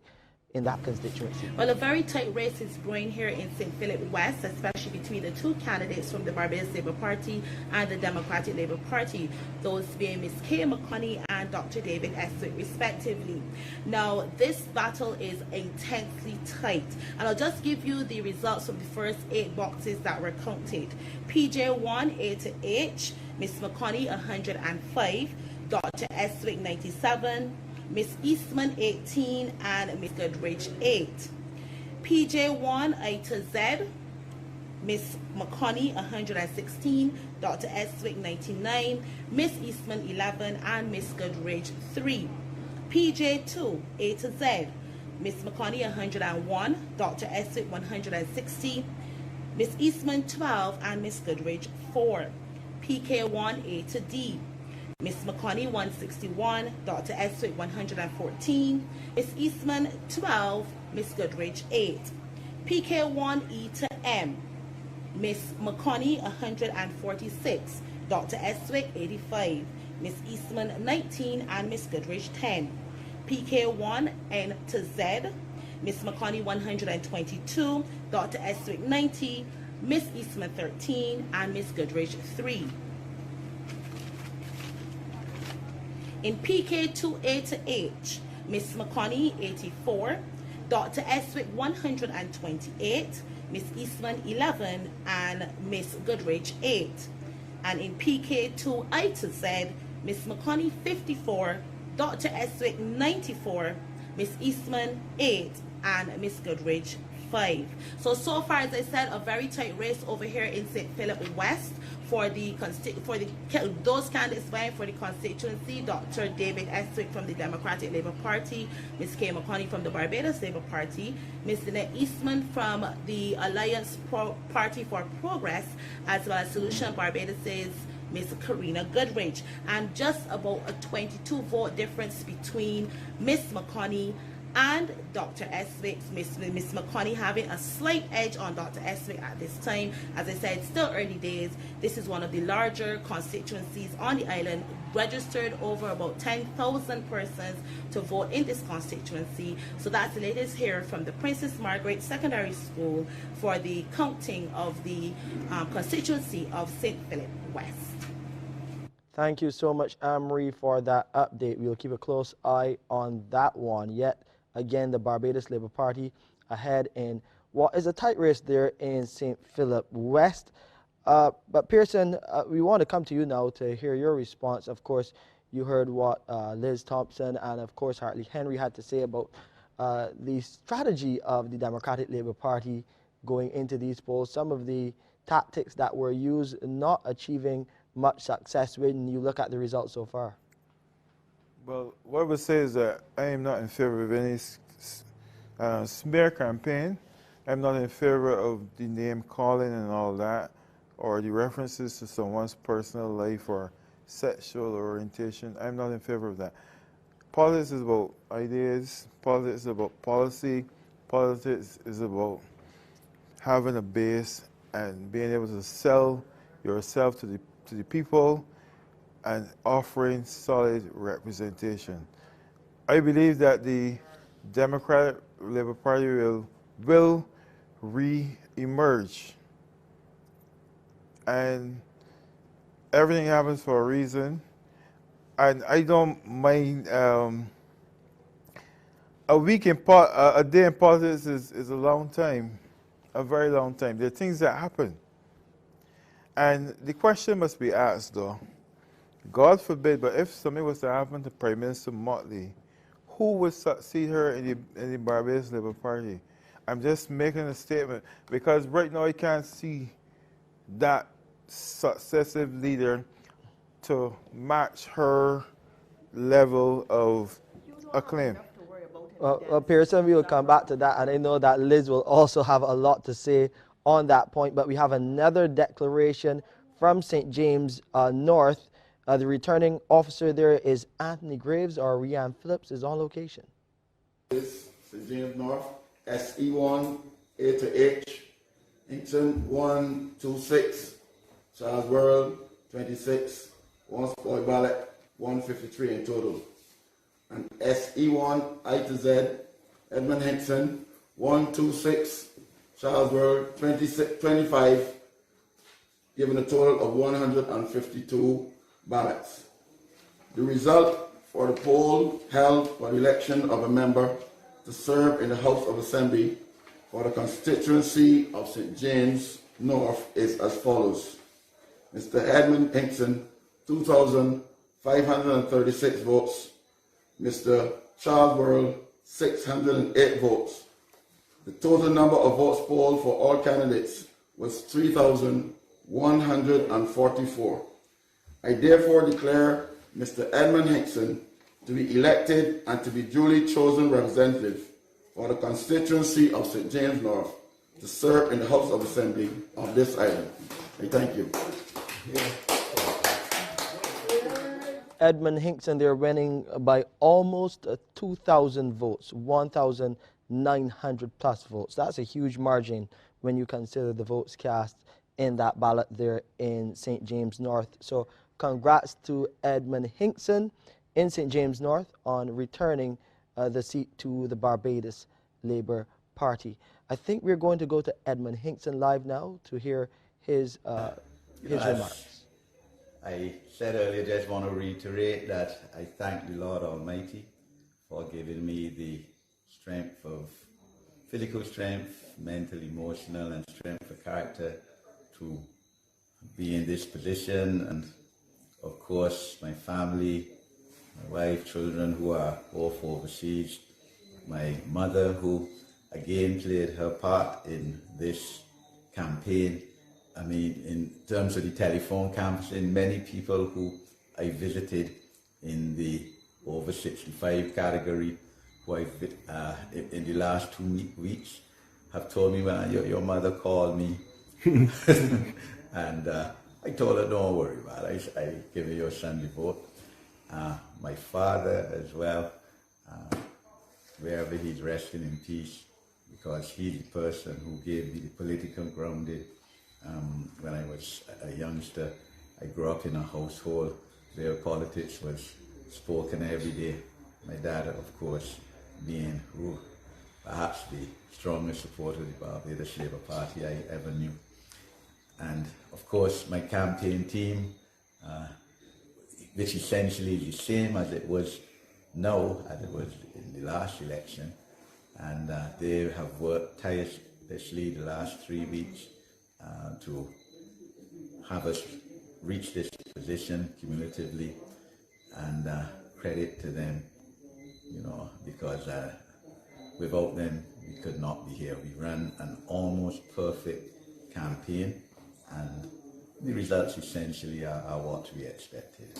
Thank you.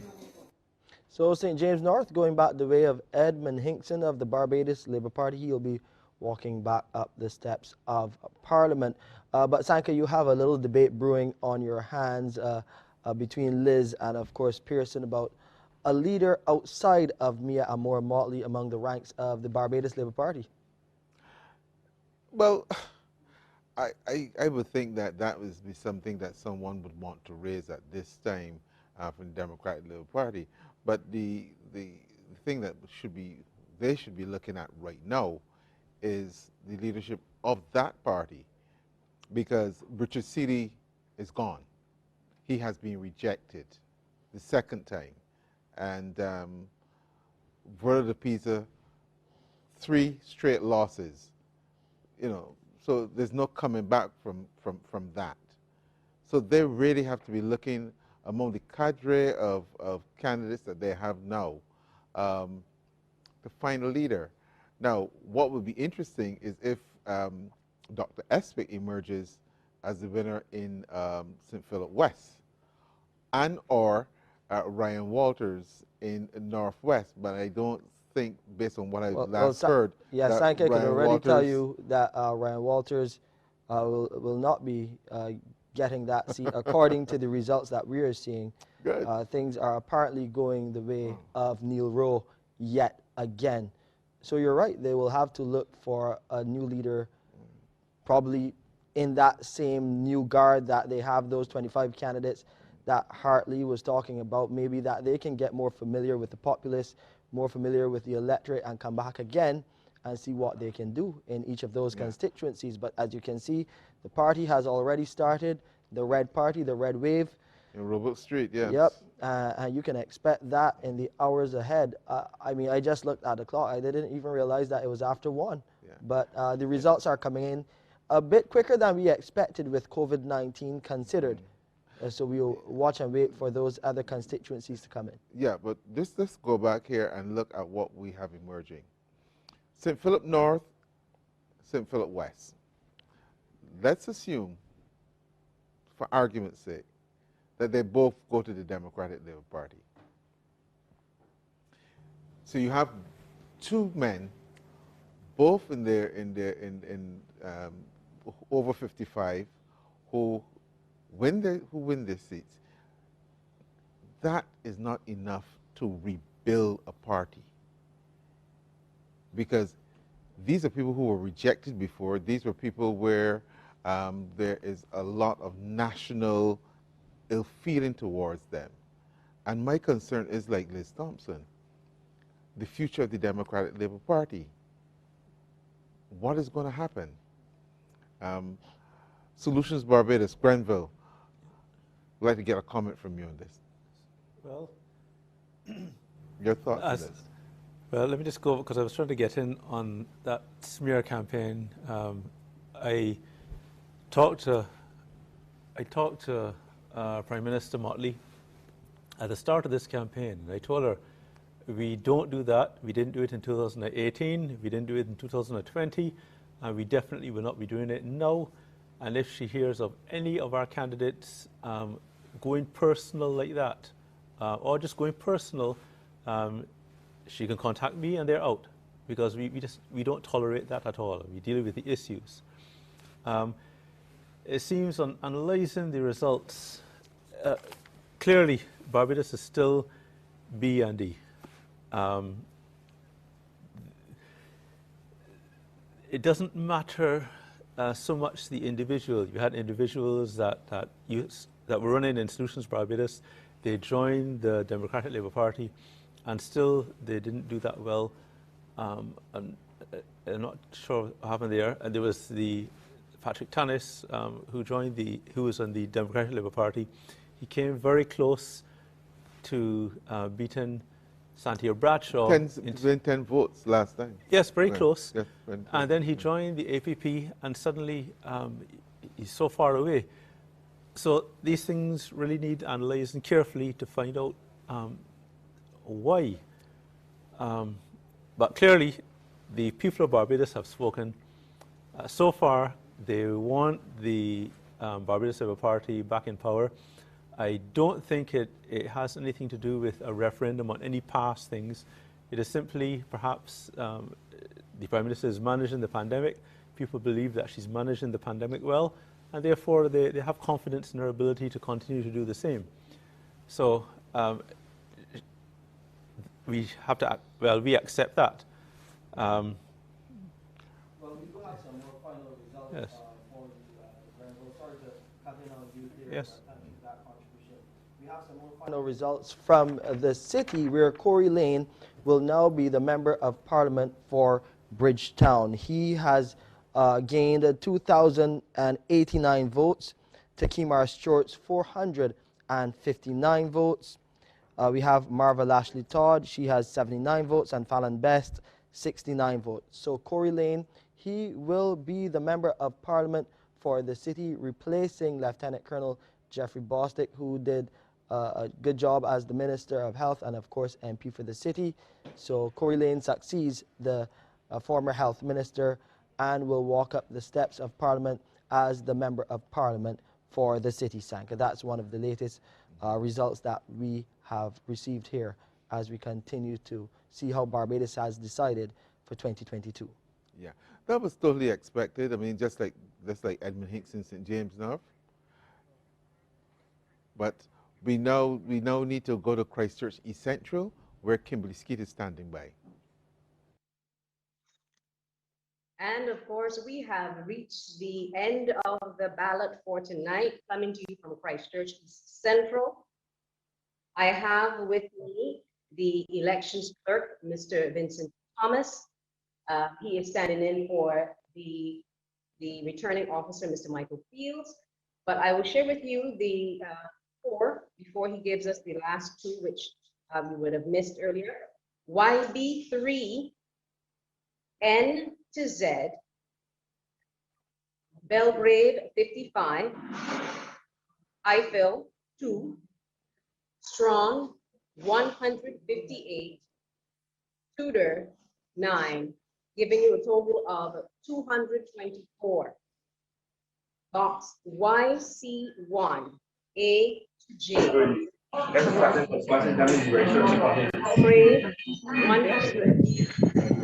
Eiffel 2, Strong 156 votes, Tudor 5 votes, giving you a total of 263.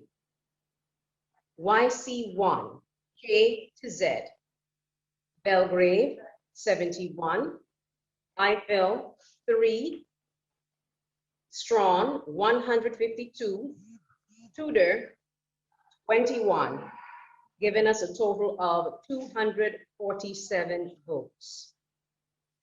YC3 I to Z, Belgrave 74, Eiffel 5, Strong 177, Tudor 15, giving us a total of 271.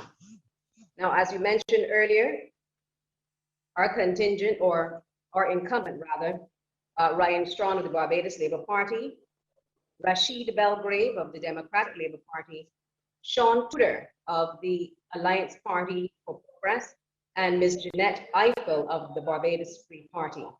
We have the 2 final boxes, and I will invite Mr. Vincent Thomas, our election clerk, to present the final count. Thank you, Phil. Those last 2 boxes, YC4 A to G, Belgrave 63, Eiffel 2, Strong 147, Tudor 12, giving a total of 224. 224. YC4 H to Z, Belgrave 65, Eiffel 4, Strong 160, Tudor 12, giving a total of 241. 241. Therefore, the result of the poll held for the election of a member to serve in the House of Assembly for the constituency of Christchurch East Central is as follows. Belgrave, 1,294, 1,294. Eiffel, 73.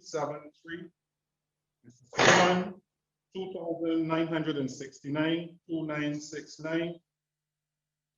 And Tudor, 180, 180.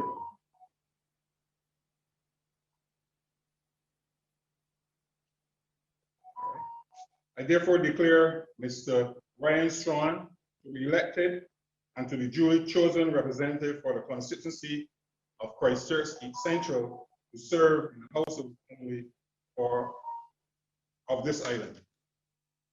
Thank you so very much, Mr. Vincent Thomas. And it just so happens to be our good fortune that Minister Ryan Strong walked in at this very moment. Step forward and congratulations to you. Tell us how you've been feeling in the lead up towards the 22 general elections. Thank you very much. I really just want to start thanking you for placing their confidence representing the Parliament. This has been a very intense 2.5 years for the government, and I believe that the people of Christchurch recognize the good work that the Barbados Party has done, and I feel relatively forward in things done. And I know that it has been tough for me as a minute over 19 on everybody, and I'm happy that the team has been working hard to ensure that we get the right going in, we knew that we had a significant advantage, and we just kept on to get people to the and you know, the whole going up really all know. But it has been a very hard fought campaign because it's absolutely nothing for granted. In terms of these men, you have to dig deep to make sure that you participate and get it done. A wonderful wife who with 3.5 years of serious absence. It's been hard on the family.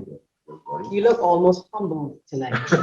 well, the truth is that I have come to serve, and I believe I've been able to do that not just at the national level. And I really am, I really truly have by the response and the support all through the various conversations, but you know, there was not in there. And I think I've been able to form a good bond with the people. And I think that certainly over this next 5 years, I can say to the people, once the first 3.5, more national in terms of this next for them.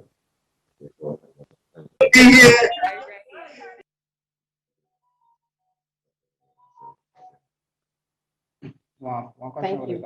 Thank you so very much. And of course, there you have it. Just let me take care of a couple of the housekeeping for tonight. In the area of Christchurch East Central, 4,520 votes were cast. We have a total of 2,969, which went to Mr. Ryan Strawn of the Barbados Labour Party, 1,294 to Rashid Belgrave of the Democratic Labour Party. We had 180 to Mr. Sean Tudor of the APP, and 73 to Ms. Janet Eiffel of the Barbados Free Party. There were 4 spoiled votes. And that's it from Christchurch East Central. I hand back over to you guys. It's still a long ways for some of our other constituencies. We wish them all the best. Thank you, Kimberly, for that comprehensive update coming from Christchurch East Central. Ryan Strawn doing it again, up and on. He will be heading back to the House of Assembly. I couldn't miss that one, Sanka. I couldn't miss it. We spoke about this.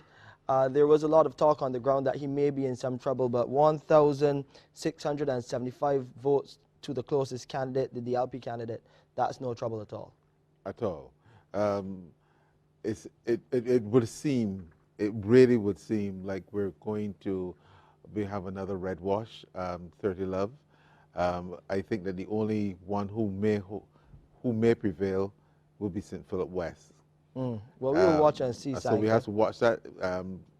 It's still very, very close, but apart from that, yes. So we'll go back to the city, Sanka, and see what's back, happening with Corey Lane. His maiden speech as the MP, the representative for the city. Damian Best is there with Corey. All right. So we've got the representative of the city of Bridgetown with us, Corey Lane. Congratulations, your first time at the polls. You must be elated. I am. It feels surreal. I ask myself, is this really happening? But this is when we get down to brass tacks. This is when the work begins. I'm so excited to just get down to work. I feel like I've been talking so much. My voice is gone, but I'm ready to work. And I want to say a big thank you to the team behind me. I could not have done this by myself. My wife, my children, social media team, everybody that just made, you know, they brought the love. They brought the love of the city, the creativity of the city, the people. This is all about the people. This one is for you. And to the boots I fill and the boots I will bust through, Lieutenant Colonel Jeffrey Bostic, he passed the baton to me, and now I do it for the people of the city. Talk to me about your initial plans. I know you spoke a lot about bringing back business to the city, a number of initiatives. Talk to me about that. It's really a continuation of the plans. As advisor of poverty, I was working on some housing funding, some housing grants. In terms of getting the projects going, they're going to be working along with the Prime Minister and the team. in terms of how do we get sustainable jobs, how do we get business, how do we get investment back into the city. Those are the things that we're going to hit in the ground running. There are also a number of constituent concerns, and they are noted in my computer, my to-do list, and that's one of the things I am so eager to get down to doing now that all of this is over. Obviously, did you expect such overwhelming support? I mean, first time at the polls and you're taking over, I just see some big boots. I think as they have explained it to me, I've sown a lot, and now this is really the harvest of it. 23 and a half years of serving the people, doing the people's business. This is just doing it at the official level now. To answer your question, no, I didn't expect that type of level of support. The invitation, the houses, the food, the drink, the hugs, the kisses in COVID, it wasn't really expected. Fantastic, congratulations to you. Thank you very much. Thank you, Barbados. Thank you, City of Bridgetown. Thank you.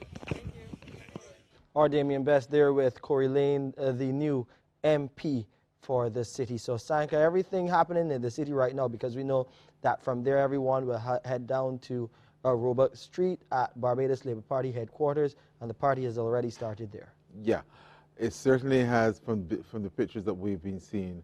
But I want to go back here to Lucille Mo's exit from the BLP's ranks and her subsequent statement of being afraid of the direction Barbados was taking under the Prime Minister, Mottley. She's had very little impact based on the results. But I want to bring you in the panel here. Hartley, we want to go first? Lucille Mo's...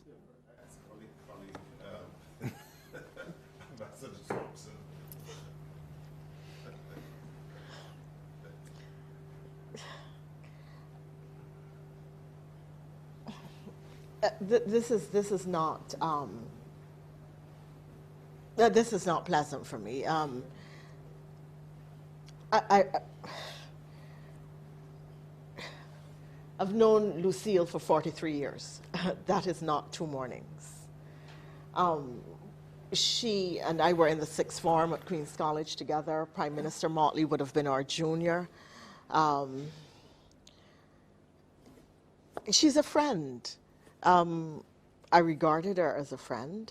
I think that people would now be looking at her and asking, well, would I want a friend like that in terms of how she treated Prime Minister Mottley or her reaction to Prime Minister Mottley? I think that there are a number of concerns here. Let me start at the professional level. If you are going to regard yourself or call yourself a political strategist, your primary role is to protect your client. And you can't be seen. I've heard the ace political strategist of the Caribbean, Hartley Henry, say, a political strategist is neither seen nor heard. A political strategist is felt. So if that is true, then Lucille committed the prime error. She was seen, she was heard, but she was not felt in this campaign. And I think, too, the allegation she was making, oh, Lord, I fighting for Mia. Oh, she changed. You know, nobody took that seriously because she gave no concrete evidence of the change or indeed what was the basis of her fear. And here was a person who had been removed from the cabinet. And prime ministers do this from time to time. They reshuffle their cabinets to get more strategic positions or because they want to move a particular minister. And let me congratulate my cousin Eddie Hinkson, who was also moved in that particular reshuffle. And Ms. Mo continued to remain in the Barbados Labour Party Senate seat, drawing the salary of a senator and not turning up for the Senate to speak at all.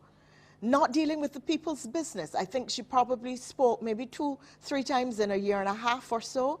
And then she expects people to take her seriously and to think that she has the country's interests at heart. No.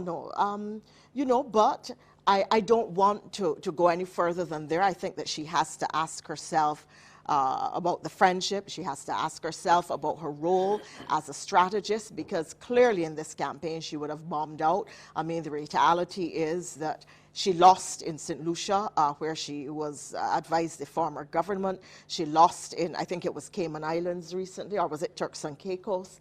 So at the professional level, I think she does have some concerns. But now, going forward, she has to ask herself, well, what does she want to do? I wouldn't want to presume to be in Prime Minister Mottley's chair, but I am sure that in the same way that Prime Minister Mottley has been magnanimous to everyone who has drawn the sword against her, that one day, you know, she may feel similarly about forgiving Lucille for the way in which she has behaved. I wouldn't want to go further than that, but I think that certainly at the level of a political strategist, we have to analyze what her role has been. Was she the person who guided the DLP campaign in these farrago of errors that we saw over and over every night, the bleeps and blunders that found their way in social media, memes, and so on, because this is really distressing. And yes. But we will answer them in the days and months ahead because we will see what the future holds for Lucille Moe. Let's go now to St. Joseph. We have some more election results there. Our Andrew Lowe is on location. Let's hear what's happening there.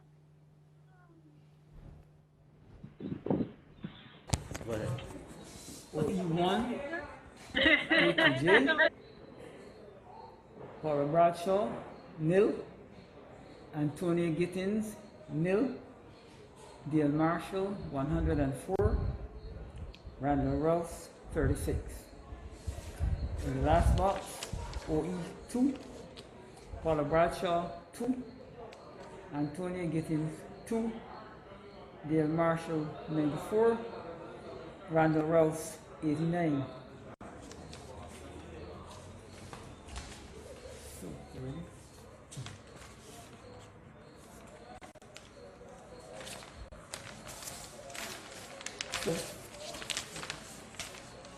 The result of the poll held in the election of a member to serve in the House of Assembly for the constituency of St. Joseph is as follows.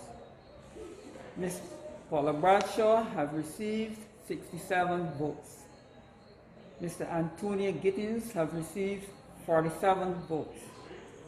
Mr. Dale Marshall has received 2,344 votes. Mr. Randall Rouse has received 1,034 votes.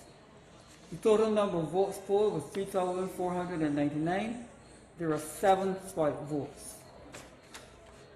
I therefore declare Mr. Dale Marshall to be elected and to be duly chosen representative for the constituency of St. Joseph to serve in the House of Assembly of this island. Well, Dale Marshall is back in the seat for the BLP in St. Joseph. Let's go quickly to one of the ones that we've been watching, which is St. Philip North. Our Wendy Burke is there with this update. Dr. Brown, the duly elected representative for St. Philip, how does it feel to be returned and by a margin of over 235 votes? It feels good. I'm quite humbled by it at the same time. Okay, what's the first order of business for St. Philip? So St. Philip, well, one, it depends on where I'm placed with respect to the government. That all hinges on it, but I have other things I want to plan. Other ideas in my mind that I want to put for Prime Minister. So I'm hoping to work on that. I won't mention all of them now, but we'll see how far we can get. So you said it depends on where you're placed. You are a medical doctor. Would you be willing to take over the position of Minister of Health if offered? It's offered. It's a supposition. Difficult question to answer on air and live. I defer, as the doctors say, I defer to another time. Okay, but you are willing, if offered, to take up a cabinet position? Yes, I am. I more tend to go to the social side. Okay. Well, congratulations and thank you, Dr. Brown. You're quite welcome. Thank you. Thank you.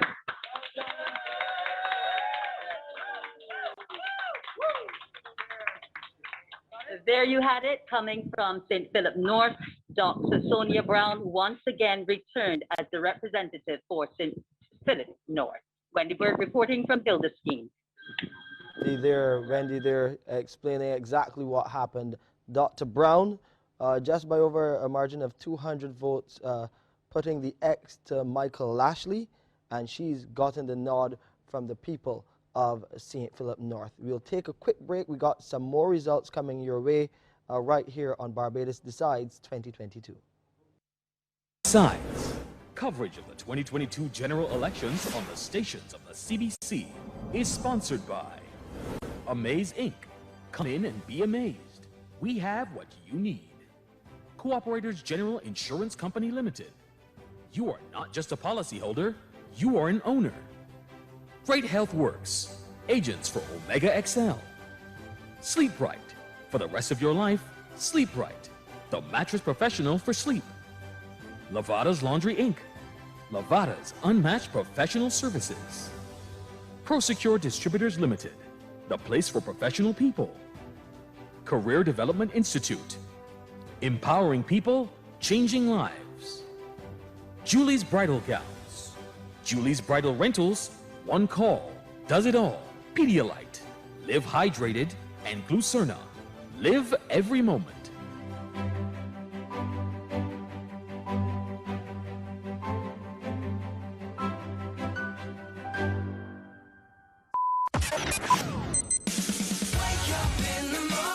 Wake up to a brand new day of news and interviews. Wake up for the morning report and the latest on what's happening in news from 6 a.m. with Shane Seeley.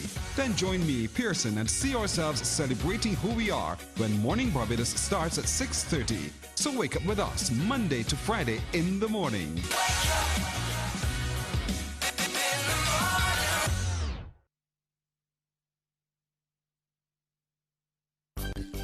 Stay informed with the news.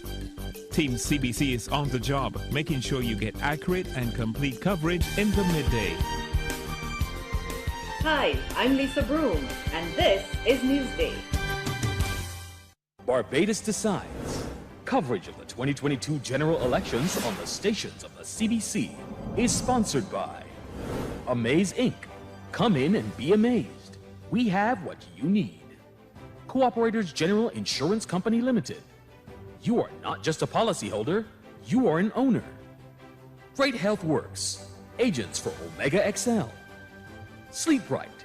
For the rest of your life, sleep right. The mattress professional for sleep. Lavada's Laundry Inc. Lavada's unmatched professional services. ProSecure Distributors Limited. The place for professional people. Career Development Institute. Empowering people, changing lives. Julie's Bridal Gowns. Julie's Bridal Rentals. One call does it all. Pedialyte. Live hydrated. And Glucerna. Live every moment.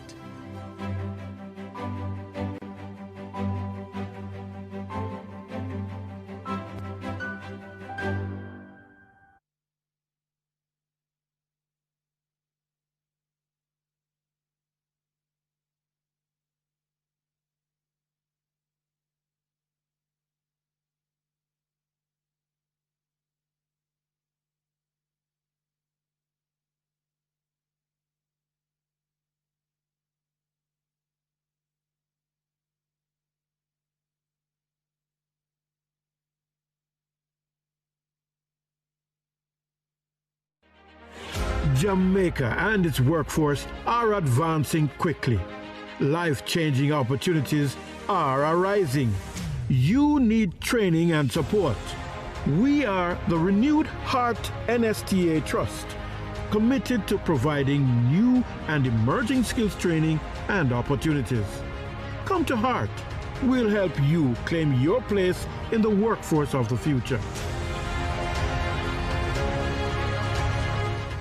Jamaica is a beautiful place. Our people have a beautiful spirit, but we are too aggressive, and the way we interact with our friends and neighbors, I genuinely believe that we have the capacity to deal with this problem of violence. But it's going to take all of us. It's going to take every organized group of Jamaicans that we fundamentally. The Barbados Labour Party, Dr. George Bell, is online. He is a political scientist, and of course our moderator is our Chief Executive Officer, Sanka Price. And we have some unofficial results coming in from that other one to watch, that other constituency which we are keeping a close eye on, St. Philip West, and it's not looking good at all for the Democratic Labour Party. Hartley, Democratic Labour Party. Hartley, you got some results coming to you? Yes, actually I've been monitoring behind the scenes. We have a situation where at this stage, this is not the final count, but as of now, Dr. Eswick, 1,530. Okay, Hartley, we have to adjust your audio there. We'll come back to you shortly. But the results that we are getting so far are suggesting that the candidate for St. Philip West will not be Dr. David Estwick. Let's bring in some of our other guests here, because the third party, it is clear there's another trend developing here, that the third party solution that Barbados or Barbadians have been looking for is not really a reality, and it has been really rejected by the electorate. Trevor, give me your thoughts on that. What do you think needs to be done to really encourage more people into this consideration of a third party? Because when you look just across the road, we had what was a DLP candidate going into a third party, and he lost more than 1,000 votes going back into that race in St. Michael's Southeast. Well, I think the factor here is I think we have a low voters turnout, and I think that's reflected of you're seeing more of the base helping the bees to carry the government. I think that's what I'm saying. I got to analyze it some more. But from my standpoint, and where we sit as APP, we just had 3 weeks, and we were able to put a team together, and we did some wonderful work together. And we made a commitment that we're going to stay together. We're not going to be fly by night, and we're going to stay together, and we're going to build those relationships, build our base, and we will come again. But Joe Atherley has lost. Your leader has lost. That's Joe Atherley. He switched. He basically ran away from a beating, a severe beating that he was going to get in St. Michael West. So that was clear to everybody. And he went to St. Michael's Central and got a beating, a bad beating there. And at his age, he's through. You have Lynette Eastman, your deputy leader, who is now a 3-time loser. I mean, let's be real here. Let's get real. If we really want to talk some politics, let's get real. So APP does not have a leader as it stands right now. Neither does the Democratic Labour Party. Solutions Barbados, as a leader, who is not actually competing. I posed the question earlier. Are you there to cut votes? Why are you there? Are you there as a pressure group? I understand. But we have to be realistic. If we're talking about trying to take this country someplace, and you want to play a role in it. And I just like to get some reaction here. Brianville. As we explained from the beginning, before Solutions started, we were just trying to be heard. We tried to explain to the Democratic Labour Party that the way that they were going was simply the wrong road. They were taking us into the IMF, they were taking us into financial ruin. They didn't want to listen. They basically explained, you have no standing to offer us financial advice or economic advice on the nation unless you're in the political trench. So I said, fine. Started a political party. I said, I'm here now. Please listen. They still wouldn't listen. So I said, all right, I'll get some candidates and run against you. Then perhaps you'll listen then. And we ran 28 candidates in the 2018 general election. And then the Barbados Labour Party said that they will listen. They still haven't. So we ran 10 on this one. What can people do to be heard? Right? So what can you do to be heard? You do your best. Now, I must say, with this election, unreservedly, the people have spoken. The people have spoken, and they want the Barbados Labour Party to lead them for the next 5 years. And therefore, we congratulate the Barbados Labour Party and their supporters. We congratulate the Prime Minister for an overwhelming victory. I do at this time, just in case I don't get an opportunity later, to thank every Solutions Barbados candidate who bravely offered themselves to the public. I thank you. I want to also thank every person who voted for Solutions Barbados as candidates. Thank you so much. But this night belongs to the Barbados Labour Party. I expect them to celebrate, but the warning is still there.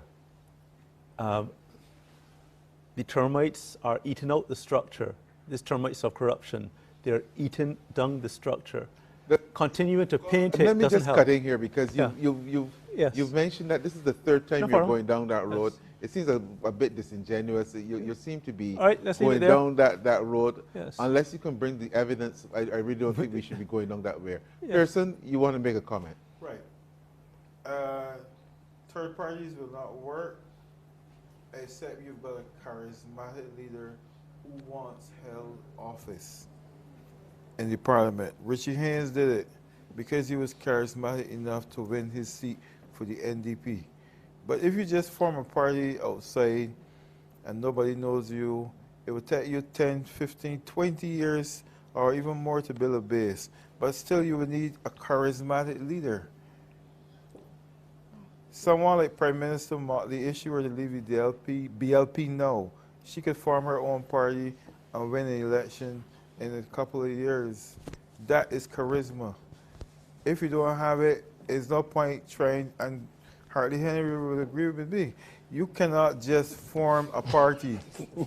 You cannot just form a party for the sake of forming a party because you're cutting votes. It's like what Donald Trump did. Donald Trump is not a politician, but because he has something called charisma. Wait, you're talking to me? We in the same position. We in the same position. All right, so panel, we have some more results coming from St. Michael East. We do have some more results to talk about, Sanka, coming from St. Michael East. Leah Briggs is there, and it seems that Trevor Prescott has gotten the nod from constituents there.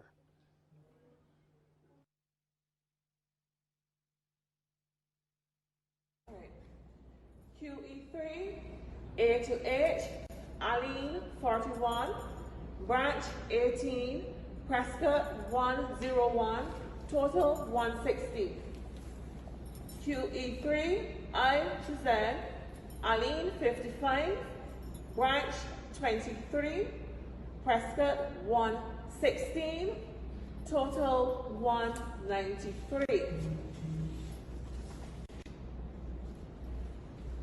I hereby certify that the member elected for the above-mentioned constituency is Trevor Prescott with 2,167 votes, Nicholas Aline polled 1,019 votes, Erskine Branch polled 186 votes.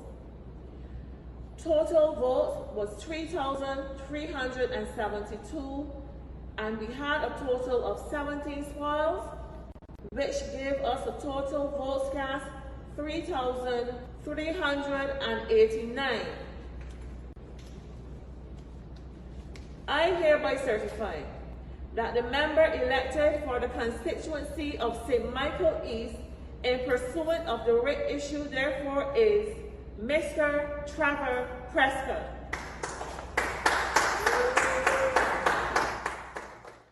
So Trevor Prescott getting the nod yet again in St. Michael East. I did hear a reference a short while ago to Donald Trump. I don't even want to handle it, Sanka. I'll leave that one to you. But Tony is coming in. There's still so many more results that we will be getting in a few moments' time, and we'll bring them to you as they come to hand. But there were some comments being made on the panel with reference to the Prime Minister and the charisma needed to take whatever new party over a hurdle. But we'll talk about that in a matter of moments. We'll take this break and be back with Barbados Decides 2022.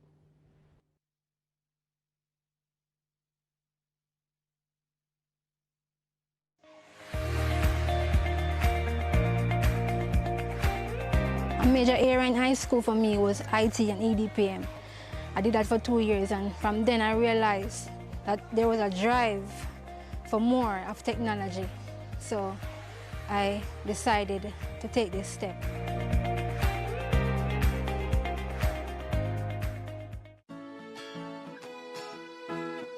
Crime is Jamaica's #1 threat. As we stay apart while working together to fight COVID-19, we must all live good and unite against crime and violence in Jamaica. Live good means talk it out, don't fight it out. We must live good to build a safe Jamaica. Stay home, stay safe, live good.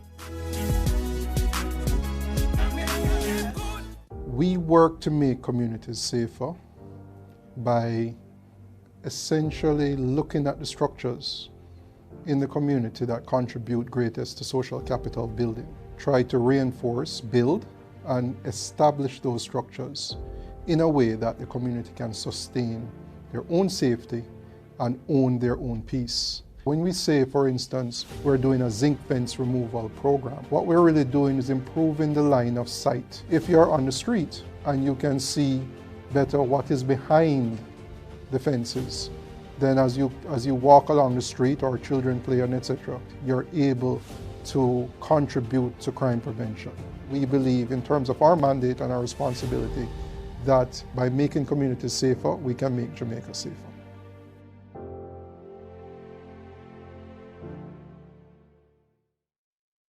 Here is a special parenting message brought to you by the National Family Planning Board, 5 Sylvan Avenue, Kingston 5. The way we treat our children directly impacts what they believe about themselves.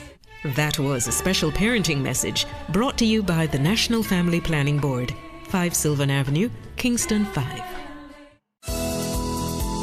Reduce your risk of viral illnesses like the flu and coronavirus. Wash your hands frequently with soap and water. Cover your nose and mouth when coughing with a tissue and dispose of it. Avoid close contact with anyone with the cold or flu-like symptoms. If you think you've been exposed to COVID-19, stay home. Self-isolate immediately and call 888-1-LOVE. That's 888-663-5683. A message from the Ministry of Health and Wellness.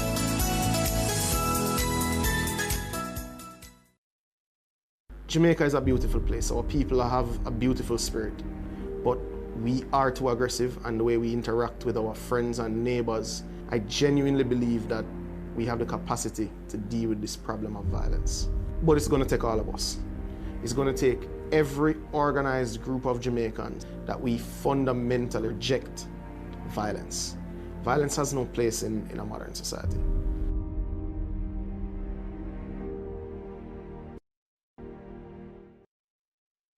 A time check for you, 7 minutes to 2, as we continue to get those results coming from our constituencies right across the country. So far, it has been a red wave, and in those constituencies, those ones to watch, they have all gone to the Barbados Labour Party. Those being some of those in that we were paying close attention to in St. Philip, those being St. Philip North and St. Philip West, and St. Michael Northwest has also gone the way of the Barbados Labour Party. In St. Michael, Marcia Cattle has overcome the challenge from Richard Seeley in that St. Michael constituency, but there are still some others to go, but the analysts are saying that those are expected to go the way of the Barbados Labour Party as well. So the projection right now is for another 30-0. We're still awaiting results from St. Michael South, also from St. Michael Southeast. Well, we got that already, where we know that Sandy Bradshaw has reclaimed the seat. We are also waiting for some other results from St. Michael West Central, where the incumbent is Ian Gooding Edgell of the Barbados Labour Party. So still a number of constituencies to go. As we get them, we will bring them to you. Of course, Sanka is still here with our team, and we will continue to have some interesting discussion as well. Over to you, Sanka. Thank you, Shane. 11 declared so far, officially declared so far. Clearly the trend, as Shane has pointed out, but the concern is the margin of victory is pretty big, and that should be a measure of concern to the Democratic Labour Party as well as to the third parties. Also a major concern as well is when you have to look at the message that it is sending to those parties. On the side of the Barbados Labour Party, it is quite clear that there is a message of, we have confidence in you. Barbados is safer with the BLP. That seems to be the message we're getting tonight. And I'll just bring back Dr. Bell. You're still on the line? Yes, yes. Good. So come right in. As I said, 12 declared so far.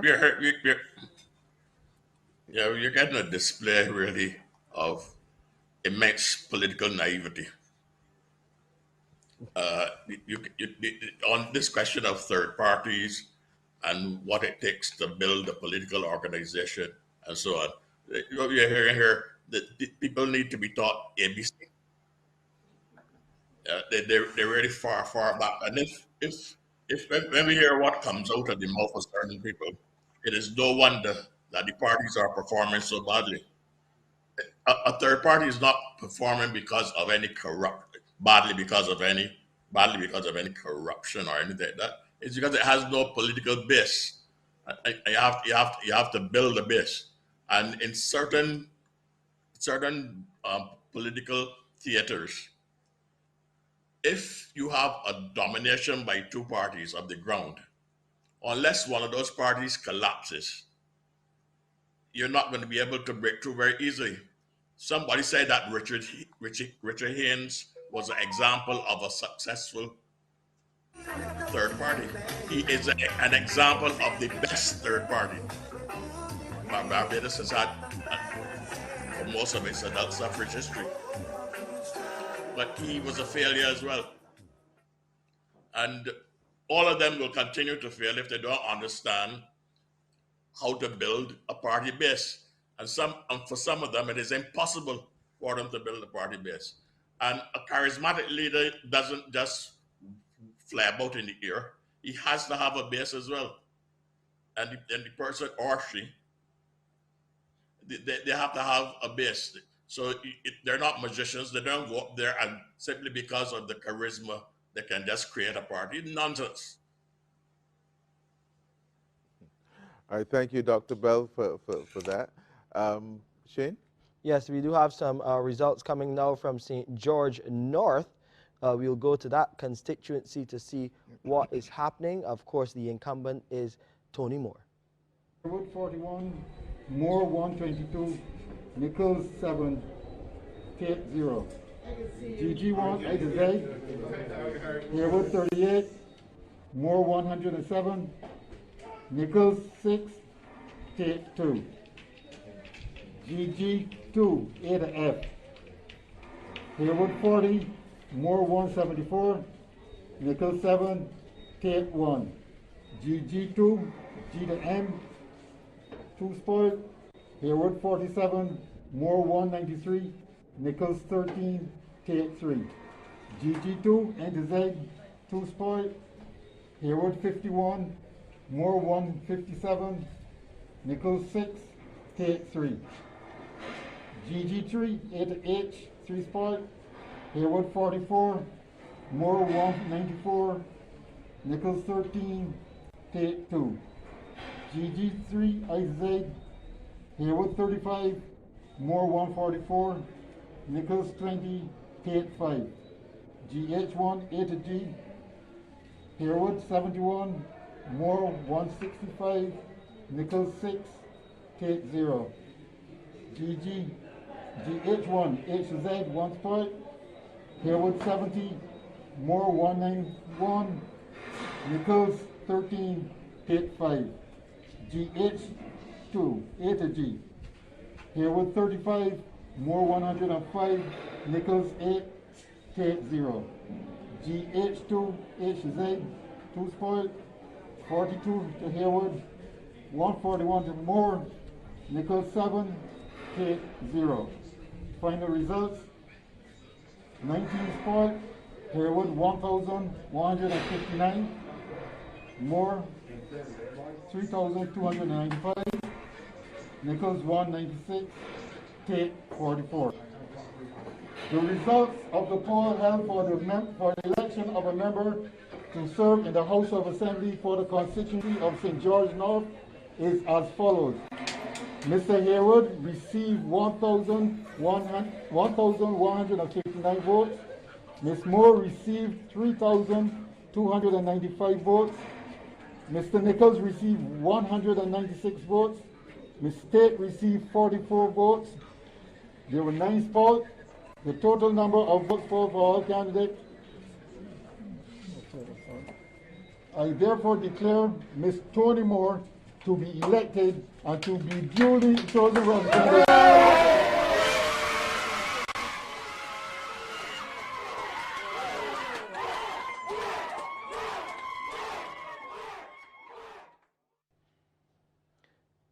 So the people there in St. George North want more of Tony Moore, the Barbados Workers Union General Secretary, returning as the MP for St. George North. Stanka.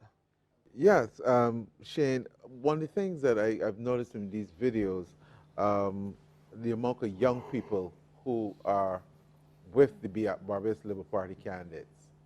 And clearly, there's something going on there. Again, is it because they're looking at their future, they see a future with the Barbados Labour Party? I don't know. What do you think, Hartley? Well, before we get to Hartley, because that should be an interesting response there about the youth vote, the young people who are now a big part of the electorate, let's go to St. Lucie now, where we have another declaration. My goodness. Box LE1 A to G is as follows. Ms. Verla de Pisa received 109 votes. Mr. Wayne Griffith received 6 votes. Mr. Peter Phillips received 116 votes. The number of votes polled for all candidates in polling box LE1 A to G was 231 votes. There were no spoiled votes. The result of polls of votes cast in polling box LE1 H to Z is as follows. Ms. Verla de Pisa received 104 votes. Mr. Wayne Griffith received 7 votes, and Mr. Peter Phillips received 100 votes. The total number of votes polled for all candidates in polling box LE1 H to Z was 211 votes. There were no spoiled ballots. The results of votes cast in polling box LE2 A to G is as follows. Ms. Verla de Pisa received 99 votes.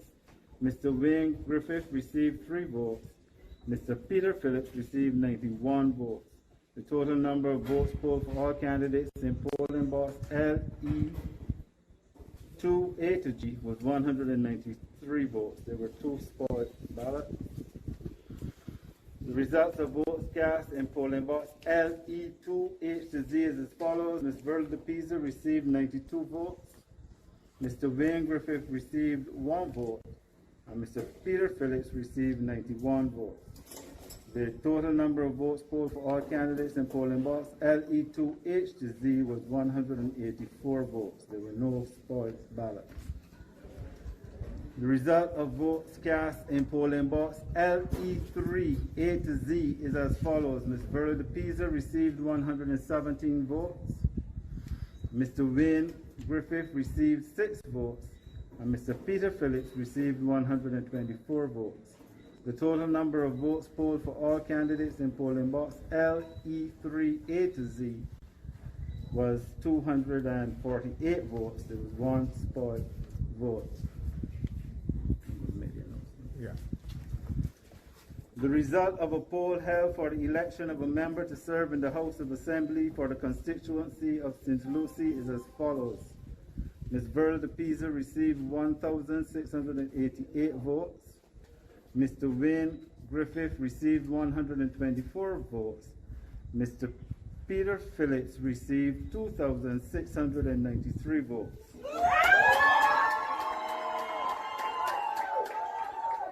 The total number of votes polled for all candidates was 4,505 votes. There were 19 spoiled ballots.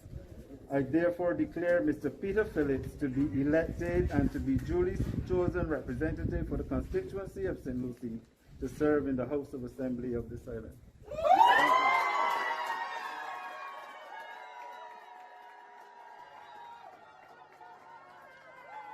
And it would be wonderful also to hear the candidate for St. Lucie, now the MP yet again, Peter Phillips, accepting the nod from the people of St. Lucie to represent them yet again.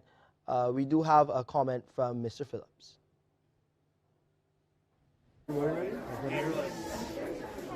Mr. Phillips, congratulations. You've done it again. What are your emotions right now?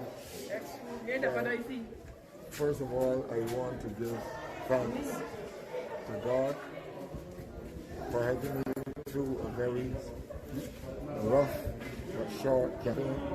I want to give thanks to my family.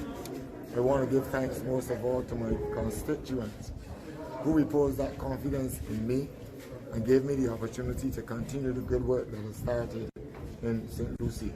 We've only just begun tonight to continue on that path which we set out 2.5 years ago. And I'm committed to this task. There's a lot to be done. There's a lot to gain.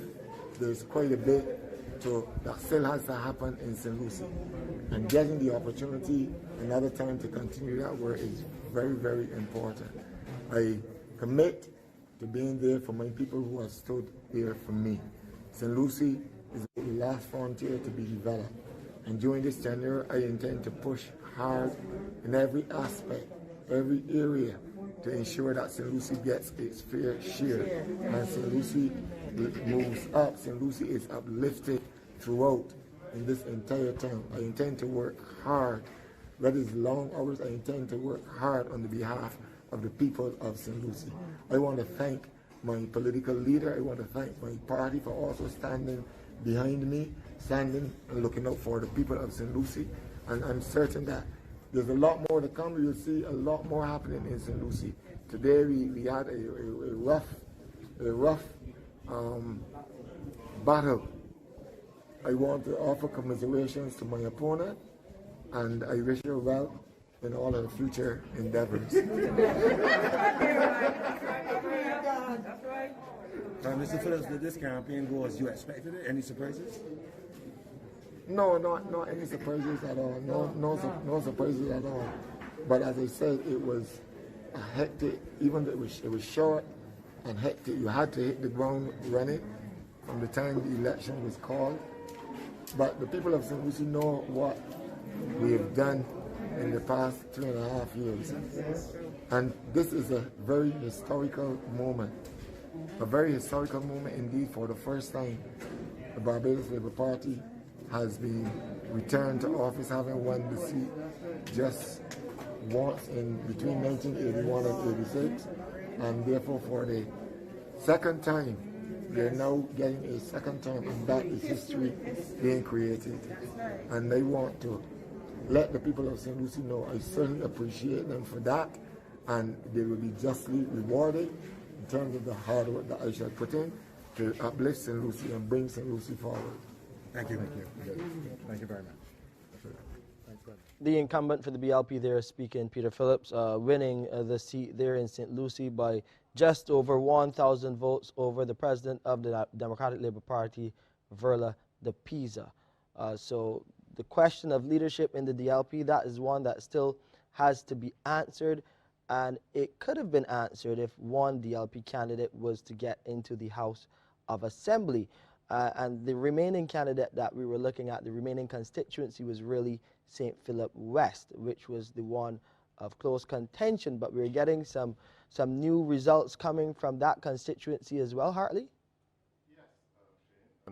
Yes, yeah, an official outcome of the St. Philip West contest, I have here solution SB 104 at 328. Dr. David Estwick, Democratic Labour Party, 2,140. And Kay McConney of the Barbados Labour Party, 2,580. Wow. Which essentially would mean that clearly, if the Barbados Labour Party takes St. Philip North and St. Philip West, it is almost impossible for Neil Marshall to be able to prevail. So essentially, we're looking at another red wash. Yes, without a doubt. And I think that this puts pay to it. I think there's a discussion now one has to have. It's not taking away anything from the victory of the Barbados Labour Party, but certainly the opposition in Barbados really need to go back to back and sit down and rethink exactly how they're going to become relevant in the 2020s. And as Dr. Bell said correctly, a political party is a serious entity. You're speaking about the lives of people, and to answer the question with respect to the young people of Barbados are very futuristic. They want to go forward. They want to be able to elevate themselves, and they see tremendous, they hope, they see a lot of promise and in Mayor Mottley and her team. And I think that I don't think that there can be any taken away from it. Mayor Mottley is the best hope for the young people of Barbados right now. And it is not surprising to me that they are rallying behind her. And the only particularly scary moment of this entire campaign, from a young person's perspective, I'm sure, would be her indication or her hinting the possibility of her stepping aside after 2 terms. That is something that I think also the party need to begin to speak to. And hopefully, in 4 or 5 years, she may hopefully have another, a change of heart in that regard. Because the Caribbean now needs, particularly coming out of COVID, the Caribbean need 2-3 leaders to emerge to take it forward. And this is going to be a 10-year program. It really can't be a game of tip-me-too. We need 2 other persons emerging around the Caribbean to work with Mayor Mottley in taking the Caribbean forward. And I think tonight is a glorious night, not only for Barbados, but for the Caribbean. And what we need now is to be able to build on this, form some alliances, and begin to look around and get the Caribbean back into a position now of progressive policy making and taking our people forward. So I think this is a great night. And I think it is, the people of Barbados have spoken, as I said. There's one Barbados, and the people of Barbados have spoken with one voice. Well, we have some more results coming in to us here, to our center here, as we look at Barbados Decides 2022, and they're deciding as we speak. Our Lisa Lord is in St. Andrew. Let's go over to her to see what is happening there. 9 Ali 116. Total number of votes polled for all the candidates was 4,282. I therefore declare Mr. Springer to be.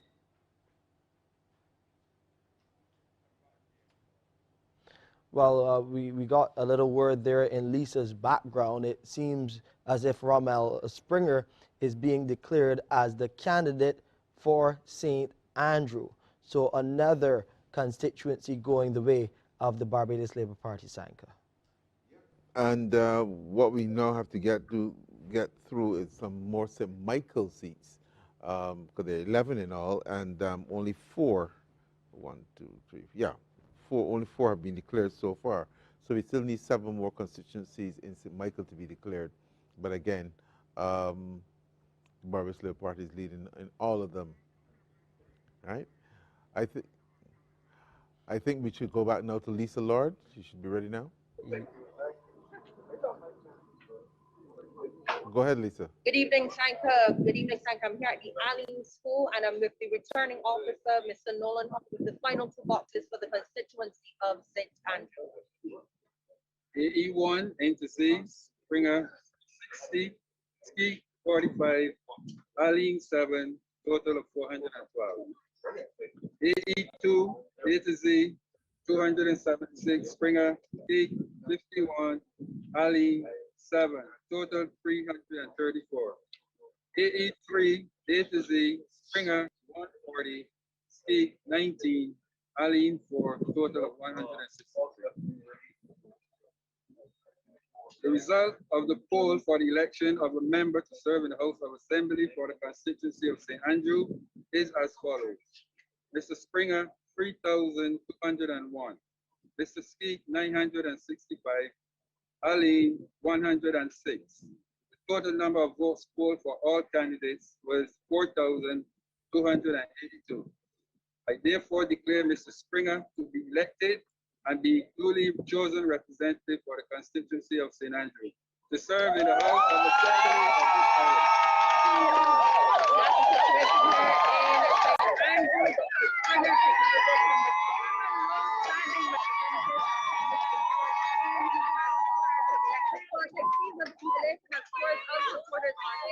I'll ask Ms. Dr. Springer to come in and say a few words. Dr. Springer, how do you feel as a first timer winning at the door? I feel really good.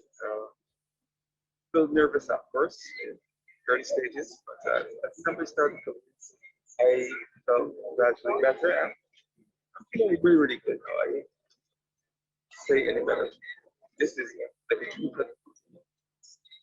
Never say something word, and it's a direct result of very hard work, dedication, and as well as basic timing.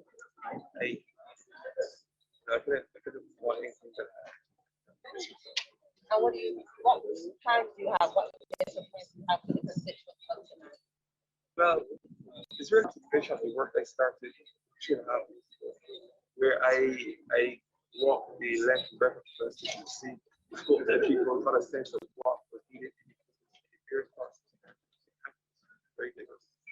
I mean, there are some certain things that transcend the entire constituency. Great boys, because we know people who are interested in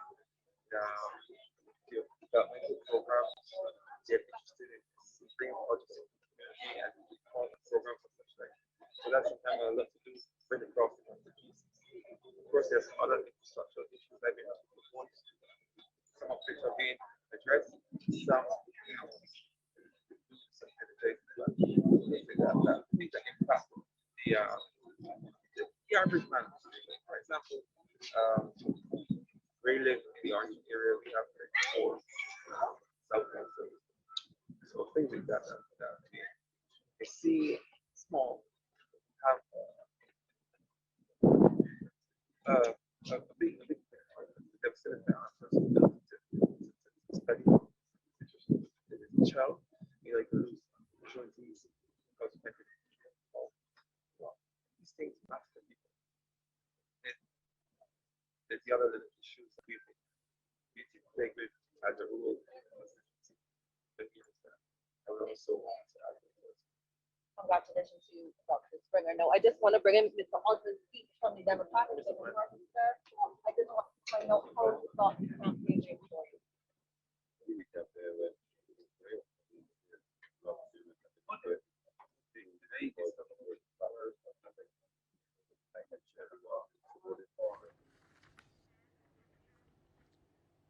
Well, you heard the result there. Rommel Springer, the BLP candidate for St. Andrew, now the Member of Parliament for St. Andrew. So congrats to Rommel on now assuming that role. Let's go over quickly. Thank you. You were speaking about those St. Michael seats. We have a result from St. Michael Central. Ian Bourne is there. Let's go to him now. St. Michael Central voting. Mr. Ackley polled 27 votes in box MD2 A to Z. Mr. Holder 148. Mr. Cox 41. And Mr. Toussaint 4. A total of 220 votes were cast in that box. In MD1 I to Z, Mr. Ackley posted 25 votes. Mr. Cox polled 35. Mr. Holder 136. Mr. Toussaint 1. 3 votes were spoiled, which will give us a total of 200 cast in that box. MD1 A to H, Mr. Ackley polled 45 votes. Mr. Holder polled 171. Mr. Cox 63. And Mr. Toussaint 3. 1 vote was spoiled, total 283. H to Z, Ms. Atherley Paul, 12 votes. Mr. Cox, 65 votes. Mr. Holder, 182 votes. Mr. Toussaint, 2 votes. 1 vote was rejected. Total of 262 votes were cast in that box. At the end,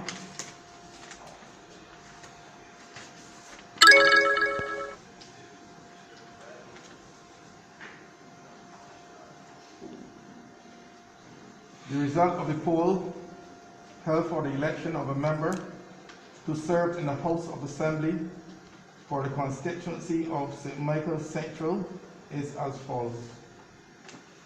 Mr. Atherley polled 267 votes. Mr. Cox, 670 votes.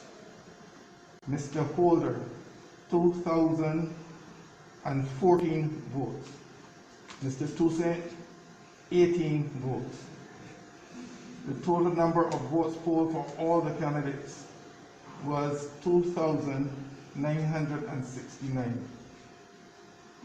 I therefore declare Mr. Holder to be the elected and to be duly chosen representative for the constituency of St. Michael Central to serve in the House of Assembly of this island.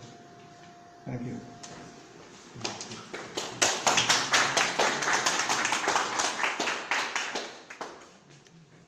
All right, Mr. Secretary, just tell us your thoughts at this moment. First, I want to give thanks to the Almighty, for without Him I could not have done this, and with Him all things are possible. I also want to thank wholeheartedly the good people of the constituency of St. Michael Central for reposing their confidence in me once again. I also want to give kudos to my management team who worked hard, assiduously to ensure that I do it again. And I want to thank the canvassers, all persons who worked closely with me to ensure that I return victorious. And finally, I want to thank my family because they were there for me, and without them, I could not have done it. Okay. And basically, we are seeing 2,900 votes. That's 1,000 shy of what was the last 3 years, around 4,000 votes. Any concerns there? No, that could be attributed to the COVID-19 pandemic. I think it is clear that that would have caused the decline in the votes. Okay. And what's your plans for the rest of the night, sir? To go to my constituency, enjoy the moment, relax, speak, enjoy my family, then go to party headquarters and be there with my colleagues and my Prime Minister. Okay. Thank you. Anything anybody want to add? Why do you think Bishop Atherley would have switched to try to compete against you? As I said initially, and I will say it again, sir, I have no concerns about any opponents. I come to represent the constituents. I have nothing to say about opponents. What they do is their business, it's not mine. None whatsoever. So Arthur Holder, there, the man for St. Michael Central, making it clear that he is there for the people of that constituency, and that is what he will continue to do to serve them, and they have elected him yet again to be the man for St. Michael Central. We're still expecting a number of other St. Michael seats to come in shortly.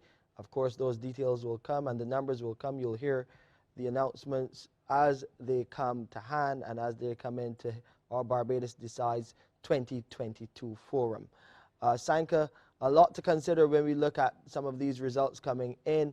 The Barbados Labour Party, in most cases, the margin is well over 1,000 votes over the Democratic Labour Party. And we will talk a bit more about that when we come back from this break.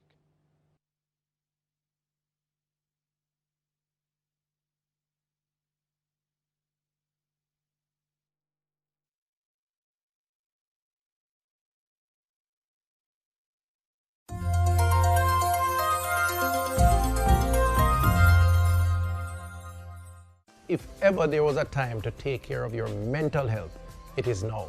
Now, when your physical health so clearly impacts your emotional health.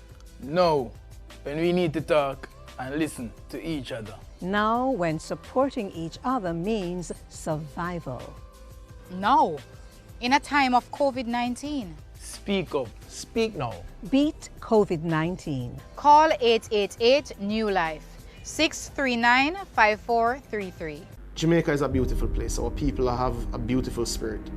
But we are too aggressive, and the way we interact with our friends and neighbors, I genuinely believe that we have the capacity to deal with this problem of violence. But it's going to take all of us. It's going to take every organized group of Jamaicans that we fundamentally reject violence. Violence has no place in a modern society.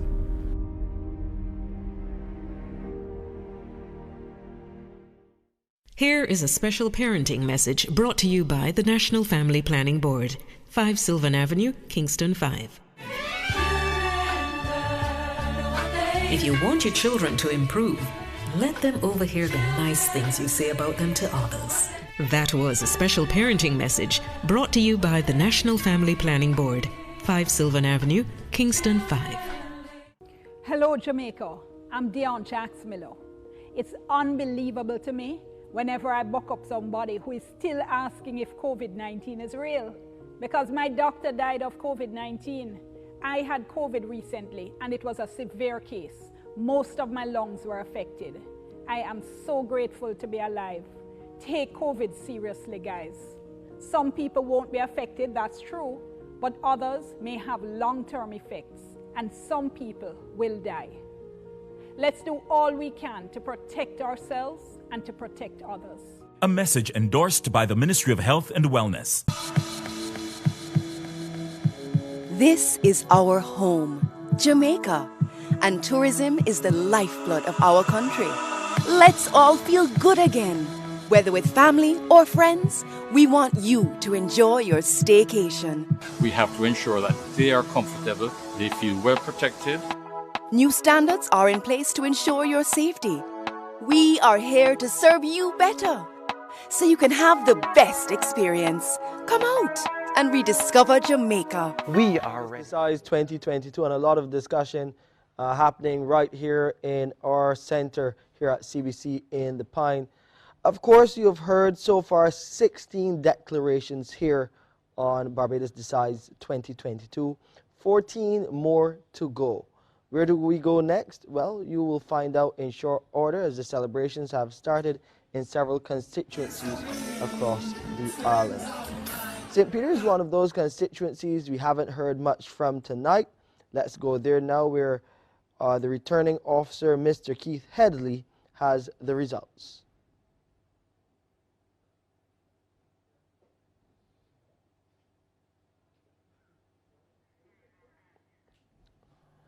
So as those results come into us here, the rest of the seats, the other 14 seats, it's expected that they will go the way of the Barbados Labour Party, because those close calls, those ones that were considered the ones to watch, the Kay McConney seat, well, she's now taken that seat, the St. Philip seats really, and then St. Michael Northwest, they have all gone the way of the Barbados Labour Party. What happens with the rest? Are there any other close calls?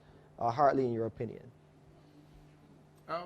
No, I'm not seeing. Basically, I think that the St. Philip South, obviously, because of the hold up with the diplomatic box. But realistically, when you look at the message that was sent by Barbadians, I don't see any other constituency being able to prevail with this level of steadfastness to the incumbent.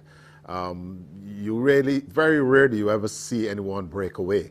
So I think that even though we have to await the official declarations, it is really nigh impossible for any one of the undeclared seats to buck the trend, as it were, that we are seeing.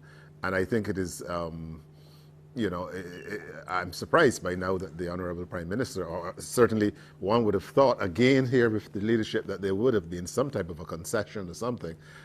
You know, you're not saying that. You've not seen a Democratic Labour Party presence for the entire evening. That is not the behaviour of a mature, a mature political party at all. Because we need to have, for there to be a winner, there must be a loser, and someone need to, you know, acknowledge, you know, the will of the people. And that is the level of, that is unfortunately where we are. I mean, those of us who have been around politics long enough can recall Errol Barrow conceding in 1976. Yes. You know, we can recall Sir Harold St. John conceding, in 1986. So I'm just finding now that we are really going backward to some extent as a people as far as our politics are concerned. And I really think that the Democratic Labour Party can do better and must do better in a situation such as this, because there's no reason why someone shouldn't come and graciously, you know, concede defeat and let everyone go home and rest. You know, it's a hold out now for what? What are we holding out for? I just find it is very unbecoming now, and these are the things that I think are frustrating Barbadians. My concern, though, is that now that the Barbados Labour Party has won the election, because all over Bardi shouting, the awesome responsibility that they have, because with the public firmly behind them, they now have to deliver. The last 3.5 years were extremely tough. The way forward, we know it's going to be extremely tough as well. And the question is, can they really deliver on the promises that they would have put there in the manifesto? I don't know if we can develop it before you come again, but Shane? Well, I have some more results that will take the tally from 16 to 18. We have the other two St. James seats. Those are St. James South and St. James Central. Let's start in the South, where Sandra Husbands has been doing battle against Ronnie Yearwood. Sandra Husbands, she has received 2,879 votes. Ronnie Yearwood for the DLP, 1,633. So Sandra Husbands returns as the MP for St. James South. And so too does Kerry Simmons. He has received 2,421 votes to Paul Gibson's 911. There were two other candidates in the race, Erskine Aline with 64 votes and Joseph Jordan, 50 votes. So Kerry Simmons returns as the MP for St. James Central, Sanka. Hello? As expected, and that was really expected. In fact, also St. James South, but I wouldn't speak of St. James South with Liz Thompson present because she won it twice. So Liz, tell us about St. James South and your expectations of Sandra's performance. I think I won it 3 times. I don't remember now. This is a really interesting result. I want to congratulate Sandra and her team. I think that this is one of the young people in the Democratic Labour Party who the country was watching and whom it was felt had a tremendous amount of promise. He has now been soundly beaten. It will be interesting to see what happens. I will refrain from making any negative comments about him, even though I have a perspective. But it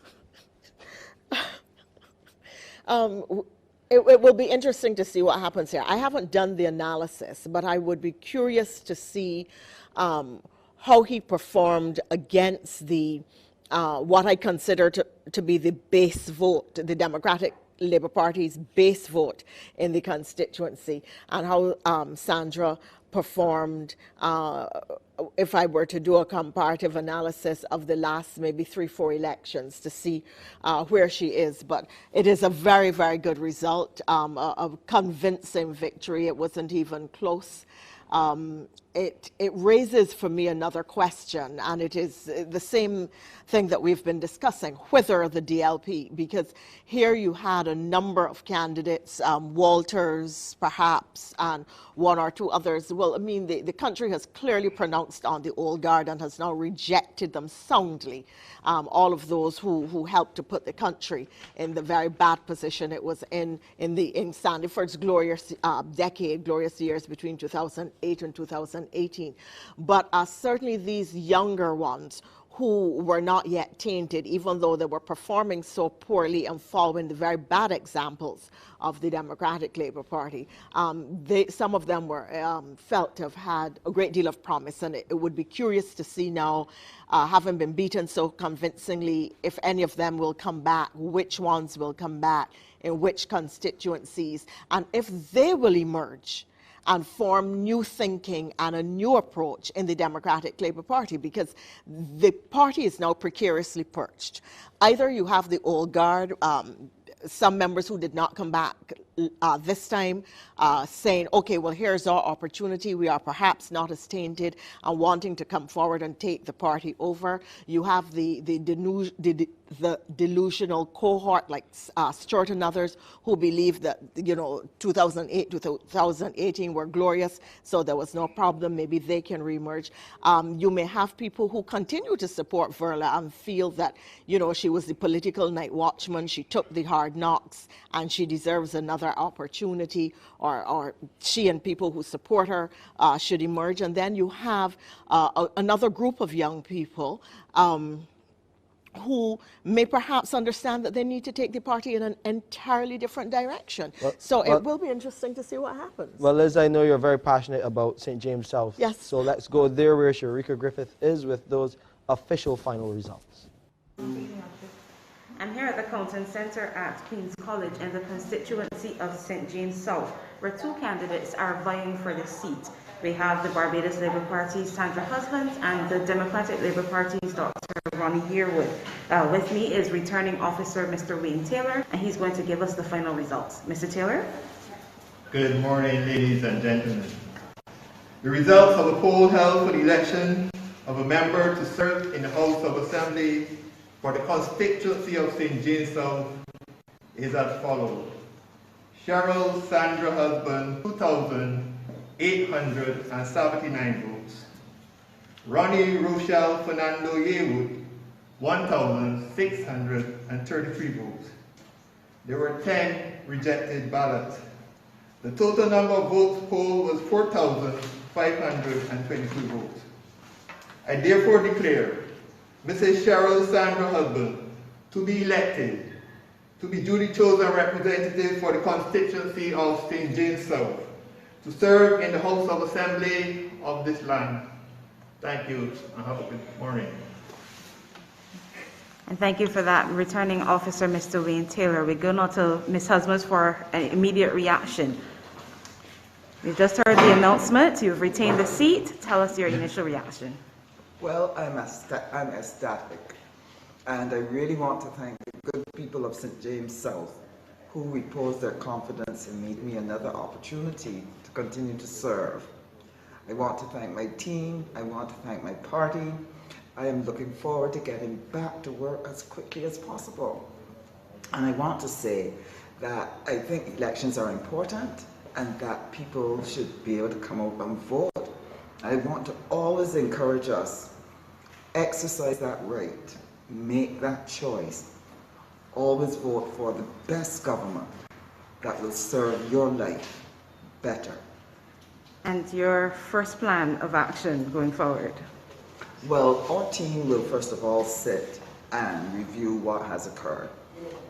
Not only in terms of the election, but we want to look back at a number of things that we wanted to do and COVID made it impossible. As a government, we're trying to see how we can live with COVID and still continue to get things done. So there are a number of things across the constituency that we need to do. Of greatest urgency is the reading program and the homework support program that we want to do. with our children, because some of them would have fallen behind because of COVID and the online situations and their situations not always being conducive. We also have a strong environmental program where we designed an exercise park, where we have looked at recycling, and we want to work with our communities. We have people who want to beautify the gullies and to make St. James South someplace that is absolutely beautiful. But top priority is jobs.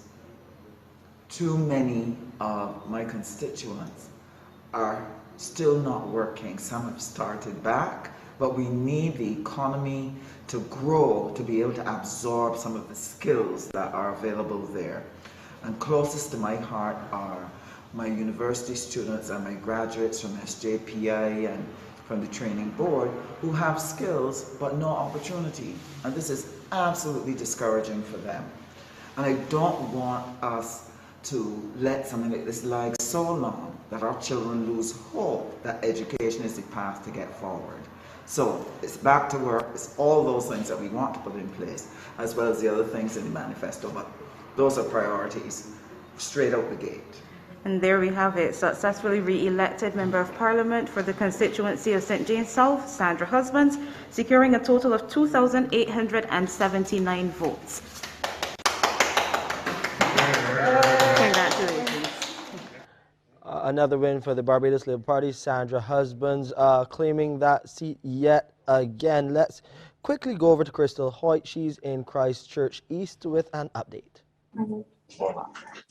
Shane, I'm at St. Christopher's Primary School in Christchurch East, and returning officer Ms. Nicole Nurse has the final results for this constituency.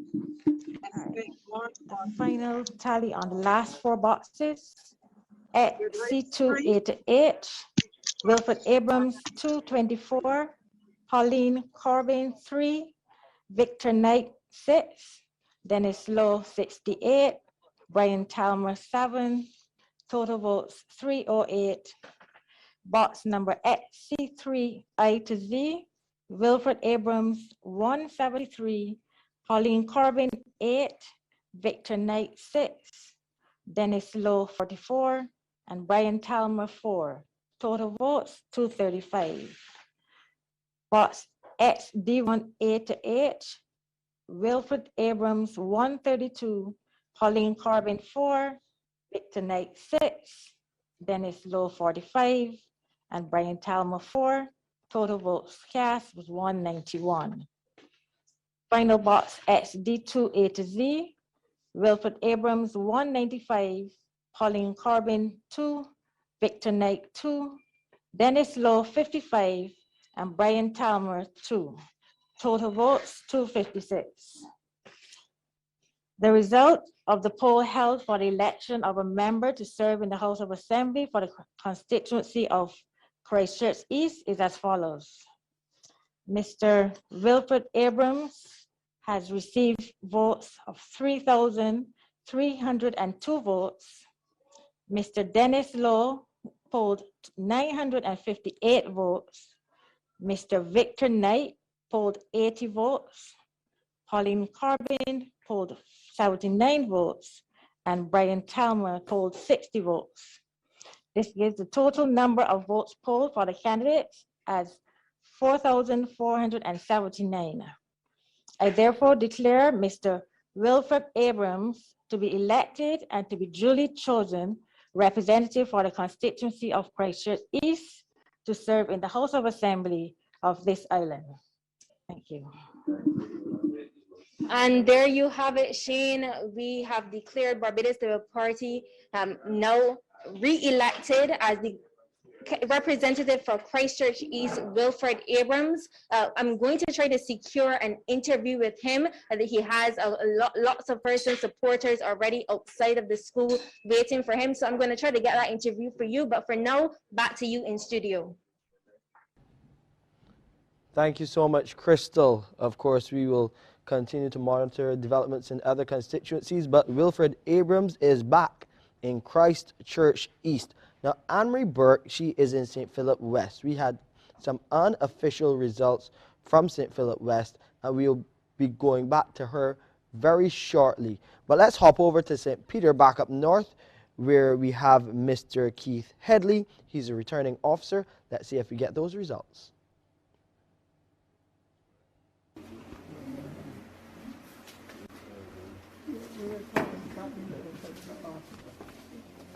The result of the poll held for the election of a member to serve in the House of Assembly for the constituency of St. Peter is as follows. Mr. Alvin Bob, 855 votes.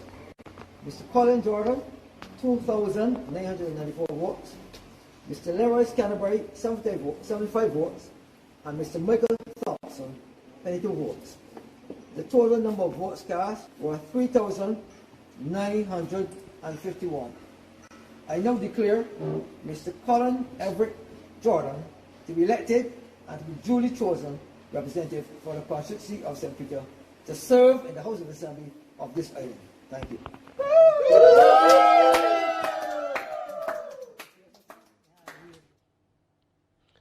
Another win for another BLP candidate. This time it is in St. Peter with Colin Jordan. Sanka, we're getting the same trend continuing across the country. We expect that the other seats to come will be much of the same. Most of them are BLP strongholds now, but we will still await the official results. Yes, Shane.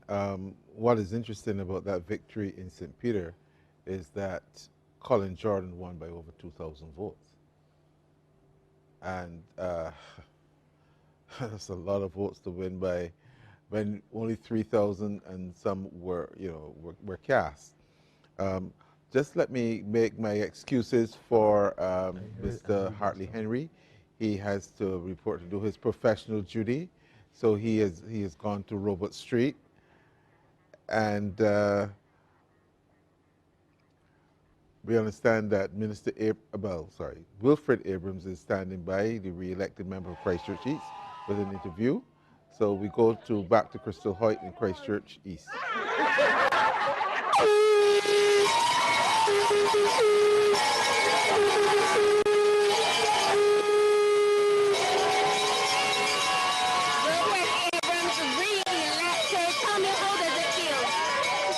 It feels fantastic.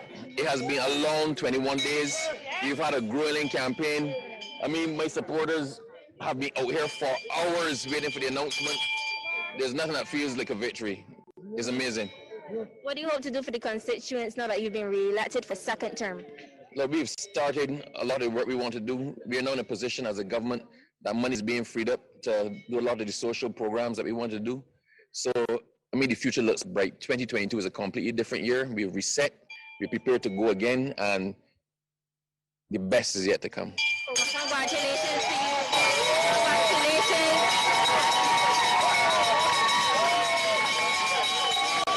And there you have it. That is Christchurch East.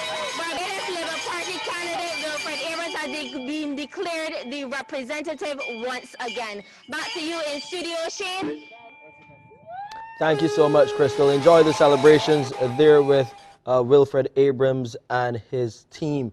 One thing about Wilfred, the PR communication with that constituency, I see it popping up in my Instagram feed regularly. And while he has been the MP for the area, you always saw that presence with him in the constituency popping up on social media, Sanka. It's something that the Barbados Labour Party, well, you have the candidate, now MP again, Wilfred Abrams, but by extension, the Barbados Labour Party has been able to do so well. Yeah, again, that's why I mentioned about the youth vote. The fact that young people involved, and their medium of communication is social media, and they use it heavily.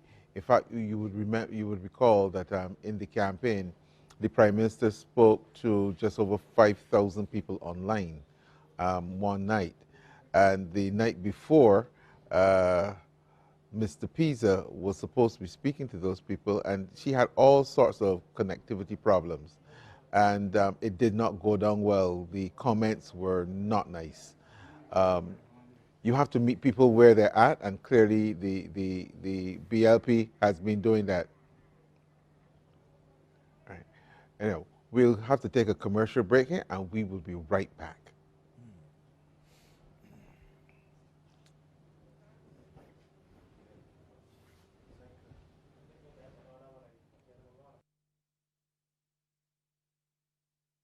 Barbados Decides. Coverage of the 2022 general elections on the stations of the CBC is sponsored by Amaze Inc. Come in and be amazed. We have what you need. Cooperators General Insurance Company Limited. You are not just a policyholder, you are an owner. Great Health Works. Agents for Omega XL. Sleep Right. For the rest of your life, sleep right. The mattress professional for sleep. Lavada's Laundry Inc. Lavada's unmatched professional services. ProSecure Distributors Limited. The place for professional people. Career Development Institute. Empowering people, changing lives. Julie's Bridal Gowns. Julie's Bridal Rentals. One call does it all. Pedialyte. Live hydrated. And Glucerna. Live every moment.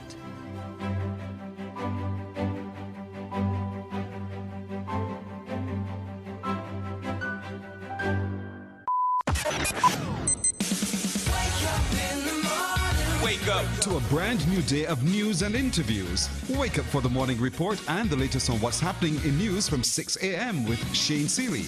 Then join me, Pearson, and see ourselves celebrating who we are when Morning Barbados starts at 6:30. So wake up with us Monday to Friday in the morning.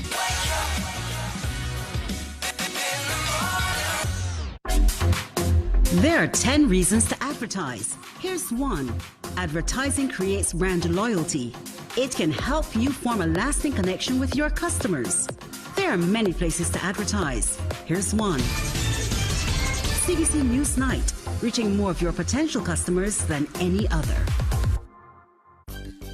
Stay informed with the news. Team CBC is on the job, making sure you get accurate and complete coverage in the midday. Hi, I'm Lisa Broom, and this is Newsday.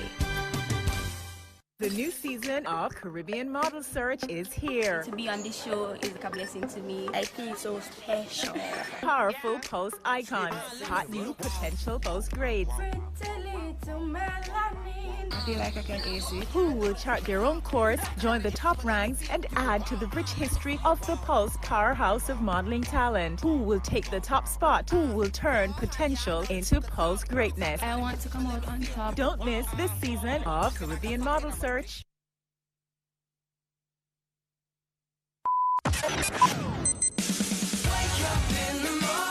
Wake up to a brand new day of news and interviews. Wake up for the morning report and the latest on what's happening in news from 6 a.m. with Shane Seeley. Then join me, Pearson, and see ourselves celebrating who we are when Morning Barbados starts at 6:30. So wake up with us Monday to Friday in the morning.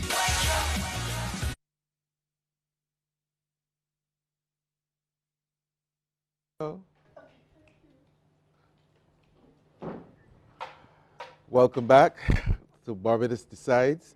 Of course, we have about 21 seats officially declared, and we've of course lost a couple of guests. Mr. Trevor Seeley from AP, he had to go. Also, Mr. Pearson Leacock, he is going to support his leader, he said, and we should hear from Mr. Pisa at some point. He also indicated. Earlier, Mr. Henry had to go. He's going to Roebuck Street, where he has a professional commitment. And my understanding is that Prime Minister Mottley will speak to the nation sometime within the next 15 to 20 minutes or so. We know that in Bridgetown, there is a sea of red, a lot of celebration reminiscent of 2018, and we expect the crowd is going to grow and grow and grow because there is this sense of, well, use the word Again, celebration. People are happy. They have re-elected the government that they want, and they are demonstrating that. There was a point that I wanted to raise earlier, and I'll see if I can get it in here now. Looking at the responsibility and the burden that will be placed on the government, because having got this this massive mandate from the public, clearly they have to deliver. And Liz, how will they do that?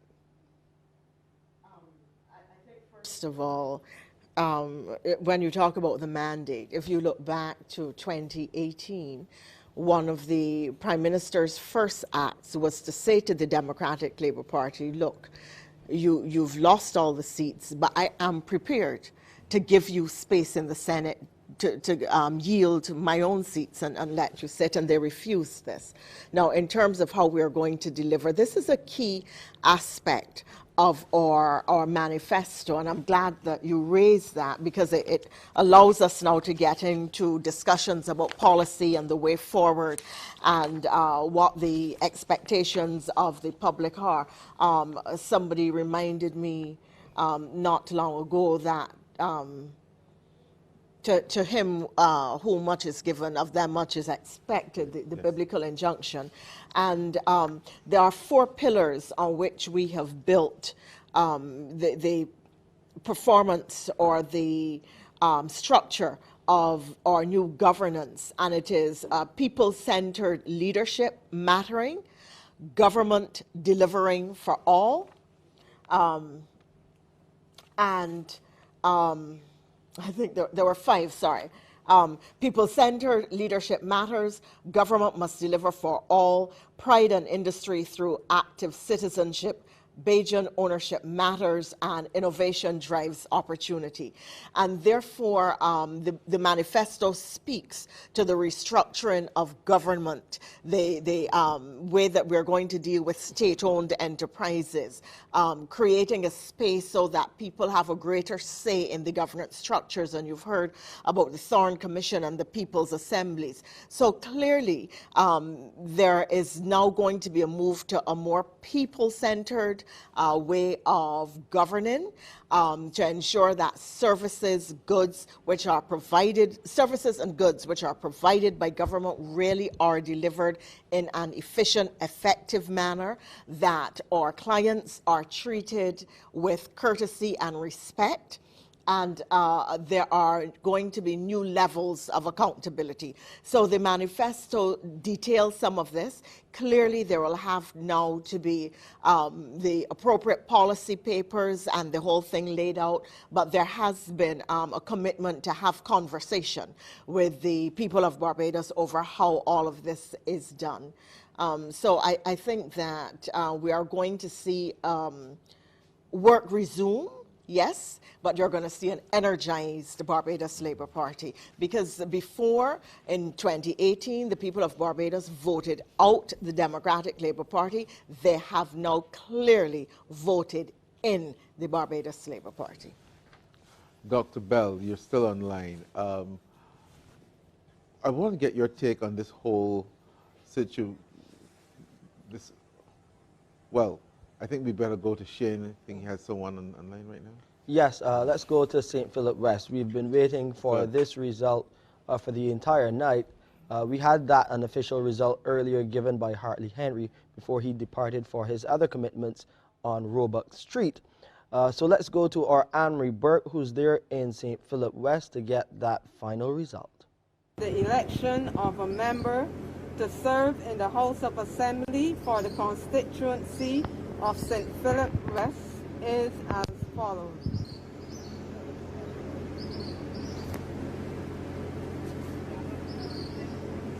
Eastman, 328 votes. Estwick, 2,140. Goodrich, 104. Makoni, 2,580.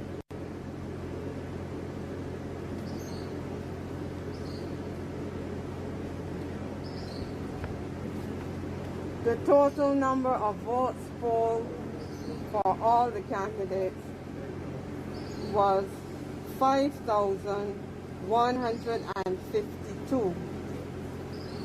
Spark votes 15. I therefore declare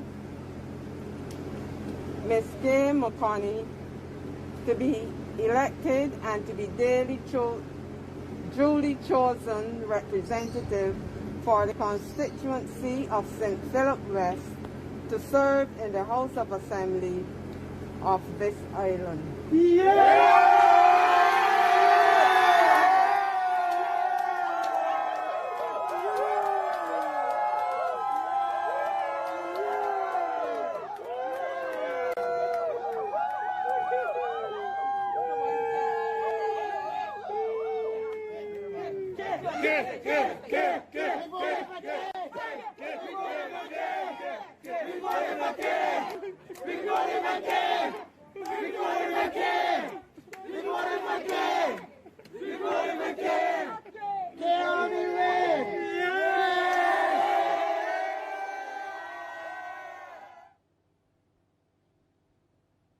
Jubilation among the people of St. Philip West. They're the supporters of Kay McConney, who is now the MP for St. Philip West.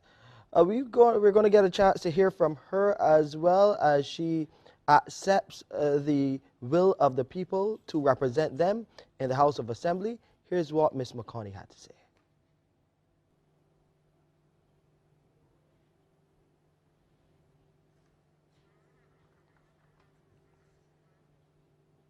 Okay, well, we'll get Kay McConney's acceptance speech as the MP for that constituency ready for you. But let's go now to DLP headquarters, where we have our Lisa Broom, and she'll be speaking to the leader, the president of the Democratic Labour Party, Verla De Pisa. President De Pisa, what were your words after tonight's result? Well, first of all, the Democratic Labour Party will concede, as we must. Our concern is that the voter turnout continues to be depressed, and I do believe that we will take a serious look at that going forward as to how we reclaim the confidence of our people in the process of democracy. Outside of that, as far as our team is concerned, we will regroup. We will decide, not tonight, but sometime in the future, what it is that we are doing, and we will communicate with you in relation to that. But congratulations to the Barbados Labour Party for the victory. Some people will say that this is a deciding vote, if you will, on your leadership of the party. What say you? Well, as I said, we will make those decisions at some future stage. I do believe that, for me personally, the rest can speak for themselves. I am proud of what I have accomplished along with them for the Democratic Labour Party, and we will make those determinations in the future, but not tonight. Okay. Are there any concerns about today's voting process? They're as they were before the election. That is that it was a reckless time to call an election. The depressed voter turnout continues to be worrisome, and we do have to look for ways to address that before we find ourselves in a position where we've lost our democracy without intending it. And what have you been hearing from some of your party supporters? To be honest, my candidates are the ones with whom I've had the most contact tonight, as we were calling each other to make sure that we were going to be here, because that was important. And of course with my St. Lucie family, because we were having our own election watch at the campaign house. They're of course disappointed in the result, but pleased with the showing that we had generally in terms of the presentation of our candidates, the quality platform, the stellar manifesto that met with the approval of the economists, because of course there were some who were criticizing and saying that we had no economic depth, and yet we were able to produce a manifesto that was sound. That the conversation with the party faithful will happen. As I said, it won't be tonight, clearly, but we will meet shortly. Thank you. Thanks so much. Our Lisa Broom there speaking to the president of the Democratic Labour Party, Verla de Pisa, after her concession of this general elections to the Barbados Labour Party. And we'll have reaction to that from our panel when we return. We'll take a few commercials in and return to Barbados Decides 2022.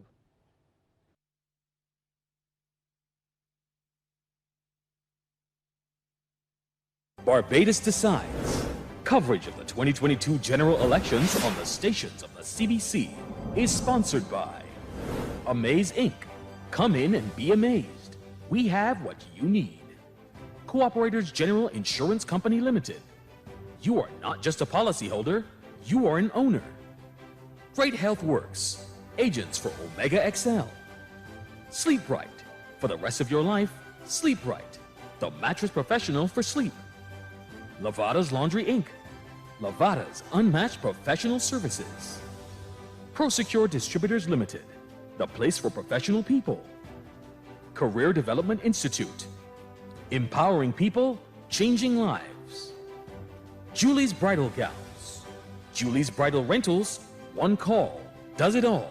Pedialyte. Live hydrated. And Glucerna. Live every moment.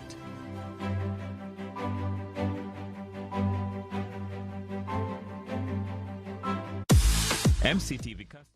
Hello, Jamaica. I'm Dion Jax Miller.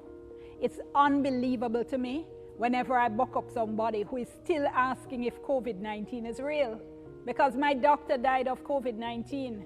I had COVID recently, and it was a severe case. Most of my lungs were affected. I am so grateful to be alive. Take COVID seriously, guys. Some people won't be affected, that's true, but others may have long-term effects, and some people will die. Let's do all we can to protect ourselves and to protect others.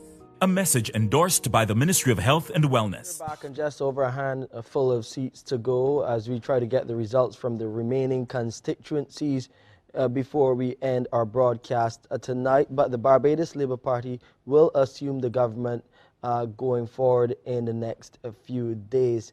You just heard the concession speech from the DLP president, that's Verla de Pisa. So we'll get some reaction to that now from our panel. Sanka, she had a lot to say there in that speech. I mean, it's a lot of what we expected, really, but a few complaints about the low voter turnout, the depressed voter turnout, and calling the election during what is a pandemic. Of course, Omicron continues to spread across Barbados, but Barbadians still turned out in their numbers and convincingly voted for the Barbados Labour Party. What she said was expected. There's nothing new there. What I think is going to be interesting is what the actual voter turnout is. Because when you look at the results so far, it suggests to me that voter turnout would be over 50%. I don't have all the figures to hand, obviously, to do a proper analysis, but it looks that way based on the results, given the margin of victory. What I would like to hear, what I wanted to hear from her, but rather from the reporters asking her, about her future, because she's lost 3 straight polls.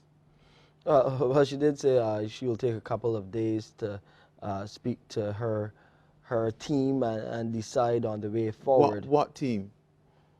You know, I mean, let's get real here.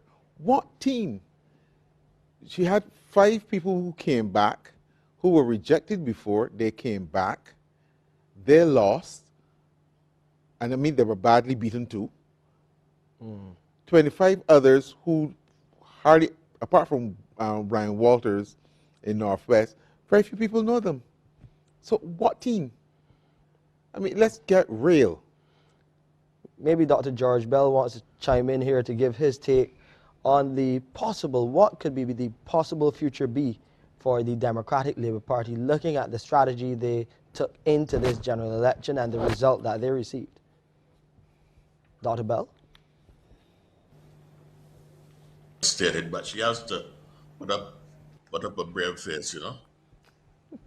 And I think that what it will tell them is to go back to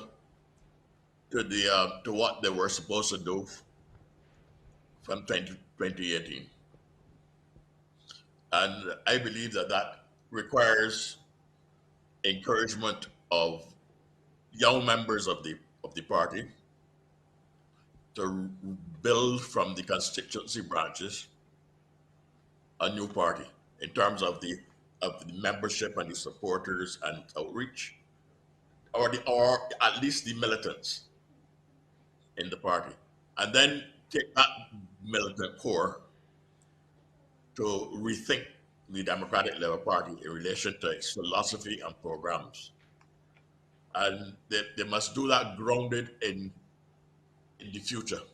In that, just as the Barbados Labour Party has dealt with the development and transformation and the possible shift globally in the paradigm for development and transformation, the Democratic Labour Party has to get on board with that and help Barbados to come out of the devastation that they caused and what has happened since then, the repairing of the country and the unfortunate suffering of the COVID and so on, which has put us in another hole. And then you're reaching out again to the region, because some of the economic solutions I feel of Barbados are going to rest in a rebirth of regionalism.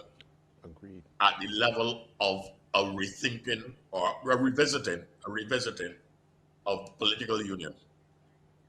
And you're going to only be able to do that with the young people see their future in that as well. And they will have to build bridges to the various islands and territories across the region.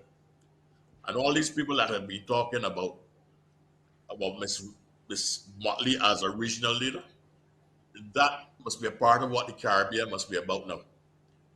And the Democratic Labour Party has to come on board in that direction as well. You can have differences and opposition within that paradigm, but that is the paradigm of the future, and one that takes into account green economies and blue economies and climate change and all of that stuff, and new energy.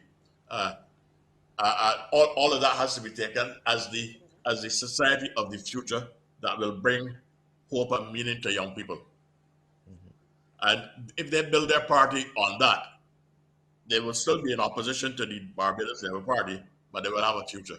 If they continue to act as some clones of some past that they're referring to and trying to claim that was glorious, and especially the period when they have so devastated Barbados, and they've done it twice now, you know. They did it in the 90s, and then now they've done, and they did it in the beginning of between 2008 and 2018. So they have to realize that they have to rip themselves out of that. Yeah. And I think the only people that can do that are the young people. Yeah. They have to have confidence in the young people in the party. Mm-hmm. And there's some of them with that potential who ran in this election. Yeah, well, let's say the fellow, Mark Stewart, that was put in the city. He had no right being put in any city. Again, they can take the fellows from the Northwest. But there are people that I know are also in the background who did not want to come in to a political battle 3 or even 5 years after that massive defeat that they had last time. So they've got a breather here now. And they've seen the party crash absolutely twice to ground zero. They have to build it from the base now, and they have to build it with new and young energy. Let's go to St. Michael West, Sanka. We have another declaration there. Our reporter is standing by to give us the update. Good evening. My name is Miss Linda Phillips, returning officer for St. Michael West. And here are your results for the poll today. The results of the poll held for the election of a member to serve in the House of Assembly for the constituency of St. Michael West is as follows. Mr. Christopher Daniel Leon Gibbs, 2,434 votes. Ms. Patsy Maureen Nurse, 439 votes. Mr. Ricardo Carlisle Williams, 439 votes. Victorine Roberta Wilson, 44 votes. The total number of votes polled for all the candidates was 3,054. I therefore declare Mr. Christopher Daniel Leon Gibbs to be elected and to be duly chosen to representative for the constituency of St. Michael West, serve in the House of Assembly of this island. Good evening all. And this is an interesting result. Congrats to Chris Gibbs coming to the polls for the first time and winning there in St. Michael West. But when you have, Sanka, that the DLP candidate and the third-party candidate, they're getting the same number of votes, there must be cause for concern, a big cause for concern. And another thing that was mentioned by Verla de Pisa that I think that we need to unpack was the manifesto and these claims that independent economists haven't seen anything wrong with their policies in this manifesto. And maybe it's a question that we can have our panel answer, especially Grenville Phillips, where that is his area of expertise. Yes. Well, we haven't actually seen their economic plan. That's a concern. I think, and again, I have to be very careful, even supposing to give them advice, but I will try and do so. There is a reason why so many political parties developed to run against the Democratic Labour Party, because they had made themselves very offensive to the people of Barbados. And that seems to be how things go back and forth. One party is in, they continue, they become very arrogant, and then they make themselves very offensive to the people of Barbados, and therefore they then vote in another party. And that's how it was with the BLP and the DLP for the past 55 years. They don't just get rid of a party because they're happy with them. They get rid of the party and they vote in another party because they are unhappy with them. The problem I see for third parties is how do you get in there? As I said, Solutions Barbados wasn't initially trying to get in there at all. We just wanted to be heard. They wouldn't hear us, so we formed a party. But here's a critical thing. In the current administration, we keep hearing about these, even as Ambassador Thompson talked about it, these conversations that need to be had. But yet when you try to have the conversations, you're told, well, discussing it, you go to court. We argue these things in court. And then you try to go to court, and then they try to get the thing dismissed. So you never get the thing resolved, you never get to discuss or talk about the thing, the merits of anything. So this is a frustrating thing. And it's eventually gonna build and cause even the current administration to become offensive then to the people, and then there'll be another switch. And that could be avoided simply through having the discussions and the conversations that are proposed. Well, from some of the conversations on the ground, Sanka, and you would have heard them in some of the constituencies, you would believe in some quarters that was happening already, but the vote clearly shows that that is not the case, at least not yet. Agreed. Very true. I don't want to develop that point. I just want to take you back because I saw Kay McConney there on the screen. And Dr. Eswick, he performed the best of all the Democratic Labour Party candidates. He he scored over 2,000 votes, 2,140 to be precise. Now, you have to remember that St. Philip West and St. John are the two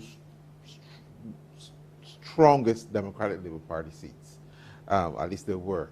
The fact that Dr. Eswick lost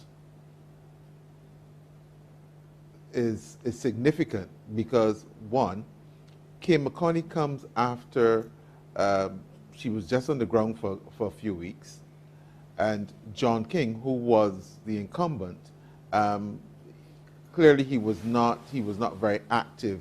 He was not as active as he could have been within the constituency, and then he withdrew, and Kay McConney filled the breach. But yet, the Barbados Labour Party still won by over 400 votes.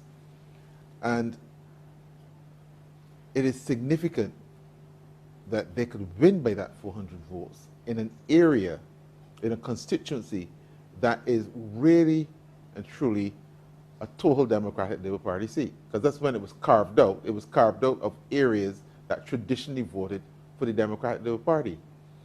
So what we are seeing here is not just a 30 love victory. We are really seeing a shift away from, or put another way, a shift towards the Barbados Labour Party. Liz, would you like to comment on that? We're seeing Dwight. Well, Dwight, yeah, but as I said. Well, I said earlier that I shift think towards the Barbados Labour Party. That the last election was clearly the country deciding that they wanted to be rid of the Democratic Labour Party.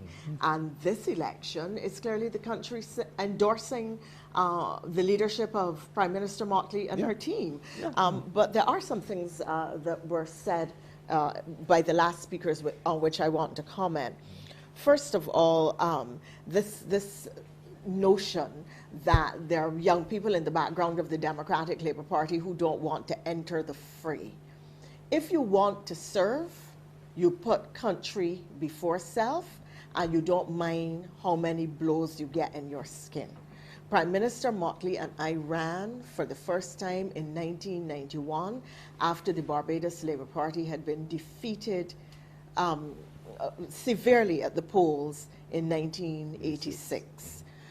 I lost 5-1, and I think she probably lost 2 or 3-1. Bad beats, and we were young women, not traditional in many respects, but we came back. We were willing to fight in the same constituencies. We were willing to fight in the party because we were putting country before self. This notion that all these people want to run for the Dems, but they can't run until it's safe for themselves, until they have safe seats, until the Dems aren't in trouble anymore, it's nonsense. These are not really people who want to serve, but people who are looking to get MP behind their names or minister in front. The Democratic Labour Party really has to go back to the drawing board. Mr. Pisa spoke about independent economists endorsing their plan. As Granville said, there was no plan to endorse. What you heard were people who traditionally support the Democratic Labour Party coming out in support of their manifesto. Economists, both local and foreign, who support the party. That's all it was. And this is what I said earlier about the DLP listening only to itself and becoming self-reinforcing with its opinions. There are 2 other points that Mr. Pisa made that I would really wish to pick up on. Well, hold your thoughts on those, Liz, as we go to Christopher Gibbs in St. Michael West. We want to hear what he has to say on coming to represent the people of St. Michael West for the very first time. Congratulations. How do you feel right now after such an impressive victory? Well, excited, but exhausted. Excited and exhausted at the same time. Okay. You know, we worked hard. It's practically been a 24-hour day for us since we've been up since 3 in the morning. It's now 3 in the morning again. But the team did a great job. We came together, and despite our challenges, obviously being a first-time candidate, we would have some things. But we did well, obviously, from the results. So I'd like to thank, obviously, the constituents. I would like to thank the team. And, you know, as I said on the campaign trail, that my constituents, I can finally say my constituents now, as the PM said, you know, they put a ring on it. So now the real work starts. This is the beginning. And I'm obviously very eager to try to make a difference in the lives of my constituents. What are some of the plans you have for the constituency? Well, some of the plans would obviously include trying to facilitate some of the services that were lacking in some areas of the constituency, such as natural gas. Other infrastructure elements would be speed bumps and better lighting and better roads. Then I would like to see better access to the internet for a lot of the kids that don't have it. We don't know how long online school persists, so that's one of the projects that we like to continue with, because it was actually implemented before. Obviously jobs, you know, that would be a big one. So, and that's one we really have to work hard on, but we have some plans: job fairs, commercial zones, mentorship programs. All these are the type of programs we like to implement. Apart from your focus on the constituency, any specific areas that you would want to focus on at the national level? Well, some of these same things like the White Hotspot program could actually be scaled up to include other areas in Barbados, which I've already done. So my free Wi-Fi hotspots actually are in different parts of Jamaica. One is in St. Philip, one is in a couple in Christchurch. So that is one of the things that I know the Prime Minister is really interested in. And she's actually have NCC implement free Wi-Fi hotspots through their infrastructure on the beaches. Well, congratulations to Christopher Gibbs, a first-time candidate. He is now the MP for St. Michael West. Let's go now to St. Philip South. We have a declaration there. Our Travis Thorpe is on location. Boxes PH1 A to B, Bruce Hennis 11-1-1, Ronald Lord 8, Neil Marshall 82-82, in Darware 133. The total number of votes 234. PH1 C to G, Bruce Hennis 4, Ronald Lord 5, Neil Marshall 87-87, in Darware 130-130. Total number of votes 226.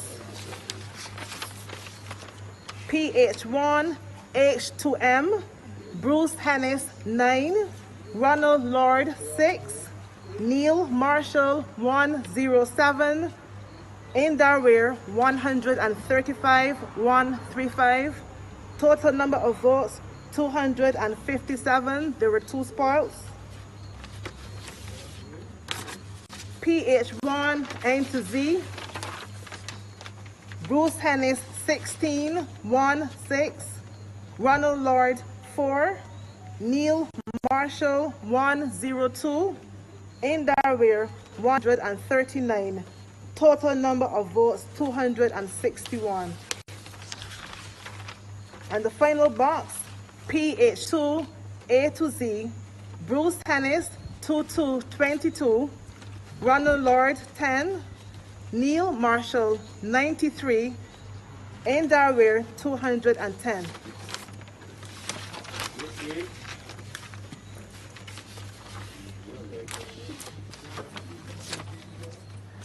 The results of the poll held for the election of the member to serve in the House Assembly for the constituency of St. Philip South is as follows. Bruce Hennis 225-225, Ronald Lord 109-109, Neil Marshall 1,585, in Darware 3,100.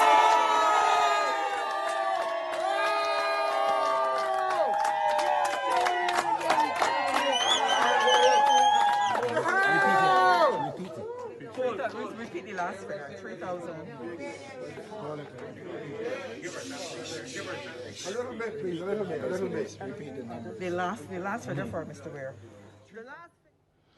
Right, so there you heard it. Indar Ware returned as the MP for St. Philip South.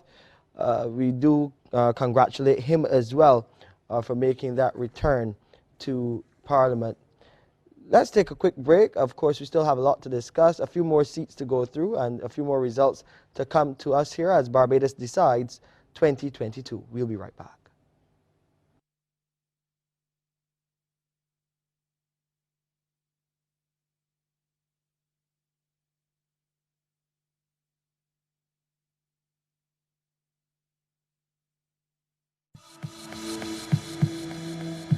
This is our home, Jamaica, and tourism is the lifeblood of our country. Let's all feel good again. Whether with family or friends, we want you to enjoy your staycation. We have to ensure that they are comfortable, they feel well protected. New standards are in place to ensure your safety. We are here to serve you better, so you can have the best experience. Come out and rediscover Jamaica. We are ready. We are ready. We are ready. Rediscover Jamaica. Heartbeat of the world. The following is brought to you by the Office of the Prime Minister. The best indicator of Jamaica's capacity in managing the health system would be the number of beds that we have. And we have to be very careful about how we as a country loosen our measures, because very rapidly this virus could spread and the number of beds that we have could easily be used up. That would throw us into a crisis. It was not so long ago, in February, that we approached that crisis level. We do not want to get there again. The proceeding was brought to you by the Office of the Prime Minister.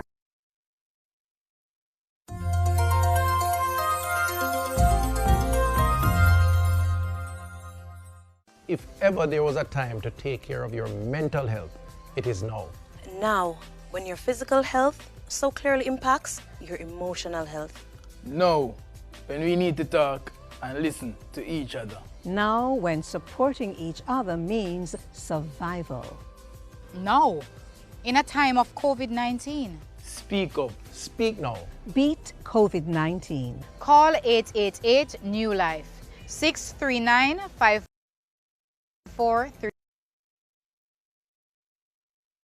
Sponsored by Amaze Inc. Come in and be amazed. We have what you need. Cooperators General Insurance Company Limited. You are not just a policyholder, you are an owner. Great Health Works. Agents for Omega XL. Sleep Right. For the rest of your life, sleep right. The mattress professional for sleep. Lavada's Laundry Inc. Lavada's unmatched professional services. ProSecure Distributors Limited. The place for professional people. Career Development Institute. Empowering people, changing lives. Julie's Bridal Gowns. Julie's Bridal Rentals. One call. Does it all. Pedialyte.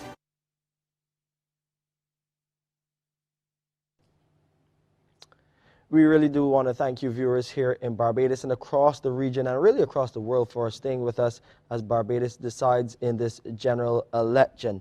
And speaking about the region, we spoke earlier to Josanne Leonard. She is a media communication specialist in Trinidad and Tobago, and we are learning that she's already spoken to the Prime Minister, Mia Amor Mottley. Josanne, it's good to have you back on the show.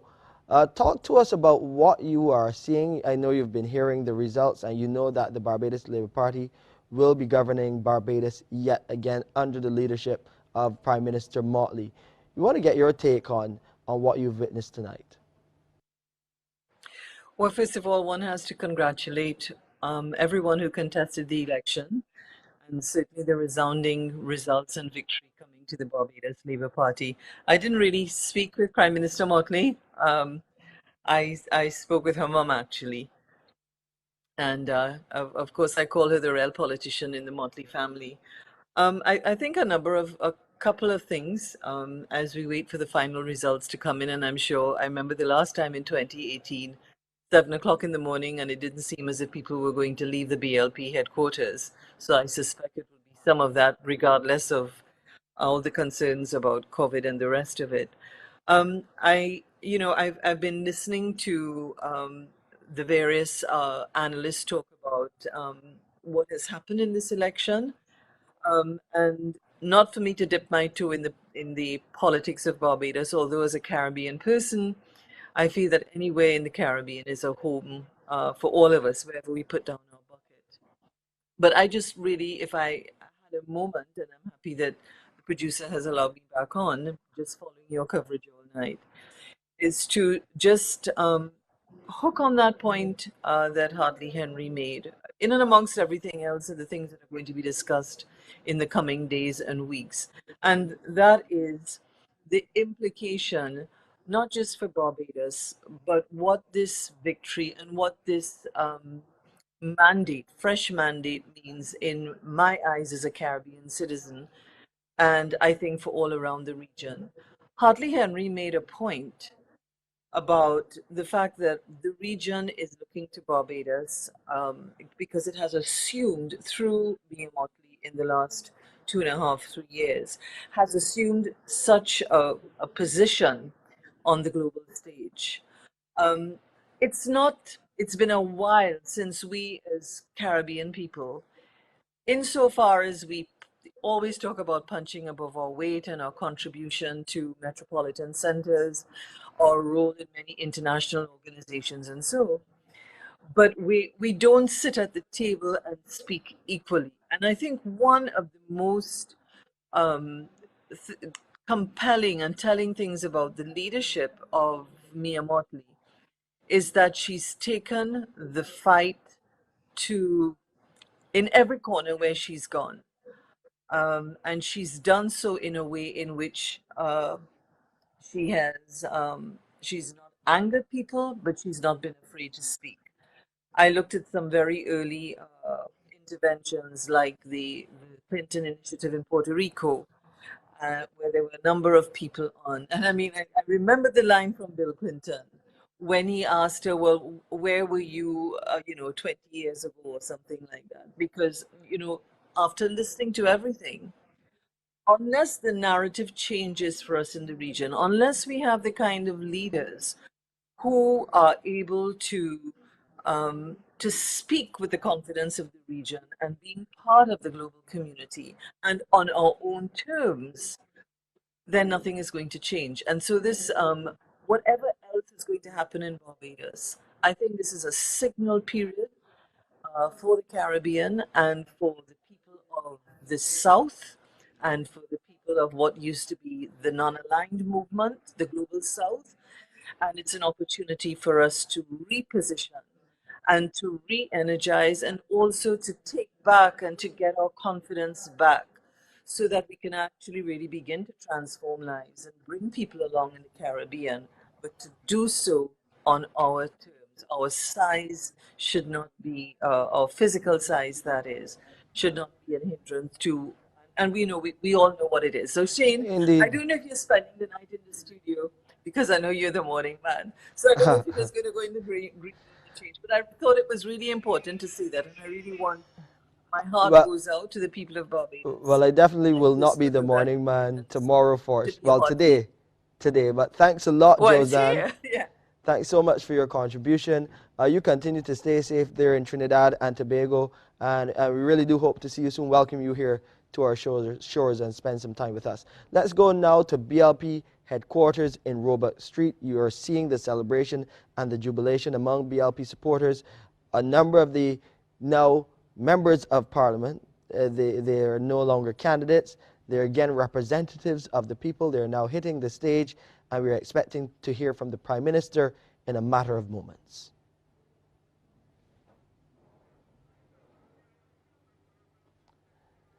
And you can see the representatives being introduced on stage as they get ready to also welcome the Prime Minister to the stage. of course, she will be addressing the crowd there on hand in Roebuck Street.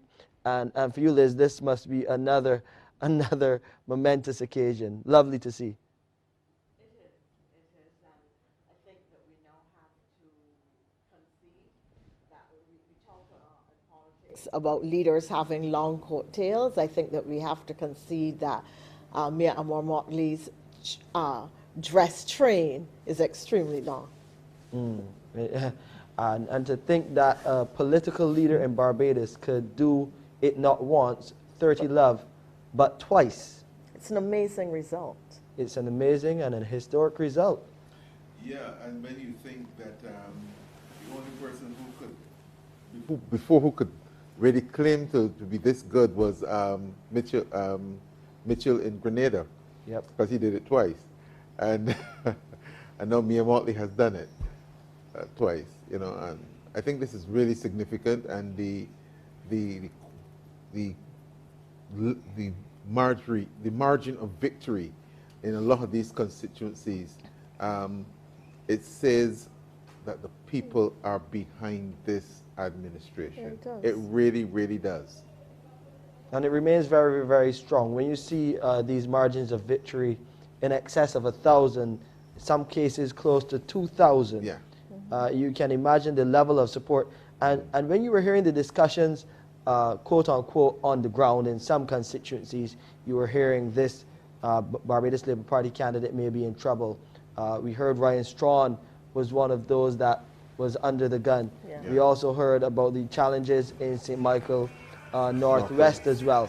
And none of that has shown up. When you see the votes, when you see the sheer number of votes, it is clear that Barbados is behind the Barbados Labour Party, and Barbados is backing Mia Amor Mottley as she hits the stage here to address her country as the Prime Minister of Barbados for another term in office.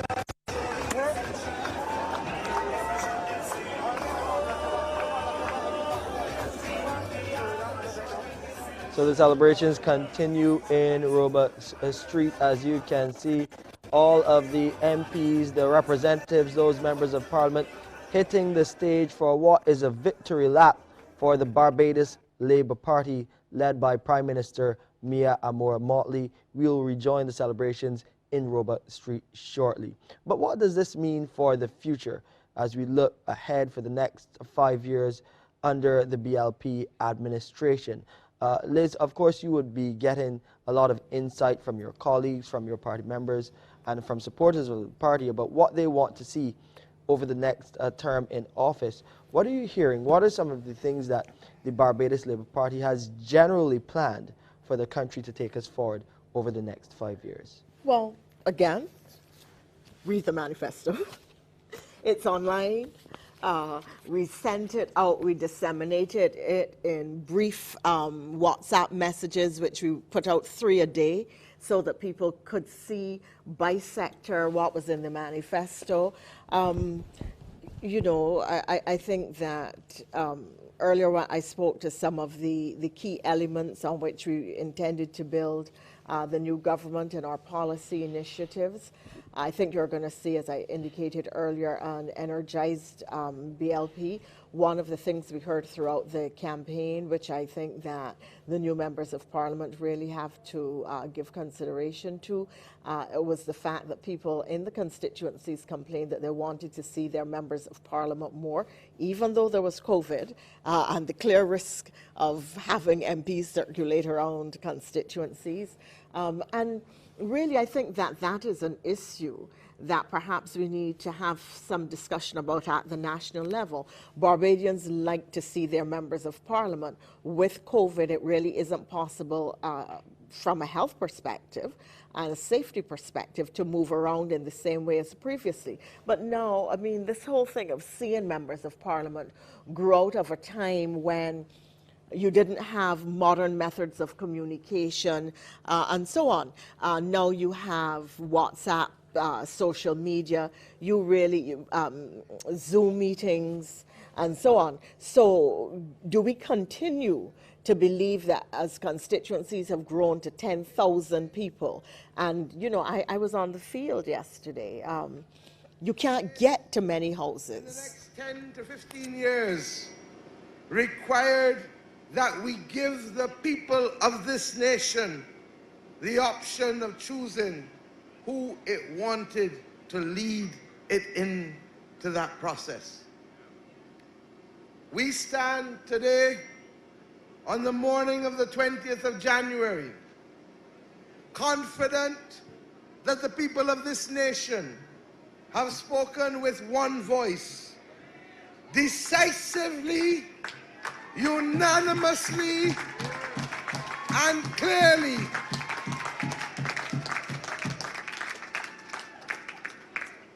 We want each and every one of us to thank the people of Barbados for the confidence that they continue to repose in us to be able to lead this country first to safety and then to prosperity.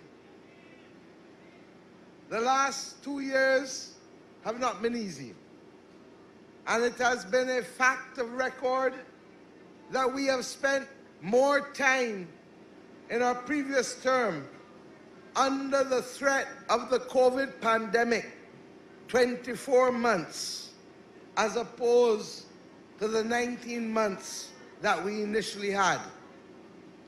We are conscious as a political institution that there is still much to be done, and that there is a road still to be traveled, and that there are things that you as Barbadians are legitimately expecting of us.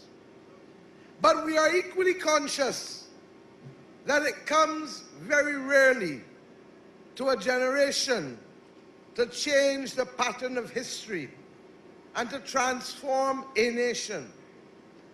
In a very real sense, we felt, as we told you in 2018, that we had been existing on the fumes of the independence generation rather than seeking to carry this nation forward and to release the opportunities that are so obviously available, particularly to Barbadians and young Barbadians.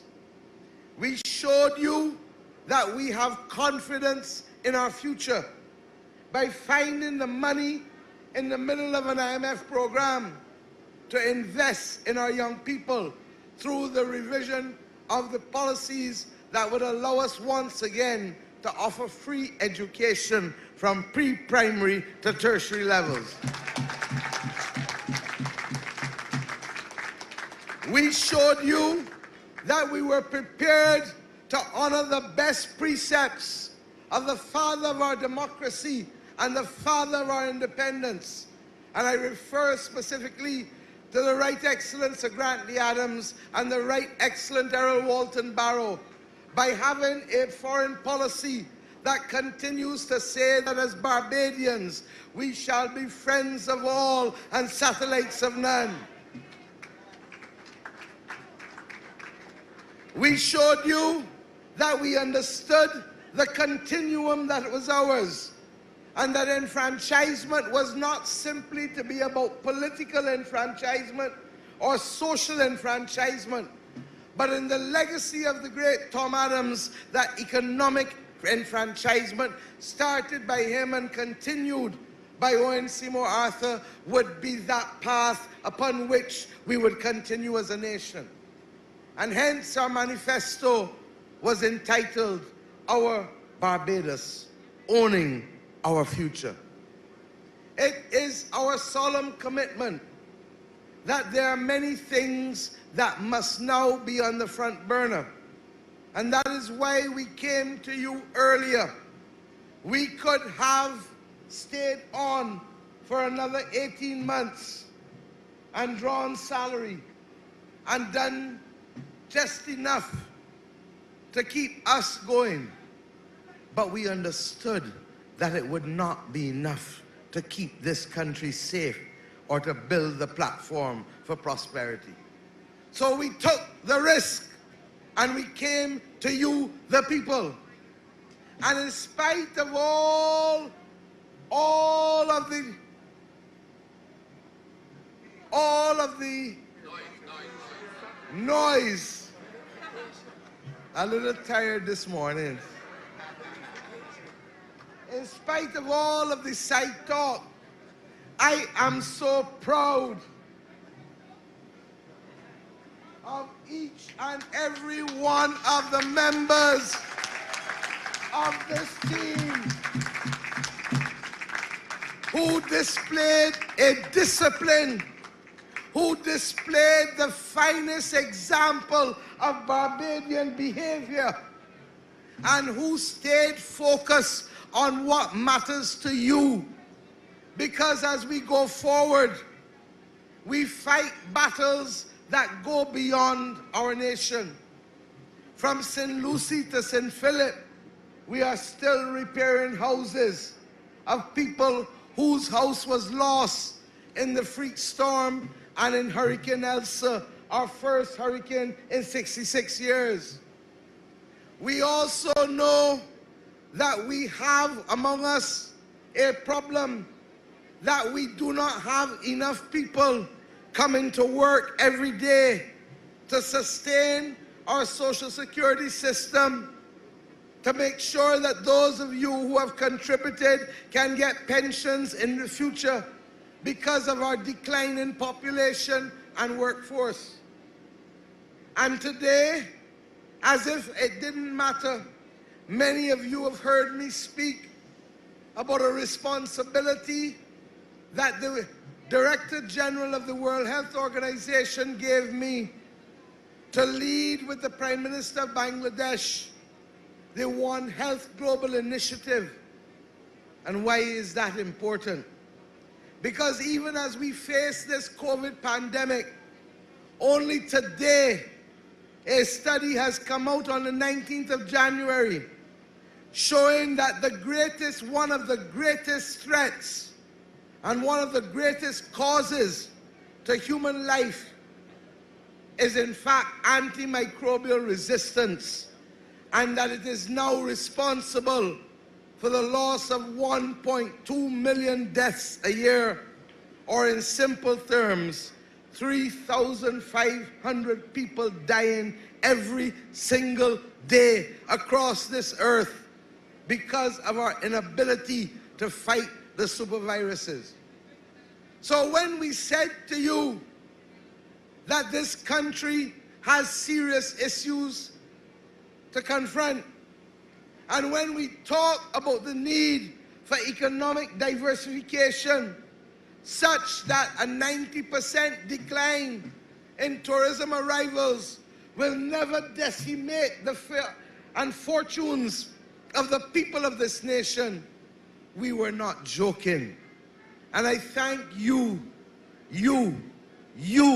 the people of Barbados, for accepting us at our word that if we do not fix our problems starting from tomorrow, we will not be able to guarantee safety to our people in the next 10 to 15 years. But I want to come down to the basics. This campaign has been rough. You can hear it in my voice and the voice of many of us.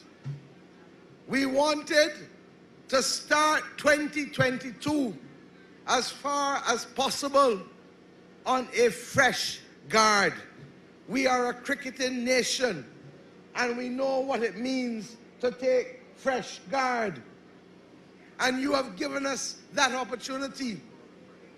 I said on the 27th of May, 2018, that to whom much is given, much is expected.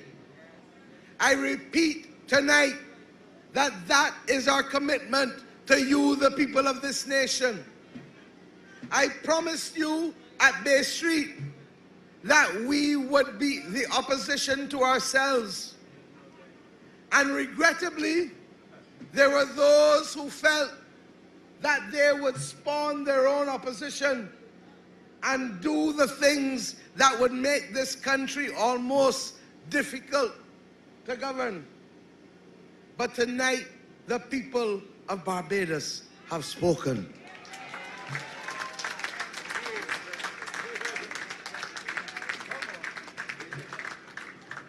I repeat that in the same way as Prime Minister of this nation, I exercised a discipline and a commitment to reduce the powers of Prime Minister by refusing to accept that I would have the wide power for the appointment of a head of state or the wide power for the appointment of a Chief Justice and judges. I repeat tonight that we shall continue to put the nation's fairness and affairs above that of the well-being of a parliamentary majority that is absolute. But it would be remiss of me not to address this one issue, because we went into this election with people accusing us of wanting to have a one-state, one-party state, when in truth and in fact, our Constitution admits in a multi-party democracy of the people giving all of the seats to one entity. I am a child of democracy. I know what it is to have known every single Prime Minister in this nation since Errol Walton Barrow. And it is that solemn commitment in front of you, the people of this nation, in front of the people of the world, and in particular in front of my parliamentary colleagues, that I swear today that we shall continue to keep the best precepts of democracy, transparency, and accountability alive for the people of this nation.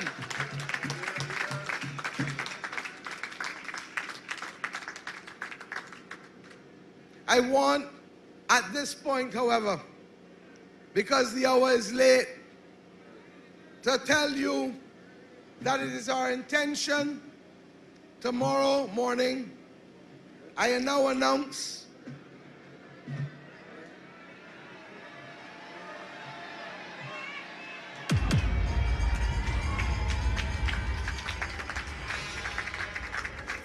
that the Honorable Dale Marshall, who has served this nation with distinction and who, in spite of all of the challenges we face, from debt to pandemic, who has never once said to me, Mia, I am too tired, Prime Minister, I can't do it, but who has remained available at the service of this nation 24/7, shall be the new Attorney General of Barbados in this republic.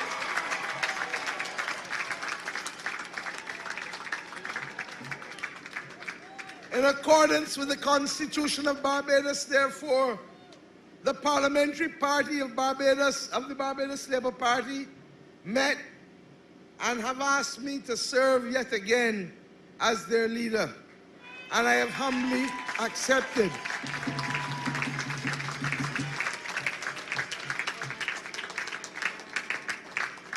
In a few hours, we anticipate that we will go, therefore, to the State House, accompanied by the General Secretary of this great party, the Honorable Jerome Walcott,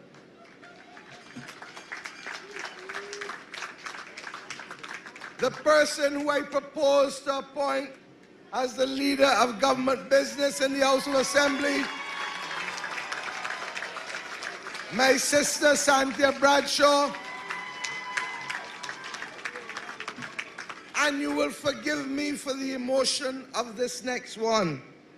The General Secretary of the Barbados Workers' Union, who for the first time in 65 years is on the platform of a Barbados Labour Party general election victory.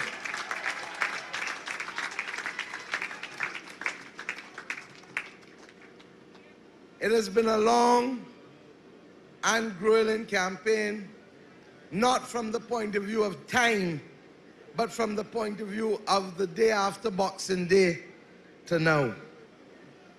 I therefore propose that I will address the nation on Monday evening with respect to who shall constitute the Cabinet of Barbados.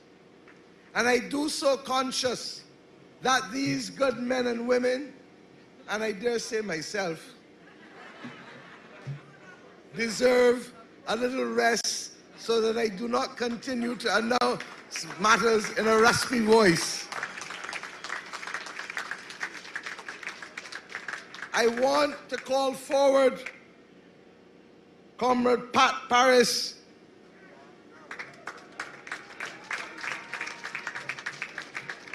who has performed with distinction yet again effectively the role of keeping the administration of this great political party together. Well done, Pat.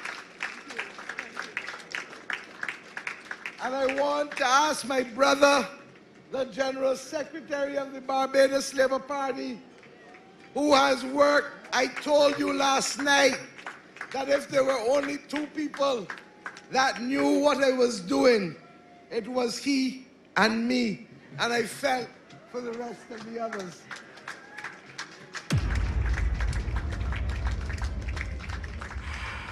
I can say without fear of contradiction that in this election I was allowed to be a leader and a campaigner, while the administration of this campaign was anchored by these two comrades and great stalwarts of this great party. But Pat and Jerome come forward again. Because, you know, life is funny.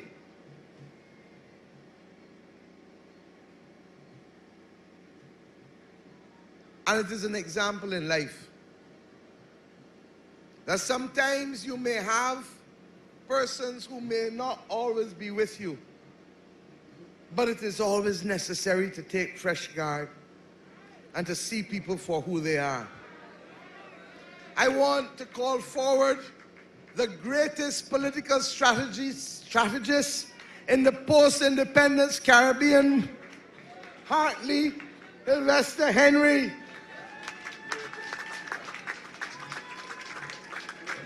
who has walked this journey with us. And some may believe that political strategy is about machinations. But the genius of this man has been in understanding the essence of what it is to be a Bajan. And in understanding what it is in the essence to be a Bajan, he has combined with the wonderful talent of this parliamentary team such that we merge together the essence of politics and the essence of development to be able to make your life better. It would be necessary for me to say to you that there are so many of my colleagues who have asked, how have you, in the middle of an International Monetary Fund program, kept the will of the people and the support of the people with you? And it is because we have found that sweet spot that has combined the best of political strategy, with the best of development economics and development policy, with the best of the will of the people of this country in one simple phrase, that Barbadians believe in fairness, that we shall share the burden of adjustment together on condition that we shall share the bounty of accomplishment together.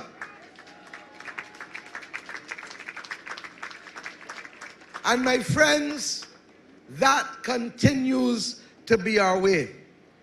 The fact that we went to Solidarity House and launched a covenant of hope that told you who we were, what we stand for, and what we shall fight for was not a public relations exercise. The fact that we settled on a charter of Barbados after consultation with the people of Barbados before we became a parliamentary republic was not a PR exercise. We shall walk the walk and not just talk the talk. And finally, we shall do so conscious that we come from a great institution that has taught us that in life we know what it is to win and lose. And I can find no better way to bring these proceedings to an end than to quote from that plaque which inspires all who enter 111 Roebuck Street, stated by the wife of Sir Grantley Herbert Adams, Lady Grace Adams. And I share this in particular for the young people of this nation. This house has been our refuge in times of defeat and our haven in times of victory.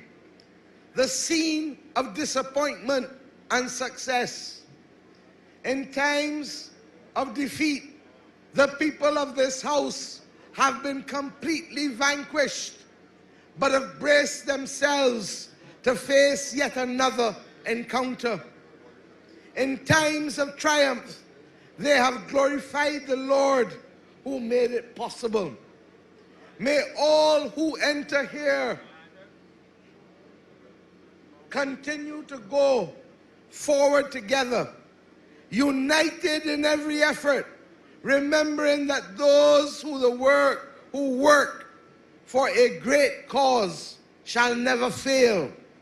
May they be blessed with wisdom from God to continue to follow the right path.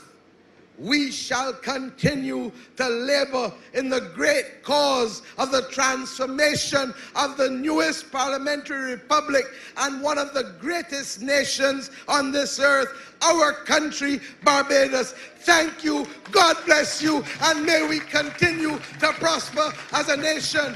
Please get home safely, and please, please, please continue to monitor all the protocols. I love you, I love you, I love you. Good night, and God bless you all. Thank you.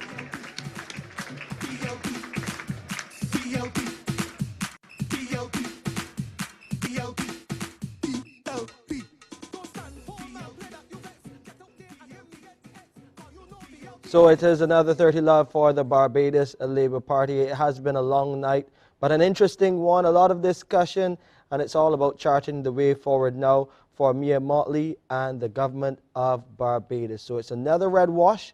Of course, we must thank the guests that we had on our panel for staying with us right through the night. Of course, Hartley Henry had to head down the road. Liz Thompson and Grenville Phillips still here with us. Of course, our CEO, Sanka Price, moderating our broadcast. And we really want to thank you, viewers, for sticking around with us through it all. For those of you not at 111 Roebuck Street, we thank you for spending the time here with us on CBC TV8. And those of you throughout the region and throughout the world, thank you for viewing right here with us. Until next time, I'm Shane Seeley, and that has been it for Barbados Decides. 2022. Thank you very much.